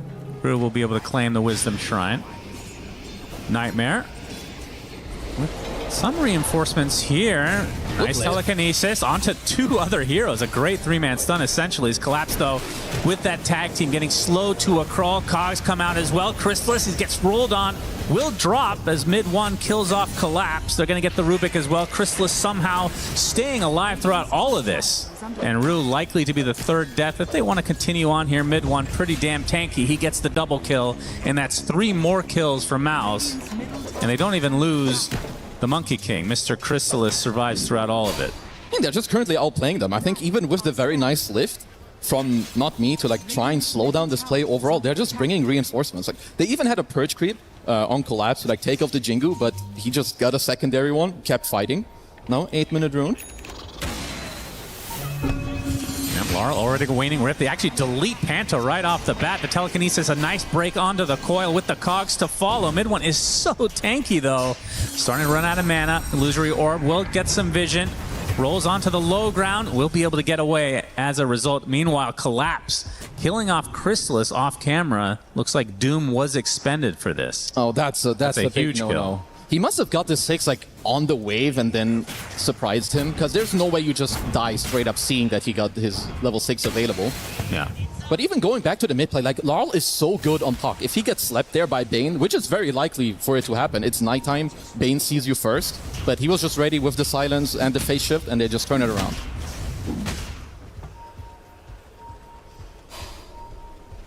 Well, Spirit. Big kill, bringing them back into the game, if you want to call it that. No, absolutely. How much this early game shenanigans from these teams, how much has it changed in the last few months in terms of... I feel like there was a point in time where winning early game, you win game. It still general. matters so much, just because the overall... Do you think it's overtuned still in that regard? I don't know, because it favors like good gameplay. Like I think good Dota gameplay, like whether you have a late or early lineup, you can make these moves through the gate, and I think it just comes from playing well. So I don't know if it's necessarily overtuned. I think it's just a good way of using an advantage. So I'm a big fan of it. I like this a lot. Even this, like they push out the bottom lane, they go for a two-man smoke with their Monkey King and Panto, because they know that Yatoro, he's not laning. Yep, that is true. Applying some pressure here, Boundless Strike with the snowball. Does clip him, a nice shards as well. Attempted TP, but the grip from the low ground keeps him in place. Completely out of mana now as well. And Yatoro will be claimed by Crystallis again. Meanwhile, mid lane, Coil onto the Earth Spirit, mid one, in a bit of trouble, but the Viper Strike coming out from Boom. That's a very nice placement there. Able to roll out just in time. There's a 2K lead, and it's going to get worse now for Spirit as they lose a second hero. And guess who's still pursuing? It's Crystallis with the Jingu stacks up. They're going to have to focus on Rue, it looks like, although a little bit speedy. Mid one with the roll, almost connecting, not quite the range. And he will be found eventually. It takes some time, but a third kill going away. Now, this has been a very back and forth game, as the neutral is not going to assist Spirit in this case. No, Mouse came to play, and I love it. They're like literally everywhere. They kill people in the safe lane, they go smoke, then afterwards they show in the mid lane, and they have very good wards too. Like they're doing a great job at shutting down Yatoro. It's not very often you see Yatoro have this poorly of an early game. Like he's bottom net worth of the course by honestly quite a bit. Yeah, and that's after first blood too. That's pretty insane. I'll check after the game how many times you will say first blood. First blood. Remember that first blood he got and then they just lost? Yeah, crazy. I've Crazy been how hearing that about it happened. quite a bit. He's quite low level though on Crystallis, I'm not gonna lie. He had a very good early game and I love all his moves, but he is only level 6. Of course, that one kill earlier from Collapse did matter quite a lot.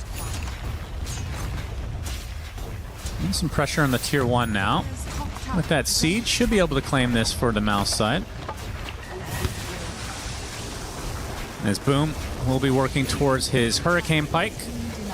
And Crystallis, like you said, not the greatest in the level department, is going for the Battle Fury. Do you like the Battle Fury here? I mean, it's interesting. I would have expected him to maybe play a bit more on like the overall tempo with like either a Mage Slayer or a Deso. But maybe it's like some anti-Doom thing. I mean, you can beat Doom either by tempoing or also by playing for like a later stage game where you get yourselves like the Aegises. And I think they don't currently have the best Aegis like holders in their draft. So I think maybe turning yourself into a hyper carry and hoping that you will get, you know, the Roche kills later with a Fury and then Aghanim's. I can see it. And again, like I said, this guy is the GOAT of Monkey King. You don't question his itemization. You don't. Okay, all right. I hear you. Laurel will secure the haste rune here.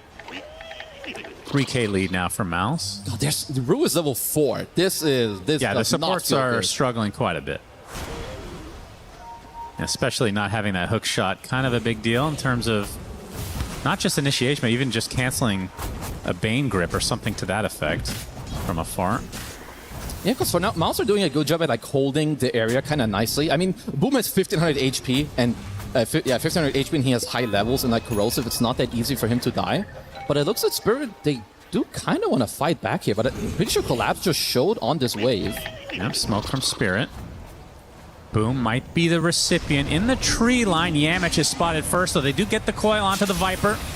And now the Doom comes out, and they're going to be able to clean up 2 heroes here relatively easy. I say that, but actually Collapse is going to die throughout this, so not a freebie after all.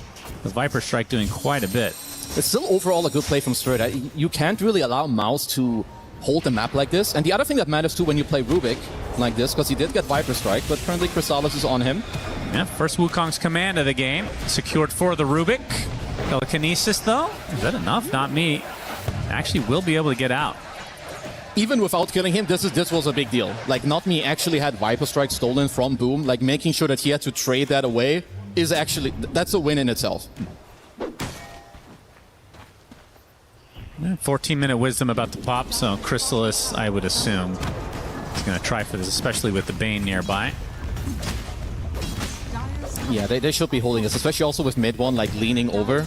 It does mean that they're giving up the active rune, which does make some of these moves a bit easier.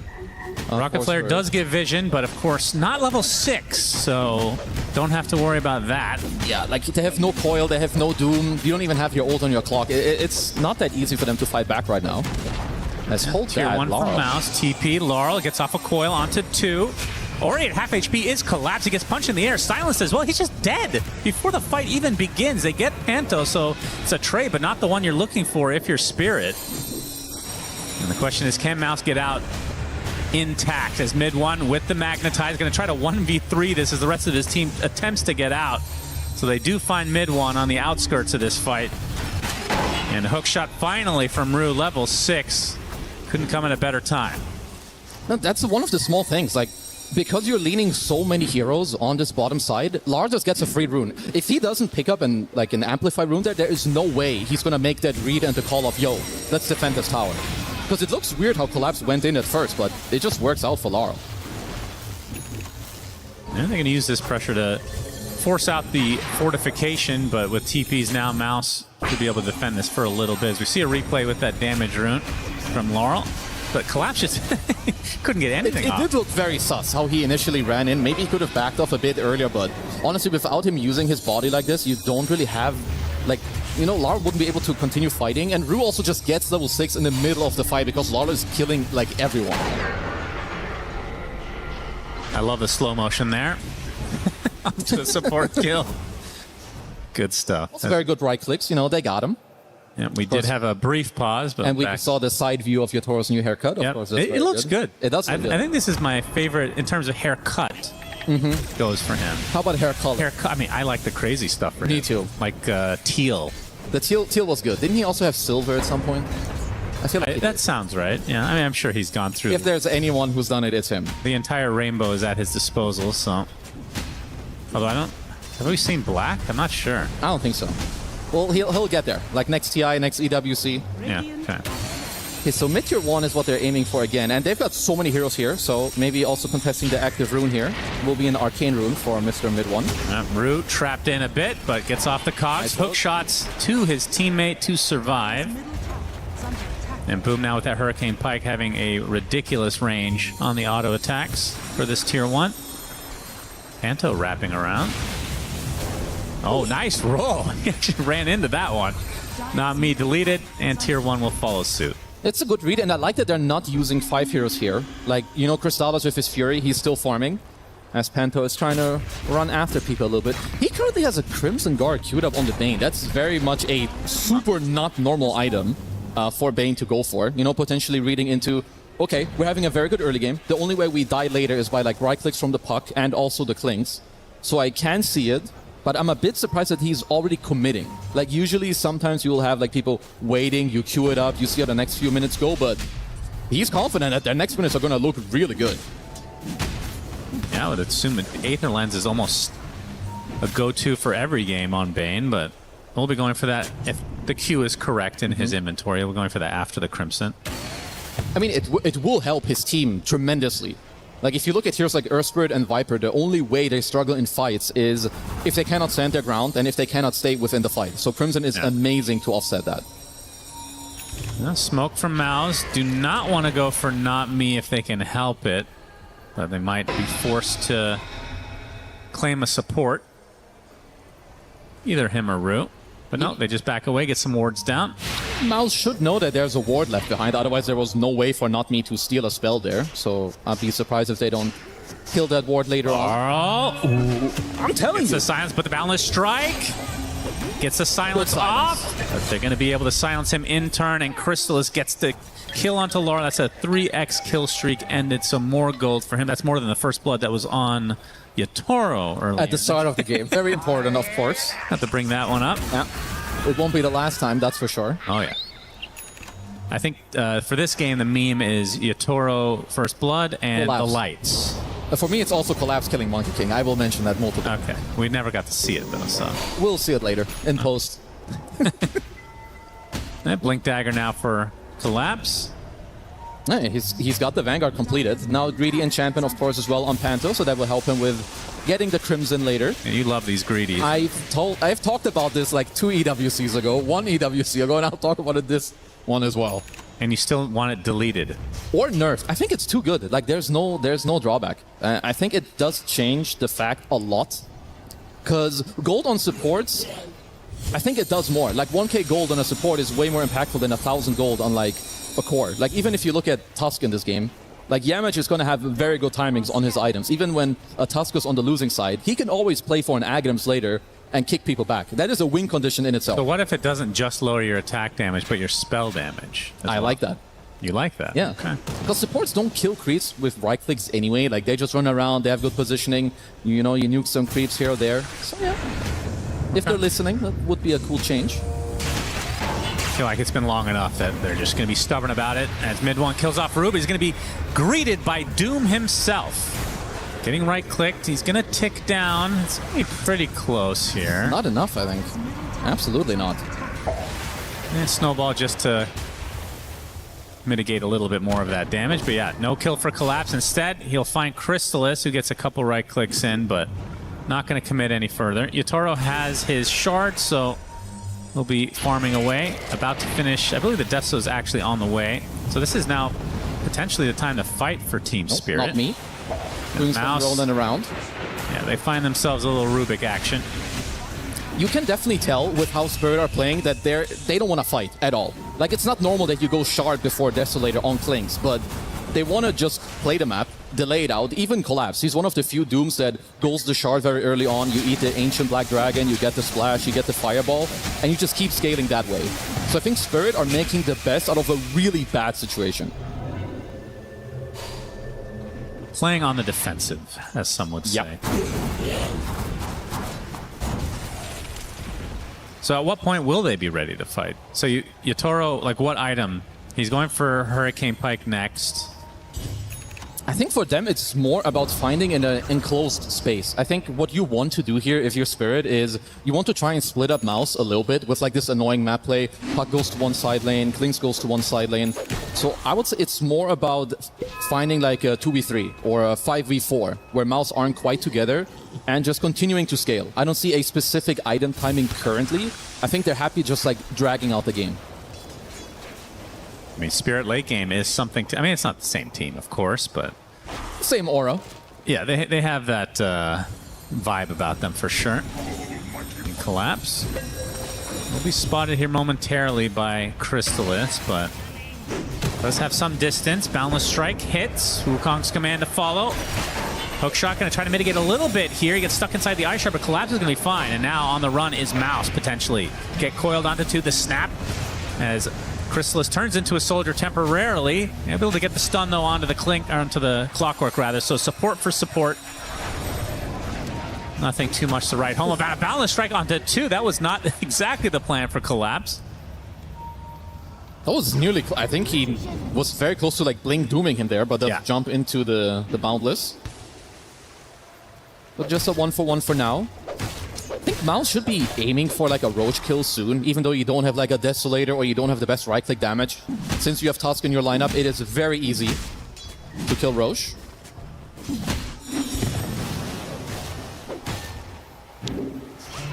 Crystallis with the BKB, going to be going for Scotty next. Yeah, his build, like overall, he's not the strongest yet. Like when you go Fury on BKB, it's not a very impactful build. It's more about then like your third item and your fourth item where the damage really comes out. Like even with the Scotty next, it makes him more tanky and it gives them more like survivability in the fight and like slowing people down. But his real strength will be on like his fourth item. Right. Maybe some Daedalus afterwards. Oh, Roche is being attempted by Mouse as Spirit. Can they contest? No. Boom will get the first Aegis of the game. As Laurel, they want to get at least something out of this. They'll coil the Bane. We'll get the kill as a result as Collapse continuing to chase here. Yamich gonna connect with Chrysalis. Chrysalis like, no, get me the fuck out of here. Not interested in that, bro. It did look sus for like a moment, but at least he did get out pretty quickly. Okay, so they do lose Roche, but they do get a kill, and what's important is that the way that Spirit get to play right now, they get to push back the map a little bit. They got one deep ward into the triangle, they're pushing in mid and top a little bit, and most importantly, Yatoro is getting to push bottom. Radiant's bottom tower is under attack. The lead's not exactly growing, so I think Spirit are going to be relatively comfortable here as long as Yatoro doesn't die. Because he got that first blood goal. Don't want to give that away at this point in the game. Of course. It will be very detrimental to them. Boom. Has the Aegis. Wukong's command stolen from a while ago on Not Me. They doom him. So that's going to be life number 1. The question is, are reinforcements coming? They are slowly. Monkey King above.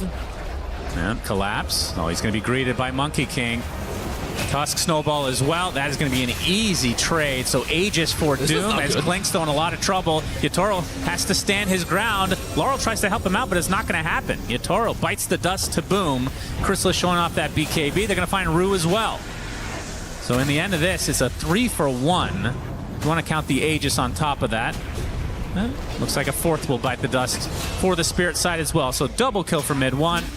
And now Boom, you can see he has that shard, so can start mowing down these buildings. I do love that pickup. Like Viper Shard overall, it's been good for years, but it's only as of like, I would say half a year ago where people really start abusing it. It's so good to take down these towers, and Boom is really focused there. Oh yeah, he's laser focused. You have to question also that Spirit went for that go on Boom there in the mid lane. Like, sure, you know the Klinks isn't there, but all, like, you know, Earth Spirit is far down. Oh, the cancel. Silence to follow. Magnetize as well. Yamich on the way. Who's that? Laurel dead to mid 1. What? It is a trade. Chrysalis. Collapse does it again. Kills Monkey King off the screen. Well, it's pretty consistent, have to say. Well, still, overall, the Mouse are doing a very good job. Like, they're taking over the map. They did kill the mid tier 2. Sure, you did lose Crystallis again in the top side, but his net worth is still, you know, on the top of the charts. They get a very nice kill on Laurel with mid 1. So I do like what Mouse are doing. I mean, the benefit of not going the Deso or like this early game build for Crystallis, the snowball build as it were, is these deaths don't mean as much because you're going to have that ability to farm when you're back more so than you would have before. And they're having all this tempo anyway, like even without the Deso. So you can see why he went for the Fury build. And it's also now you're having this Crimson Guard very soon on Panto. Like he's gonna finish it within like the next 1 minute, and it's gonna make it very hard for Spirit to fight. I think it's gonna make it even more evident to them that they don't want to fight into Mouse head on. Now there's a damage rune top. I believe Mouse will eventually claim this. Mid 1 will spot it in just a moment. Although, Not Me denies it. Nicely done for him. It's going to cost him his life, but probably worth it. I mean, debatable. Debatable to me. I feel like this Amplify rune, it's good, but on Earth Spirit, I don't know. It's more about like the follow-up of this game, because now when you like losing a hero in this position, it really allows Mouse to go like one step deeper on the map. Like you kill the top tier 2, you end up taking the enemy outpost, which they could do already anyway, but I think it's more natural. You kill the top tier 2, you move over, and honestly, they can poke high ground pretty soon if they want to. Like with Viper Shard and, you know, Pike available, it's not the biggest committal. Yeah, they have 2 out of the 3 tier 2s down as another potential death for Laurel. Gets punched in the air. The hook shot from Rue to try to save him. BKB pop from mid 1. The illusory orb away. Rue is going to be the sacrifice, it seems, but at the very least for Spirit, they don't lose the puck again. Mid 1's owning. Rue did get off a very nice save without the Solar Crest. I honestly think Laurel would have gone down there. But yeah, I mean, mid 1, he's 10, 1, and 8. I think all of their players have had very good movement so far. Right place, right time type of deal. And Laurel is going to respond with an Eon Disc now. He does not get picked off in a couple cases that we've seen. Yatoro. Any dust? Not quite. Still good to kick these rats out of the map. You don't want Yatoro to just continuously sit down here and keep pushing in the waves. Only 2 stacks on that Deso so far. Well, Not Me has Tree Dance. Very enjoyable Ruby gameplay. You just hop around and kill some waves. Oh yeah, that's good stuff. Because honestly, it's the same story for Spirit. You don't want to fight 5-on-5. You're down AK gold. There's a Crimson Guard on the Bane. Nightmare. Panto, nice catch. He's got grip. I think it's just a kill. He's got the A on disc, so he should be Oh, that's okay. true. He just still forced it, I think. Yeah, I would think so. The Doom, though, onto the Earth Spear. He's taking a lot of right-click damage from Yatoro. Pop the BKB onto Collapse. Going to get telekinesed, but the right-clicks will suffice as Boom takes him out. Meanwhile, you can see eventually mid one ticks out to Collapse. So 1-for-1 is Laurel on the run with the phase shift, being surrounded. Getting to the high ground. Viper Strike's going to be disjointed as Laurel going to disjoint yet another mechanic here. Gets punched into the air, but the right clicks and the damage too much from Mouse. But this leaves Chrysalis all alone. It feels like he's dying alone very often this game. This time it is not to Collapse, but to Yatoro instead. Okay, maybe the one death earlier was excusable, but this one, not as much. And Spirit are still hunting. Yatoro sees Boom, not interested in that one. It's still a 5k lead for Mouse, but you can tell that it's just not that easy for them to kill these heroes. They did get Laurel, even though he had an A on this, which is nice, but, you know, Yatoro is, you know, climbing back slowly into this game. I mean, that was a good snowball save here by Yammer to also make a bit more time.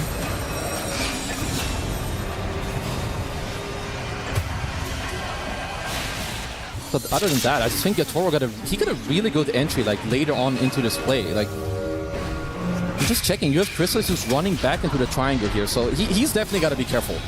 Like now he's racked up 3 deaths, and like I was saying before, like with the itemization he's going for, even when the Skadi comes out, I don't think he's that scary. No, not yet. But you can't question his item build. You said it earlier. It's true. But the problem is it's linked to his gameplay. Like when you die like this, then suddenly your items take Right. That's how you described Mouse earlier. I did. In general. Let's see how this game continues. Well, they have a 4K lead, so the lead has been cut into pretty greatly from Spirit. And Yatoro's starting to get online. He's going to run into Chrysalis if this is another kill.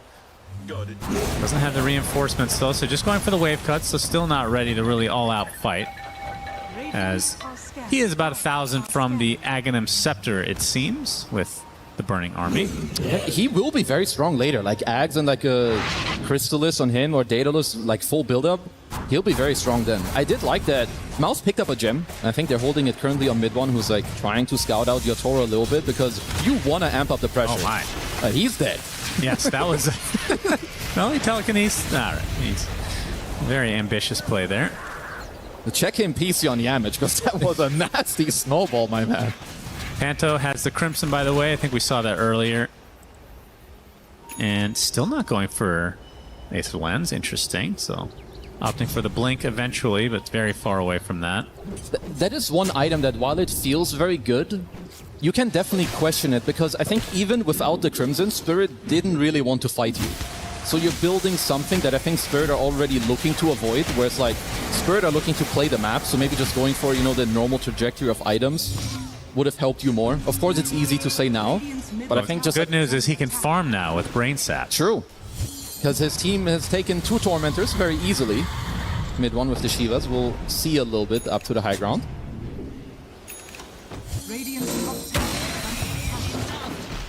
I mean, this is something that Spirit are very, very good at. They're going to have double Skadi. Huh. Yeah, Interesting. It does make them very tanky, which is overall good against Spirit. And, you know, double Skadi isn't, like, that bad. But it also means that you don't have the craziest damage output on your heroes. I thought we'd be seeing more Hearts with Behemoth's Blood. Heart is a very good item. I think it was Amar who bought it earlier also on Timber. But it's just like that item is ultra defensive. At least for Skadi, you can make a case that you're doing some type of aggression. You have to be careful. Spirit are like the best team at abusing these areas. Well, they have rocket They flare. are. Laurel, Eon, this is going to proc. So you have to use the coil onto the support. Now the Shiva's initiation from mid one. They will clean up this clockwork pretty easily as Boom's still in the pit. And yeah, as long as Collapse is alive, you have to be very wary of the Aegis steals. They're going to jump in with the BKB, going for the Aegis steal. He gets on the outskirts, actually pushes him out, and guess what? Collapse takes the Aegis again. And now he's going to use the first life. Will he be able to stay alive inside this Wukongs? Likely not, but still well worth it for Collapse. When will people stop, dude? Okay, they're still killing them, so that's pretty good, but... All right, 3 dead. But still, style points to collapse as... Well, I mean, we called it. It sounds like it's really smart play. He does it every game. Every game. He's the biggest thief in like the entire world. It's like his Aegis steal rate is off the charts. You just stop hitting it and kill him or find him or do something. Yeah. It was still very good for Mouse, of course, overall to get these kills. They, the lead went from I think 4K over 7. Oh boy. That's a good one. Yep, Yatoro, he is dead. Sentry in the right place, right time. Yeah. He's going to be spotted as well. He's like, all right, take me with my carry, please. I will join him in the fountain. Oh! Hook shot misses. Spirit Vessel applied. The roll's not going to connect as the puck's going to find the Tusk instead, so Laurel gets something out of this. And mid one just gives up. Can't believe Rue lived. Laurel even griefed him by not letting him hook onto him. He still gets out. But it was a very good pickoff there earlier onto Yatoro. That's also, when you play against these pesky heroes, you need ops and sentries. Panto is deado. Yes, he is. Yep. Chrysalis, he wants to fight. It's a 1v3 at the moment, though. Make it a 1v4. Pops the BKB. Not much backup yet, though. And Chrysalis. Pop the Essence Distiller on him. Wukong's command to follow. A zoning one, it seems. Yeah, I don't think anything's Don't have to worry about the Doom, though. As Rue will be Viper struck and dead. So finally, the Clockwork dies. Hey, Boom is still kind of, he's holding it together. He's 10, 1, and 9, doing very, very well on this Viper. So he's got a BKB queued up, and I think his one item after that will also allow him to really start shredding through people there as well. I mean, he's just ready. And it's also against Clock. I still think they had Rocket Flare Vision. Did he Hurricane Pike himself out? I think he did. Oh, boy. When I looked at it, I was like, oh, maybe Collapse has like a Psychic Headband and he pushed him out, but that's not what happened. No. That was definitely very early by Boom. So you gotta question that a little bit. Just maybe thought there were more... Collapse in the pit, I'd be scared shitless. Oh, me too. I'll shit my pants. Well, there's other reasons for that, too. Oh, yeah. You would know. Yep, that's right. 7K lead for Mouse now. Very back and forth game. It is. You've just got a lot of aggression coming out from both sides. But there's a lot of big items that are coming out for Mouse. I think that even though the lead didn't grow like all that much for them, they're getting a double BKB on both Tusk and Viper. You're getting an Aghanim Scepter on Crystallis, which is like he's starting to ramp up. And the Axe completed with a Crystallis on him, I think that's when he's really starting to become an actual hero in this game. People are really loving this Congregations of the Deep. It's so good. Is it the best stun for Doom? It's just so good. I think first of all, the AoE is massive. Yeah. Second of all, when you have Shard, it makes your AoE of the stolen spells even bigger. Oh, hook shot, mid one, in a lot of trouble. Congregations of the Deep on him with the Doom to follow. Pops the BKB, but he is super dead. Snowball not in time. You're going to block off 2, going to the high ground. They reinitiate here. Looks like the coil's expended. A lot of trouble as Wukong's command comes out. A lot of damage on the Ruru. Looks like he's going to drop to the deck. As Chrysalis taking some right clicks from afar. As the Wukong's command finally ends. A 2-for-1 at the moment in favor of Spirit. Now another Congregations of the Deep onto Chrysalis. Nightmare. Boundless strikes out with that Shard, but the right clicks are enough from Yatoro. Take out the Monkey King, and now Boom, left to his own devices, will be brought down as well. As Team Spirit have come back fully now, officially. Another Congregations from Collapse. It's a full team wipe for Spirit. Oh boy, mid one cannot die first like that. That's the best target for Spirit with this Doom.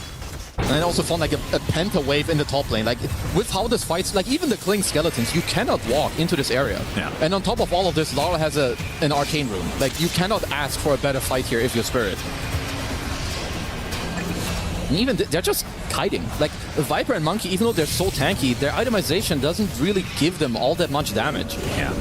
Mouse reinitiate after losing mid one to start. Then the Wukong's command gets kited, and then Spirit reinitiate afterwards. They still had plenty of their spells up. Yeah, I mean, the Grip never really got used. Obviously, Magnetize didn't get used either. He just died in the initial Doom.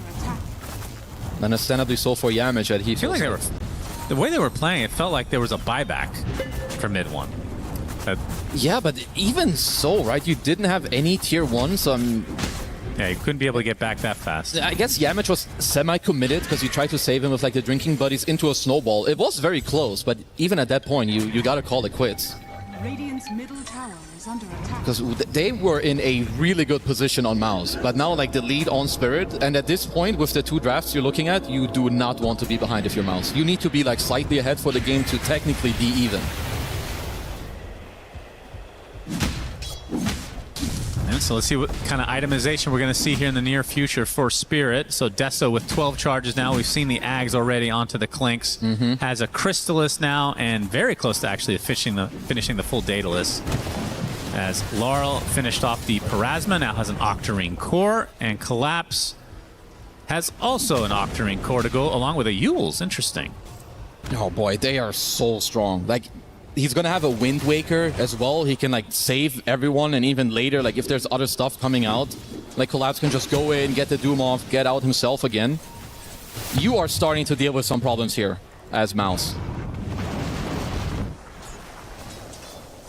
They also lost their gem in their last fight, which was kind of a big deal, especially when you're playing against Yatoro Clinks, who's just ratting you the entire game. By the way, not gonna question his itemization because this is Crystallis Monkey.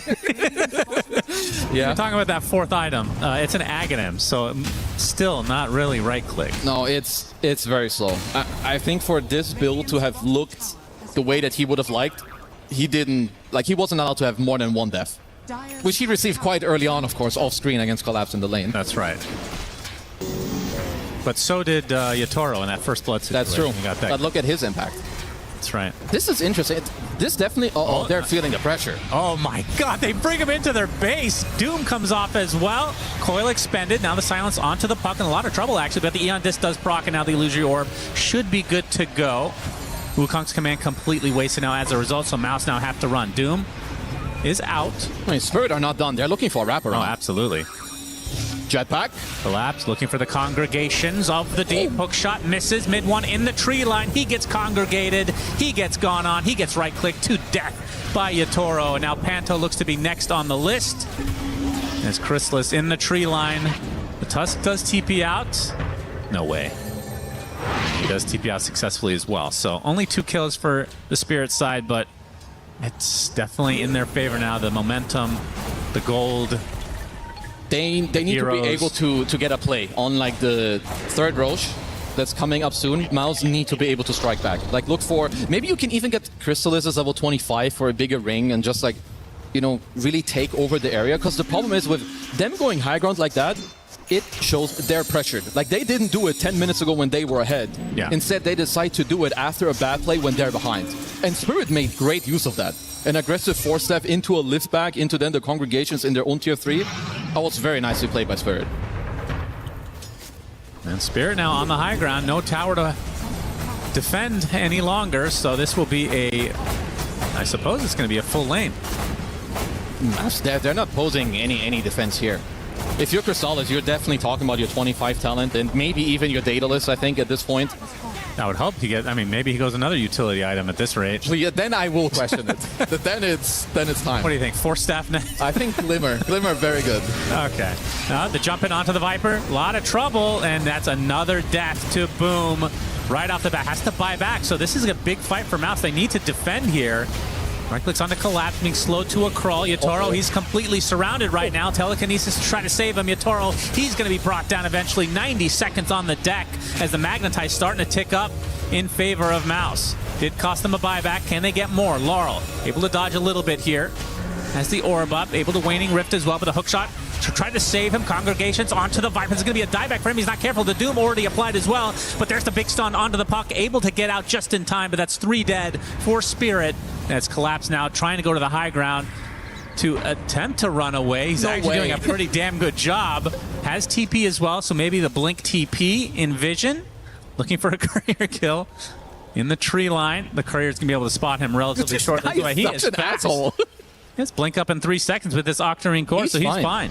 That was a big deal, because actually, if they just get a clean kill, or they can straight up go to Roche after, I think that would have been so big for Mouse. But maybe with all of this, I don't know if they have enough time for it. I mean, you can't take Roche with Collapse still alive. That's the problem. We've learned that. Because it looked very good initially here, with like, you know, the touch here onto Boom, and they do kill him, of course, but he does get to buyback as mid one. He made a very good judgment call here to just continue going.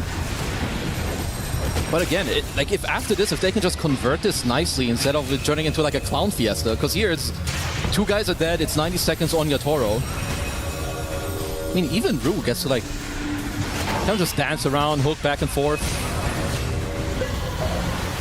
Freaking collapse. This guy must be so annoying to play against. At the very least, Boom does not die back there. Yeah, that would have been trouble. As Boom will secure Aegis for Mouse, so Collapse not able to steal a second Aegis in the game. I wonder what the record is in a game. Probably held by him, I would assume. Absolutely by him. I mean, he definitely has the most Aegis steals total. Yeah. There's no, There's no doubt about it. I wonder if that's even a stat. It should be. Snatched Aegises? Yeah, it absolutely should be. Yeah, Spirit Smoke, despite not getting this Aegis. They're going to jump in. There's the AoE Doom from Collapse. With Mute. Yep. Gets off the Yules as well. They're trying to save mid one, but he is going to be going down here just very shortly inside that snowball. Stays alive just a little bit longer, attempting to run away, but finally ticks out. But Yatoro, he's the one in trouble now. He's actually dying. Viper Strike going to be blocked by the Lincolns. Right click as well, but he ticks out eventually. Does have buyback here, but the Puck in a lot of trouble. There's a Boundless Strike going to delete him as well. So 4 dead for Spirit. As Rue now hook shots to Ancients to try to get away. It's not happening. A full team wipe for Mouse.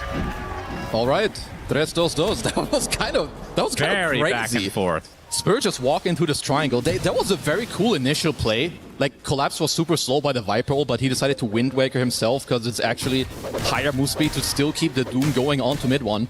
But Yamage was very clutch in that fight. Get the drinking buddies with the snowball save to just keep mid one alive. And here you have it. You know, with all the items complete and them actually getting to hit, they've got some power in them. And buyback for Laurel. Now the big Wukong's command from Crystallis. Is this going to be enough for him to get a full lane as well? So I mean, they can keep going. You have Viper Shard as well, and like he has Refresher to pop another Monkey ult if you want. Let's see what they decide to do here. Another buyback. Oh man, Spirit crumbling after having such an amazing comeback. So full lane now for Mouse. They're not going to stop, like you said. That shard on Boom doing a lot of work. He's going to have a butterfly here too. That's going to be 2 lanes in all likelihood. No Collapse for 20 seconds. So these buybacks, if they don't take a fight, are kind of wasted entirely. Yeah, I don't think they're getting anything from this. They're looking on Boom. Even if they go on him, he's got an Aegis. Yeah. So a lot of gold ends up just going into the toilet for Spirit. Well, I guess what the buybacks did give you is that, well, the game didn't end, because I'm pretty sure they could have gone for Throne. But even so, like now you're down 13k, you lost 2 sets of racks, and they still have an Aegis on Boom. Well, first game of the day for us is a real doozy, it seems. This is some good stuff. I'm liking what I'm seeing. Also, Yamage, he's got enough gold available to buy himself an Aghanim Scepter, and that is a big deal. Like, Tusk Ags is so strong. So Geomagnetic Grip now gets an upgrade thanks to the Shard for mid one. So everybody on Mouse now has their Shard. They've killed 3 Tormentors, all of them. Not bad.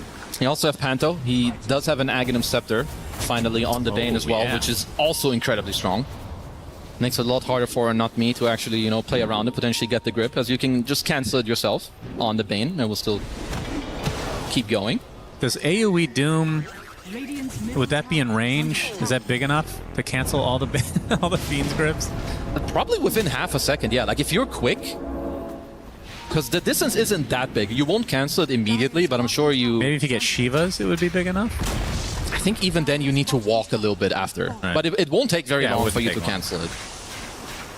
And yeah, the 3rd lane of racks. You have 1 minute left on the Aegis. They're also controlling the triangle, which means if they have buybacks available, that's also something Mouse can play for. Oh, Balance Strike onto 2. The coil as well coming out. Can they actually defend this is the question. There's the AoE Doom, but the right clicks onto Laura. A lot of trouble. Crystallis is going to fall, though, to Collapse. He does have buyback as Yatoro trying to run away to the fountain. He's already extremely low as Boom is just slowing him to a crawl. That's a dead Clinks. 2 minutes out of the game for Yatoro. And Boom's going to go back to the bot side to try to clean up these racks to get the mega creeps. Buyback now coming out from Crystallis. They know. Aegis used. They can connect now. Should be able to get these megas, and And that's when Spirit are going to be in real trouble to try to defend. I mean, it's 100 seconds without Yatoro. I'm not sure how they can. I think you kind of have to give up these megas. They need to do a really good job in like slowing Boom down here. They are trying to for now. Yeah. They do have a couple sieges. Crystal is with a BKB, a very early one, using the Wukong just to secure the the mega creeps rather. And they'll get it. Now he won't have that BKB for this fight if they're... Maybe they thought that the Clinks had a buyback potentially. I think they're just gonna chill. They're so happy to just have the megas, maybe just fall back overall. You get the Aghanims completed as well on Yamage. You can at least wait for Boom to have his own buyback within the next 1 minute just to like, so you're really waiting out 60 seconds for Clinks to come back. I don't think they're not in a hurry to go end. You took megas, you're chilling. Yeah, true. You could go if you're psychos. But it is Spirit. Yeah, but... They're the best team against megas. Hook shot, Rue. Panto looks to be dead. He's fine. They got the stun. He's fine. I think he died about 5 times there. Yeah. He would have died 7 times over. I mean, you've got the bauble on Puck, so you've got the infinite scale. The only problem is it's not that great with Mystical, so... Scrap that. That's like a Suns fan story right there. Starting off strong and then don't have a point. Yep, good point. Yep. Keep it up. Can you tell us how many greedies are in the game still at this point in the game? Let's see. I mean, whoever hasn't taken the next one. So that's 1 on Bane, 2, because there's 1 on Clock. So only 2. But 2 at 50. Come on, man. Yeah. You should be taking those enchantments that like make you stronger, spell damage, like save someone, you know, bam, bam. Instead, it's like, I get gold. Well, neutrals aren't that interesting anymore, though. They've nerfed all of them over the course of time. Most of them. I think there's some cool ones. I like that the Psychic Headband, you can like not only use it aggressively, but also on your teammates. I think that's pretty cool. Yeah, so I like that fine. one. Sure. Is that a Tumblr's toy is cool, you know, little hoppity hop hop. I like that. I mean, Catalyst is that's ultra an early OP. game one though. Catalyst is giga broke. I'm just salty about tier 5s being absolute garbage now. They could implement a few more that are better. I will definitely agree with that because I think the overall consensus is. Where's my Giants ring? Huh? You just want big beefy bros or what? Yeah, terrain walk. So good. I do like that. I feel you. I do like Divine Regalia is cool. And Stygian. Those are like some of the best ones. I mean, Stygian is the best. Yeah. Audacious Stygian. Regalia, I have been very disappointed with, actually. Because it feels like they just die and then they're just useless. They could buff it again, I think, just to make it like even stronger with like the damage numbers overall. Because I agree, it's like a go big or go home item. And then you die and it's like, oh shite. Yeah. Until you get to re-roll it and then sure, maybe it's fine again. But let's see. How is Spirit gearing up for this? You want to get a Mjolnir on Laurel. Absolutely the correct choice to go for. But if you're Mouse, you can just play for the next Roche and then a potential kickback also with Yamage, who's level 25. So he's pretty happy having a good game. It is one of his absolute best heroes, so not the biggest surprise. How does this magnetize himself feel to you? Strength level. I honestly think it's very strong. Like, first of all, he has the 20 talent that makes it like stronger and longer as well, which is nice. And then the 25 where it's on you, it just means that if you use it on people, if they dispel it, it doesn't matter, right? Because if you just stay around with it, they just take damage. Right. Well, there's a good bait from the Tusk there on the illusion, forcing out a hook shot at the very least. Coil only onto 1, and it is just a support. As Collapse jumping in, has to use the Wind Waker on himself. Yamage with the BKB. Defensive spells used, but not a whole lot of damage to follow suit. Laurel in very deep, another hook shot, this time connecting onto an enemy, Monkey King. We'll be able to skitter away. And yeah, you can see the bottom lane already getting pushed in by these mega creeps. Panto killed off, so something going the way of Spirit, but they had to do a lot more than this. I'm surprised Mouse aren't like looking to poke a little bit, you know, like look at bottom and top like you're saying. There's Megas already in the base. Yeah, not me. It's the telekinesis away. Boom already with the BKB. Spirit able to take off Yamage as well. So 2 dead for Mouse. They do buy back onto the Bane though. Mega creeps are going to town on your buildings though, so Spirit do have to fall back eventually. Laurel getting chased now by mid 1. Collapse jumping in, gets the AoE Doom as well. Congregations of the Deep to fall, the Force Staff as well. That's a lot of damage, and that is the death of the Earth Spirit. Will tick out eventually, as your Toro Company do indeed have to go back to base.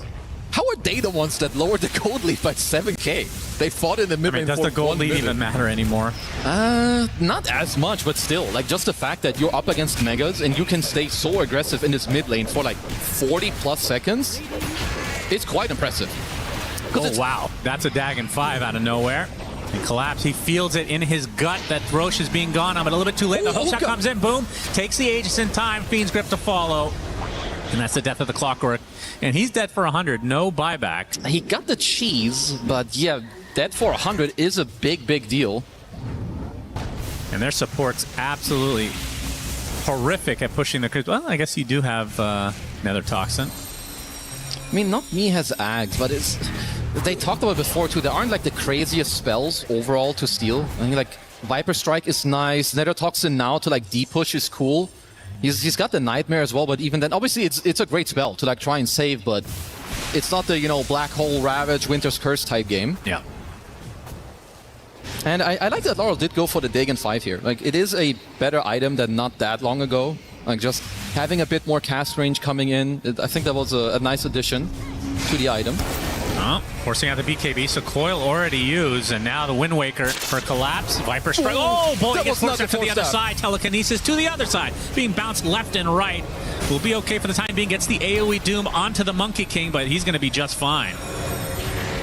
Chrysalis will be able to withstand this very easily as Laurel does assassinate Yamich. He does not have buyback, so that's 2 minutes out, down and out for him as the Monkey King's still sticking around. He's going to get right. Look at the damage onto... Okay, they don't have buyback, but there's Megas in your two heroes now.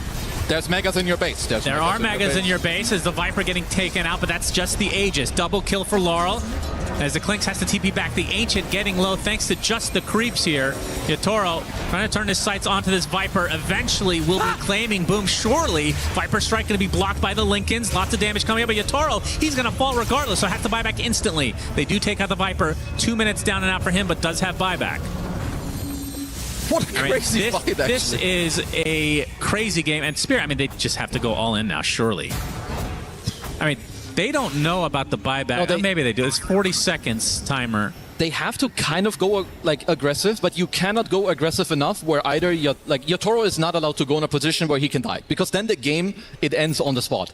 So you can push, but the only ones that can go really aggressive are the ones that actually have buyback.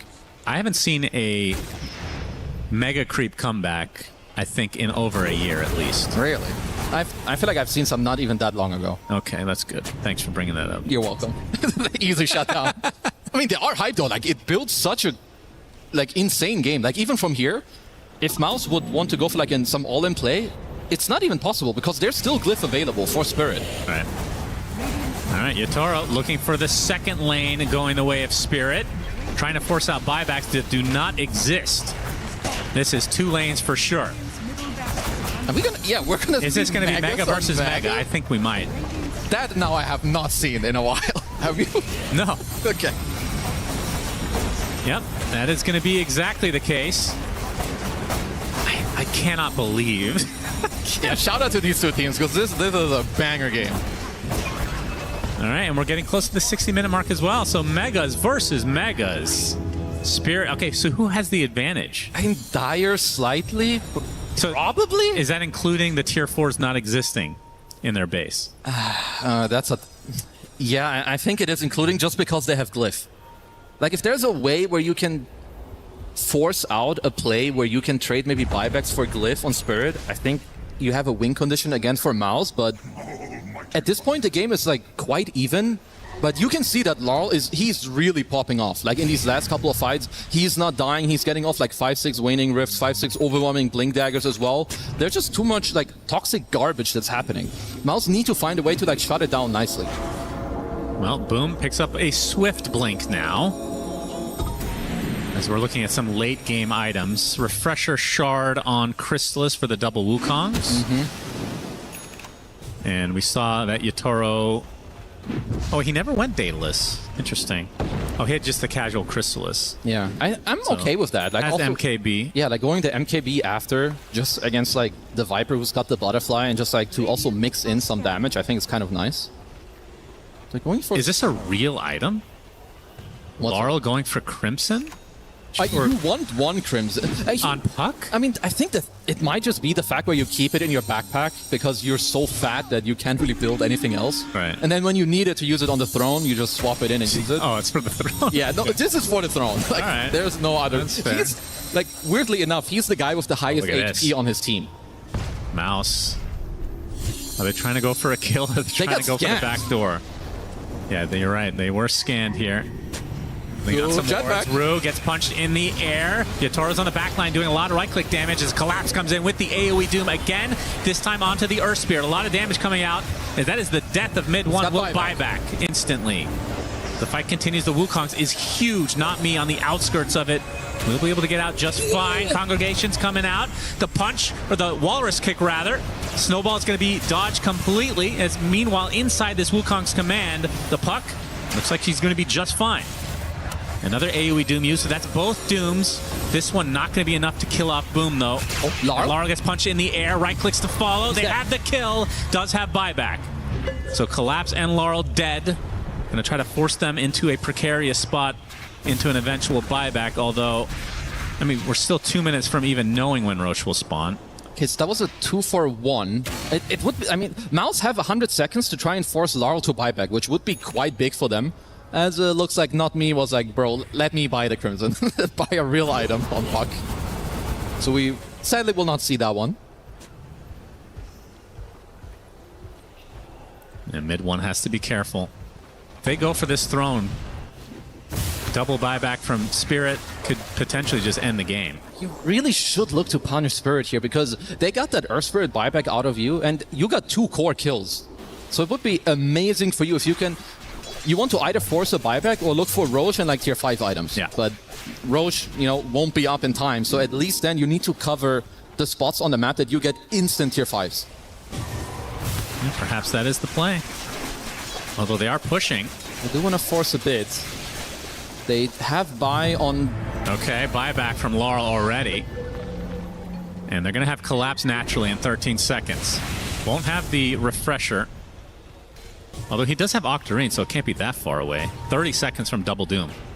That's just also a big deal. At least he didn't have to buy back. 60 minutes. What are we looking for? Deso, we already talked about. Yeah. Stygian on Clinks. If he can find it, that would be quite incredible. I think same for Monkey King, honestly. Yeah. We didn't mention he finally went some damage items. I mean, he did. After 60 minutes, you better have some of those. A very high win percent for Radiant. I am a little surprised. 82 seems out of this world, and suddenly it's 73. Okay. I wonder how much it takes into account the tower situation. I mean, it must do some, but it can't be that much.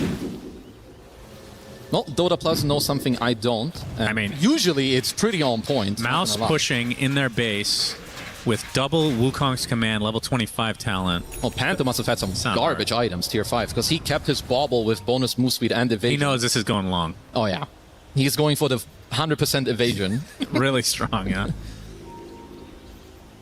And let's see, people are still waiting. He's got the Regalia, double Audacious Regalia, so that is quite good. It's like the highest DPS you can get. I think either this, maybe if you can have one Stygian in the team, obviously that would be great, because the minus armor is absurd. Get a third Divine. Do you think the Audacious needs the incoming damage debuff? The numbers are crazy. They are. Like, they're too good. I think it should but have it's this. A tier 5, brother. It's fine. Honestly, I think 100 attack speed and 80 magic damage is crazy.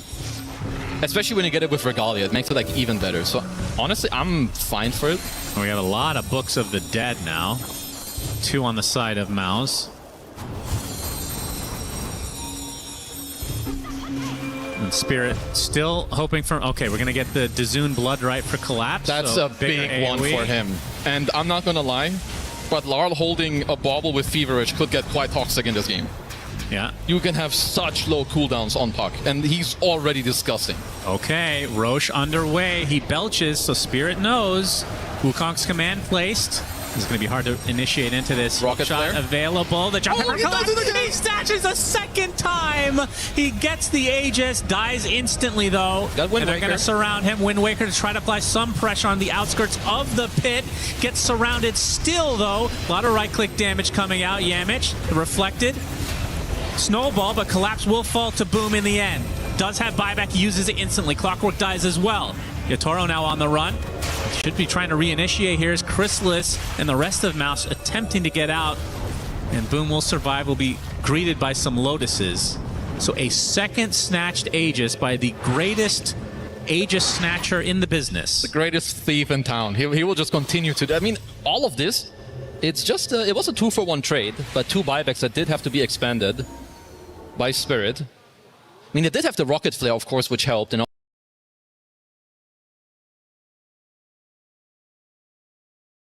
so like the stolen grip by Mr. Not Me. Which side did he come from? Because this Wukong is He's from huge. above. Yeah, he blinked it from like the top area. Like even the illusion, it was blocking off the hook shots. Insane. How is that possible? Did he get anything else? I mean, the good thing for him is he got the refresher shard and the banner. He got 3 items. He did have rocket flare and the orb to help him, of course, which is nice. Because then the rest of the fight, everyone's just kind of just trying to get out. Dude, this guy is something else. Oh yeah, he is. Maybe we've reached the point where they're like, we're not gonna bother. You can't stop him anyway. Do you think this is the record for a game 2?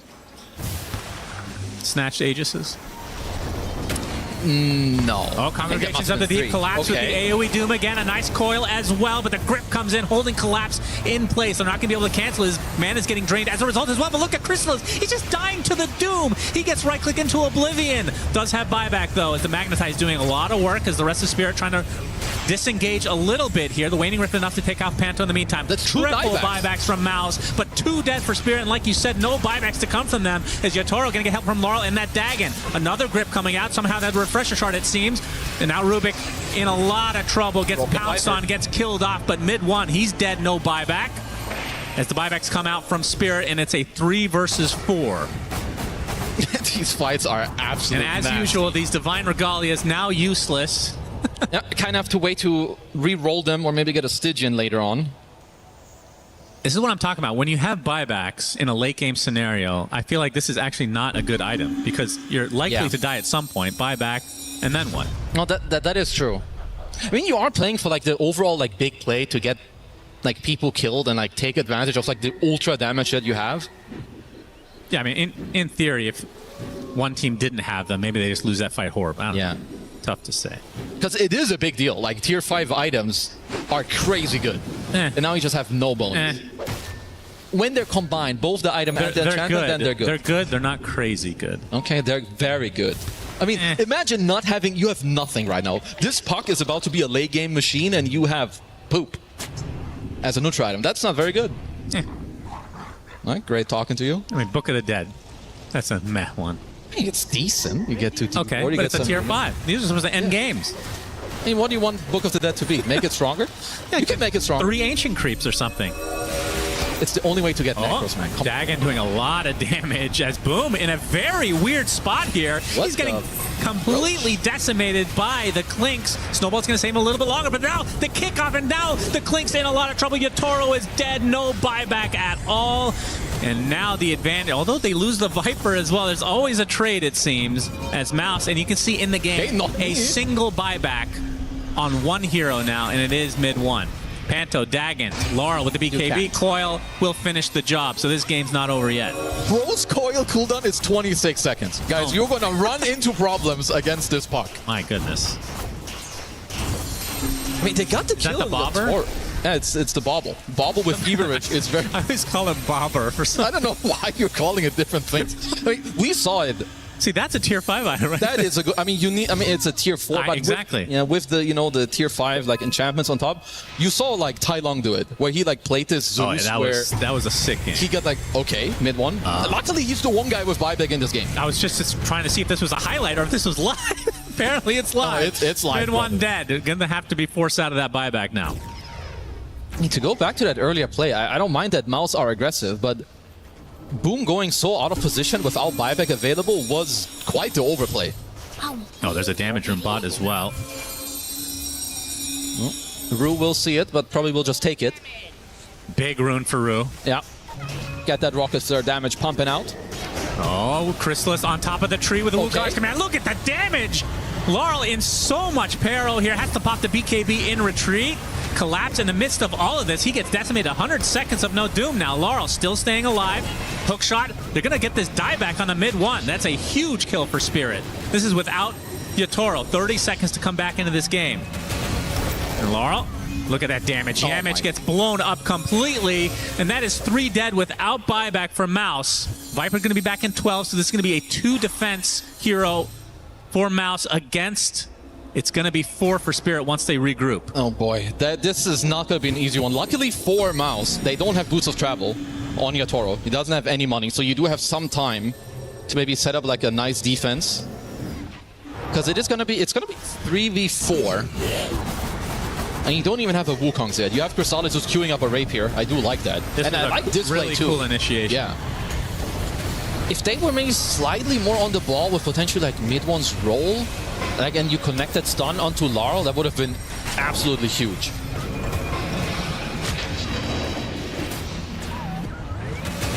Yeah, but again, mid-one dying all alone on that bot side, like this fight would be totally different if he dies, has buyback.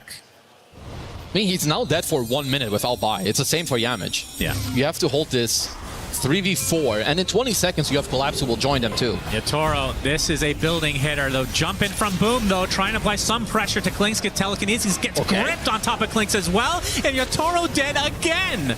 What is happening this game?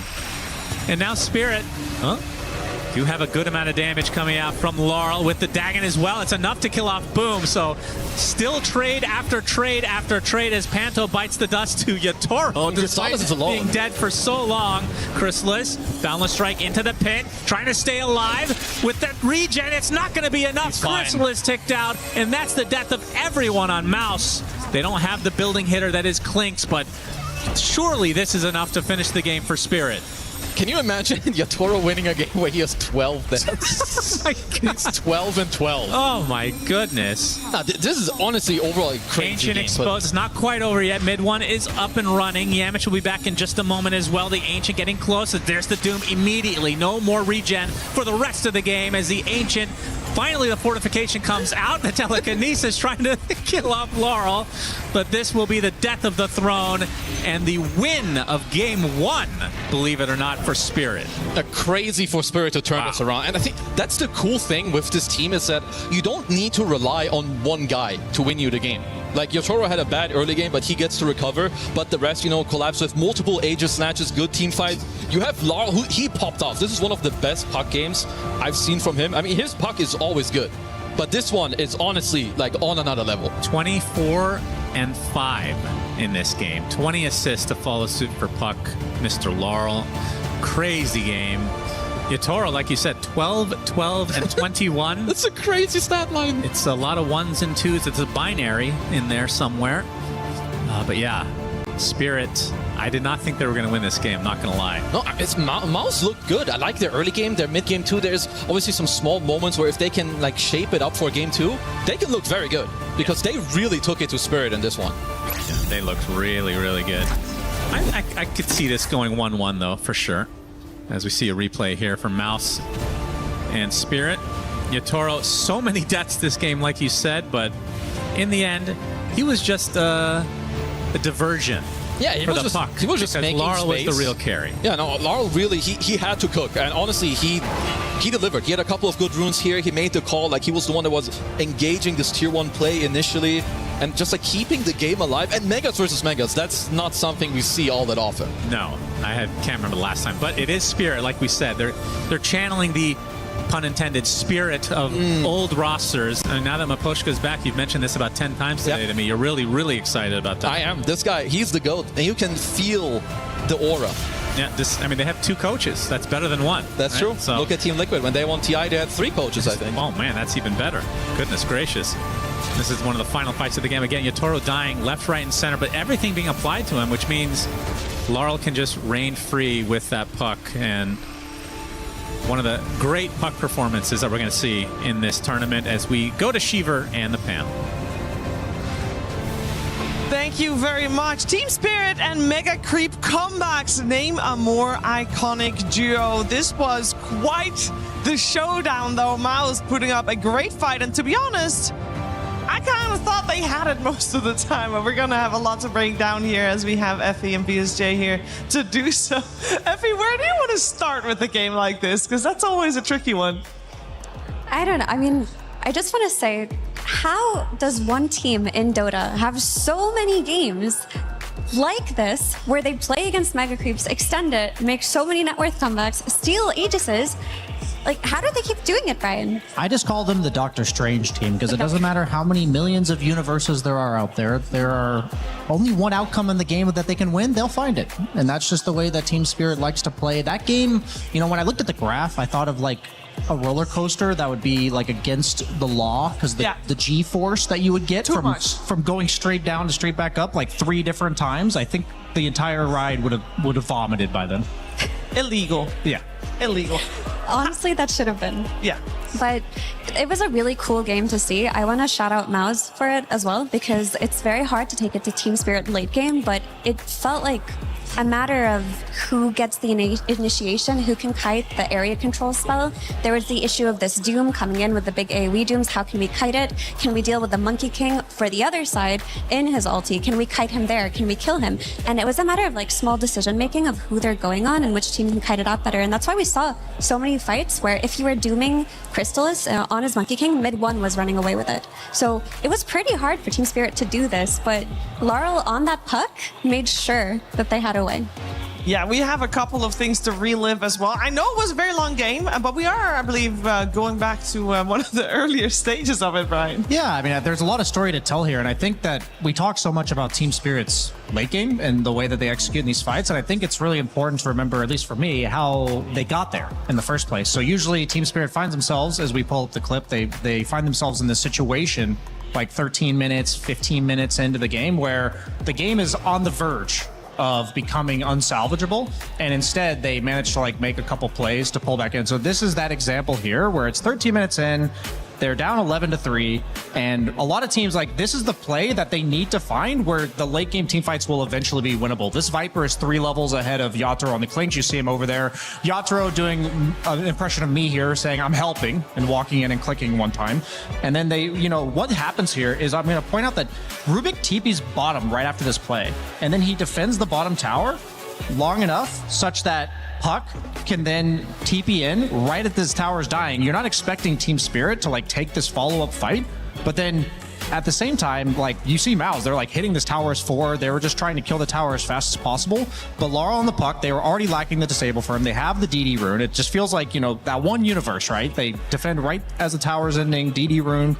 Rue's level 5. That's 14 minutes into the game. He can't even hook shot. But with those kills, he gets the level 6. And then takes down the Tusk to boot. And these are the plays where even though Mouse proceeds to like get an advantage from there, these are the plays that make it so that Team Spirit can show us that 60-minute game, that 70-minute magic. Yeah, and Laurel on that puck, we saw it there with that double damager and making this fight happen. He made that late game happen too. That late game was very hard to pull off, but with his decision to go strength flank into Dagon, he just wanted to poke. He wanted to make sure that he was not committing to these fights, just doing chip damage, getting out, doing chip damage, getting out, and just doing that relentlessly, so that even when they were throwing everything on that Clinks, they were already low HP from this puck poking them for the last 40 seconds of no team wanting to commit, and then eventually just going in at the very end. It looked fun, but it was actually a very high window of failure there, and he did not mess up at all, Brian. Yeah, I mean, I think the not me Rubik, like we talked about like fancy spell stealing. I can't remember how many times he like lifted collapse like out of a Monkey King Wukong's. There were several fights that he survived on the Doom where I didn't feel like he should have, and he was able to re-engage with the Refresher Doom. The Wind Waker Octarine is my favorite build for a reason. I think it's so fun to play these heroes like this. Yeah, the most value out of that Rubik did feel like it was coming from the telekinesis saves. Like, we did see them Fiend's Grip steals, and those were very high value as well, but the kiting was what Team Spirit needed here, and they kited very successfully. And again, it looked like it would be easy to mess up, right? Because it's just a matter of maybe overstepping into the Monkey King circle once or twice, and then that late game is just gone for you. Yeah, or perhaps you're getting baited into a situation that maybe looks good initially and then doesn't. I believe that's something you might want to highlight in the upcoming clip, Effie. Yeah, if we take it back a little bit, I wanted to look at one of the things that I thought Mouse did that was very cool when they were playing this game. And if we could roll the clip, one of the first Roshans that went their way before it gets stolen, obviously. They put it on the Viper, which is their offlaner. Typically, you'd expect it to be on the Monkey King or the Earth Spirit, but that wasn't the case. They put it on the Viper, they park him mid. The really interesting thing was they had 2 heroes on either side lane, and because the Viper was in this mid lane, they were able to connect instantly. The second that he got doomed, you're mobilizing both heroes from both sides, and within the duration that the Aegis expires, Maus were able to come mid, connect to it, and turn it into a winning fight, and that's a play that I think we haven't seen that often from other teams. Yeah, they definitely showed that they show up big here. The pressure is on. We know Maus didn't qualify for TI, but this is very clearly their event that they put a lot of effort in, and I think the effort is already showing up. Of course, it didn't end with a win here in game 1, but very promising for game number 2. Game number 2 will come, of course, your way, but we are first going to check in with 3 other people of our broadcast team. It's going to be Chris, Purge, and Slacks.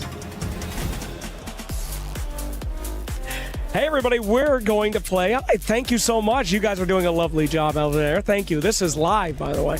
We're going to do a little game. I thought we had a very fun opportunity. Ton has been watching a ton of Dota. So much. Enjoying it.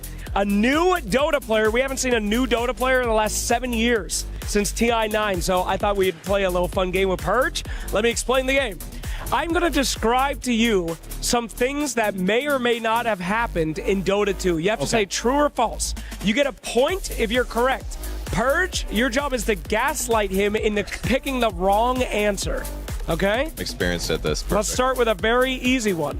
All right? I'm going to name some players. One of them is not real. Is it Ice, Ice, Ice, Ice, Ice, Ice, or Ice Cubed? Which one is not real? You want me to speak here, or yeah, give him a hint. You can give me what you want here. Well, there's been a lot of Dota players in the history of time. How many of these are deferential? You know, maybe there's. Does he know the answer to the question? I hope so. Maybe there's some famous ice-related player, and there's some copycats. You know, so we're doing some circular thing. I think one of these names is. This very is not cool. gaslighting. You need to convince him the wrong answer. He's helping you. I'm gonna go. Yeah. With Ice Cube.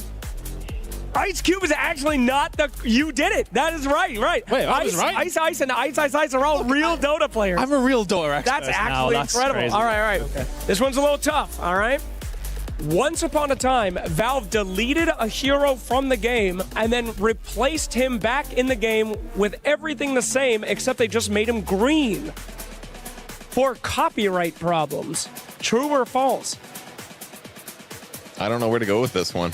He's not very good at this. You are a terrible gaslighter, actually. Do you think that could possibly be true? I definitely think it could be true. Was it? Yes. It was true. Skeleton King became Wraith King. Absolutely incredible. That's right. Purge, did you even know that? I did, yes. Yeah, Skeleton King was very copyrighted. Skeletons and Kings, Diablo-based originally. There's a couple, like, other game You don't need to gaslight me into this. I understand, Purge. We're going to move on. All right, thank you so much. That was not gaslighting. Gaslighting me. I wasn't gaslighting you. There was once a tournament, a major, held by Valve for points to the Dota Pro circuit, and it was headed up by a studio named Moon Duck. Moon Duck. I feel like your slight hesitation might have given that one away. To what? That's not true. Purge, would you like to help him or no? It was a half-truth because it was actually Moon Hippo was the studio name. No, I'm just kidding. It's real. So it was real? It was real. Moon Duck Studio. You are a good actor. Because I feel like you sold that as a lie. Well, we were both the owners. So that was us. All right. Okay. I've got a very hard one for you. Okay? All right. Once upon a time, in Dota 2, there was a hero called the Gambler, and they removed it because it was broken. In Dota 2, you would get random money and be able to hit people with Well, it was better than that because the more money that you had, it made one of your skills do more damage. Does that sound balanced to you? That sounds like something that would happen, in absolute fairness. Because these things definitely do happen. Okay. Final verdict? I feel like you could be gaslighting me more here. I want to judge it, the answer of how hard you're going to gaslight me. I already gaslit you. It's like, no matter what. I think that's true. Very close. It was true for Dota 1. He got deleted before he made it to Dota 2. So the gambler was real, and he was so bad they took him out. So That kind of feels like I kind of got it right then. I'm going to give that one to you. I'm Okay. going to give you 1 point on that. Well, give me 1 point. All right. I have not been keeping track, but I would say that you have 3 times as many points as Purge. I think I'm 3-2 up. 3-2, absolutely. Yeah, we'll go with. All right. Our next one. Serve that. There was once an item in Dota 2 that was a neutral item for 60 minutes. It was called Key to Heaven. You would channel a stun, and someone could not move as long as you were channeling. If you got stunned, they would be freed, but it used to ruin games. It was at TI 13, I think, where Tundra won, and they deleted the item immediately after, even though we played an entire TI with it. People were really mad about that for a long time, which was stupid because it did have a lot of tactical value. It was just a little anti-fun, you know? I know you can relate to that. Like, getting anti-fun things out of the game. Yes, anti-fun things out of the game. We'll take that out. Okay, so do I think that is true or not? Yeah, Key of Heaven. I'm going to say no. Is it false? You're correct. That is not true. That item never existed. We deleted an item called Wraith Pact, which was 1,000 times worse. So thank you very much. You know what it is? That was a pure guess, but you are very good at selling these, whether they are true. I love gaslighting, baby. That's why they make Reddit threads. All right, last one. Now, this is the most important one. Last question for you. True or false? Back in the original days of Dota, 3 guys made it. Then 1 guy decided to gaslight his friends and delete the forums, the official forums where people would submit items for Dota 2 characters, because he wanted to charge money for the characters instead of having them be free. He removed all of his friends. He deleted the forums. He created a new game where he charged a bunch of money for this, and he banned anyone that ever mentioned Dota. Is this true or false? Doesn't that sound crazy? That sounds insane, so it's absolutely true. It is true. I never forgot Pendragon. True. That game is called League of Legends. What an incredible development. True. Thank you for watching EWC, and thank you for playing the game. You win. We're all winners, aren't we? Thank you for watching. We are all winners. Absolutely. Welcome to the Dota scene, Chris. Good to have you trial my fire there, as well as we are ready for game number 2, Spirit Mouse. We just had an epic game 1, over an hour long, and it was quite the brawl with Mega versus Mega creeps in the late game, and Team Spirit bringing it back, and we had Collapse talking about how he feels somewhere in the air, in the ether, the EWC buff. And we saw it in action as well. We did. I mean, that was crazy. And the craziest thing about it is that somehow Team Spirit make it look easy. But I really need to emphasize that what they did there was not easy. Like, the room for error was small, even though it did seem like Mao's had a harder scenario in that ultra late game. To even get there was ridiculous. And shout out to Laurel. You know, he's such an integral piece of this team, but his teammates have to be re-energized by his puck performance there. I mean, I think what Team Spirit does better than anyone else is that everyone on the team always seems to be clearly on the same page. There's a lot of times you'll see it, especially in like the tier 2 teams, where like one guy builds an item that's intended for fighting. Like, for instance, with Maus, you have the Crimson Guard on Ponto. I don't want to like flame it too much, but at that point in the game, they were playing like a split push, we have to catch people kind of game, and he goes Crimson. So it's like one guy is looking for team fights and the other players are looking for pickoffs. While it's like with Team Spirit, you see Yatoro skip the Deso first to go for the Shard because him and Puck are both split pushing the side lanes. It just feels like they're always on the same wavelength. And even though I think Maus put up quite a fight that game, I think these like little synchronizations that Team Spirit does will like eke them out against teams of Maus's caliber. And I guess I just want to point out in the draft as well that when you pick Tusk last, it's like you see that you have a puck problem and you're like, I'm going to double down on what we're already good at, which is like the laning, the pace of the game. So I just want to point out that like they are left with that choice. Do we like cover our bases or do we all in our strategy? And I think that's very much like a Maus-esque thing to do, which is to just say, we're already really good at this. Let's like triple down on our strength and hopefully it's enough. And honestly, I would have never predicted them losing that late in the game. Like, I thought that like that 40-minute turnaround that Team Spirit had was going to be the nail in the coffin for them. So I want to tip my hat to Maus for actually making the game like reverse swing, like the third dip of the roller coaster, as you will. Yeah, but if you're Maus, though, you have to be looking at that game and scratching your head. What on earth happened? Because they I know did the make answer. That, I know the answer. Yes, what is it? Doom stealing an Aegis twice. That happened. I think that would have changed everything. That is a big deal. You know, pro players have PTSD. If you sit in a green room with Quinn or Insania and they see a team doing Aegis with Collapse Alive, they just tense up and they say, don't ever do Roshan in front of Collapse, you know? So it is absolutely something you have to respect. This is the player with probably the most Aegis steals in history to his name, I would imagine. That's not a far cry. But I did want to mention that Mao's made the conscious decision to play it slow after they got Mega Creeps. Klinks was still dead for 50 more seconds when they left Dire Base. So they were in a position where they thought that was the smarter play, and I can fully understand that. But looking back at it, you have to think to yourself, we should have committed a little bit more there. I know for some time now, I don't remember who said it to me, but I then, you know how you hear something one time and then you proceed to hear it from a bunch of other people in different conversations, and you're like, okay, this must be true. It was this notion that once you get megas in the last like year, the game's just over. Like, it's just impossible to actually get out of your base, take those fights. I personally want to watch that game back just to see how Team Spirit managed to take that minute-long fight in the mid lane after having megas against them, because that's the portion where I think almost every team in the world is going to struggle to actually even get out of their base at that point. And I think there's a reason that Mouse was content, like, intentionally to play the game out slow. Like, I think a lot of people have that mentality right now that, like, if the enemy team has megas against them and they're just going to be stuck in their base, like, as long as you don't go into their base, there's no way out of this. But somehow Team Spirit actually got out, contested Roche, took a fight in the mid lane. And not only that, but they actually, like, made that fight go on a minute and a half, and I'm just wondering the whole time, why isn't their base dying? But they just had such a nice balance of these type of map movements. It's truly impressive. Like, I always see the map or the team fight play from Team Spirit, but I feel like their map play this game in the first game was especially impressive. A balance, you say. I want to talk about the balance of the opening picks, because we have got Team Spirit on the Radiant side this time around. Mouse on the Dire, and Mouse gets first pick, so everything's swapped for this game. We have Mouse going for the Treant Protector as a first pick. We've seen that more often. It makes sense, logical. And on the other side of the balance, Effie, it's a Techies. It is the Techies. Unusual.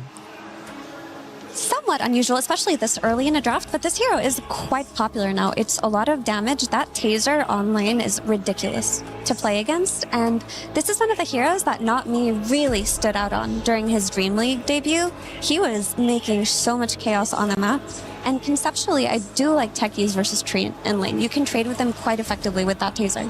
Yeah, I'm wondering if they're going to go something that benefits from the move speed of Taser, like a Collapse Primal Beast. We saw that a bit earlier. It's traditionally good against a lot of the range carries that people like to pair with Treant. You get the level 20 talent that lets you dispel the overgrowth for free. I'm just curious if, like, that's something you can open blind, or maybe it's something they have in their pocket. But I do think Techies especially is the literal best support in the game to say, like, you're gonna get out of your lane, sir, offlaner. Like, there's and Treant is meant to ruin your lane as an offlaner. So I do understand conceptually the counter pick of the Techies. Yeah, and if you just have a simple stun offlaner, like a Centaur or any kind of control, this Techies is guaranteed to get at least 1 or 2 kills on this next look at that. There it is. Yeah, it's just a stun into a... You should have said that like 2 seconds later, because it would have been like the exact moment. It would have been like good timing. Right, yeah, you would have willed it into existence. This was still good timing. It was very good timing. I'm just saying, if she coincidentally said that like 2 seconds later. Brian's about the perfect timing. Yes. Fair. Promo code. BSJ. But yeah, it's just nice having a support that you know that you're always going to have enough follow-up damage. Really makes it so that you have more flexibility coming out of your position 5. Centaur is also very good against the range carries as well, because he allows your entire team to effectively gap close. I'm wondering, once again, I know I said Terrorblade in game 1 for Team Spirit, which did end up getting banned. I'm wondering if, like, you want a ranged hero, but you kind of need to be able to stand your ground against what they're presenting conceptually. Like, you're going to get initiated on by a Centaur, a Techies follow-up, and you need some, like, sort of turn potential. Maybe like a Luna with, like, what do you call it? The Lunar Glaives, something like this? Or Lunar Orbit? Can they not turn it around and put the Treant Protector and a +4, and then never mind, they still go for one of Crystallis's ranged. Oh, that makes sense, actually. There you go. Yeah, that's a ranged guy that stands his ground. For whatever reason, I came into this tournament looking at their picks, and I was like, okay, they're just picking all the normal stuff. They've gone away from Crystallis' specialties. And then first game, they whipped out Monkey King. And the second game, they whipped out Razor. We're in for a treat. I know they ended up losing game 1, but there's a reason they picked these heroes for this guy. I like the hero conceptually against Centaur, the minus armor. You actually can boot Centaur out of lane with like 2 points in Link. But maybe it's a different story with Techie's reactive taser. I am very curious how this lane plays out. Yeah, you know, I recall a tournament where Centaur was a very popular offlane pick, and people were picking carries like Lifestealer and Razor against him, and he was still getting out of lane fine. Like, this is a hero where heroes sound good on paper, but Centaur just seems to have comfortable laning stages regardless of what happens, especially if he has a strong support. And he's going to just stampede away later on in the game. Nobody can get linked because you just stampede and you're gone. Yeah, they definitely need some form of... I mean, Treant Protector's like okay to counter the disengage of Centaur Stampede, but I don't think it's enough, so keep our eyes on a hero like Puck. What other options are there? Well, we are talking about Mao's Boom, and Boom is a killer tide. I know it's not that great right now in the meta, but it's something to keep our eyes on, as that is a Grimstroke.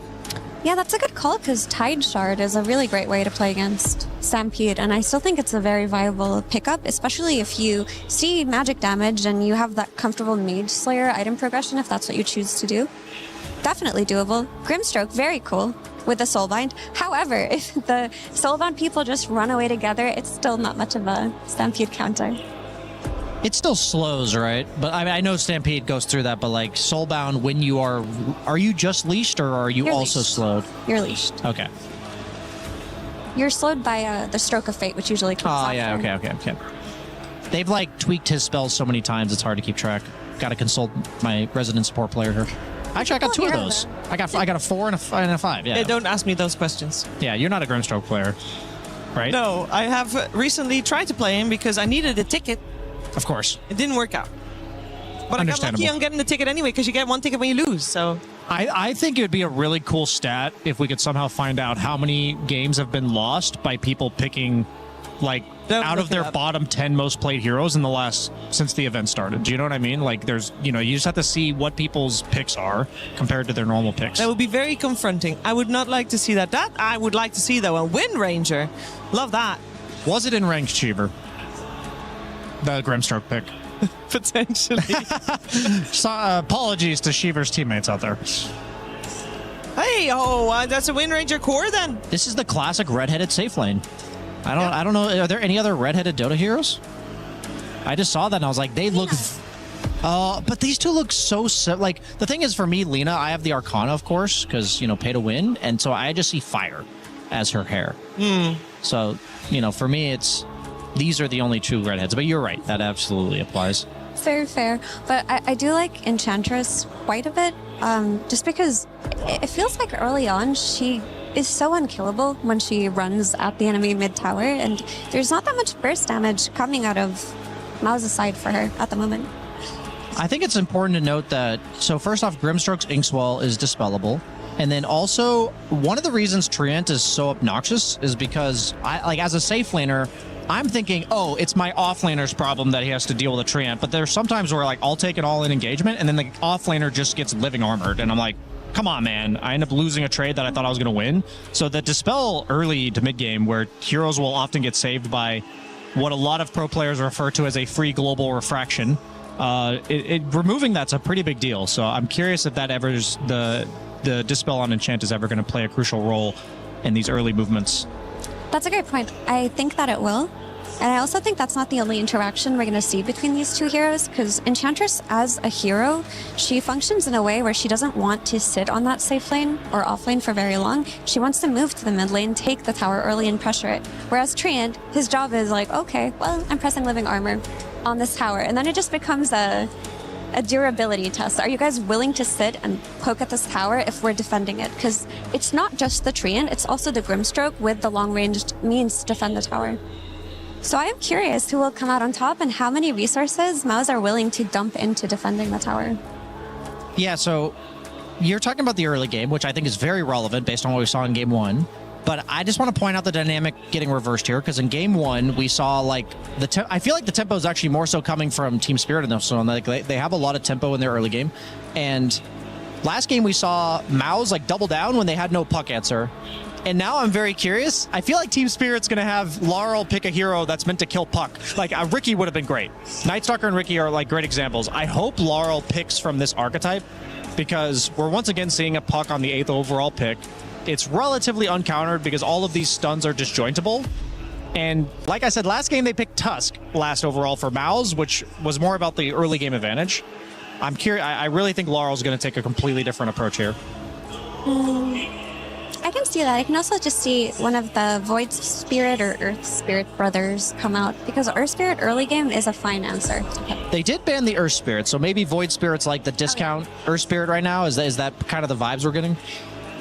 Because we were talking about Clinks being like, you know, discount Drow. To be fair, I don't think I've seen him in any of the games that I've watched today. I also haven't seen Earth Spirit banned, I feel like I've seen Earth Spirit in every game, so we're apparently at the part of the tournament where Earth Spirit gets banned. Yep, and that's Watermelon Man. Oh, you called that? Who called Tide? Was that you, Sheeps? That was me. Wow. We're panels on point This today. is one of Boom's best heroes. Like it's I would say his signature hero. And he's great in it. And you already pointed out how good it would be in the game, also for the Shard. Yeah, the Shard is fantastic here. They also have a lot of team fight coming out of Mao's right now, with the Ravage, with the Soulbind, with the Coil, and the Overgrowth. A lot of big cooldowns. But I just don't associate this team with big cooldowns. Like, when I think of Mao's, I think of a team that wants to be consistently running at people in the early game, so it kind of makes me look at the draft a little bit funny. Ooh. Zeus. Can a Zeus deal with the puck? It is I don't feel like it really special, does. I think. What do you think about this Zeus, Mira? I feel like I don't know how I feel about it. It's a lot of damage. It lanes really well into the puck, but it kind of narrows down your gameplay on Team Spirit, because now your play is, okay, we're gonna get that Nimbus, we're gonna get some Rapiers later on, and we're just gonna refresh that Zeus and kill one target every time. So I think Zeus is a fantastic hero this patch, actually, but I don't like how it makes their draft one-dimensional on Spirit. I guess it just felt like it really limits their early rotation, and then at the same time it doesn't counter the puck, at least for me, in any meaningful way. I think puck will have a free lane. I was thinking you either pick a hero that kills puck later or dominates it in lane, and this was neither of those. So, you know, just based on my PTSD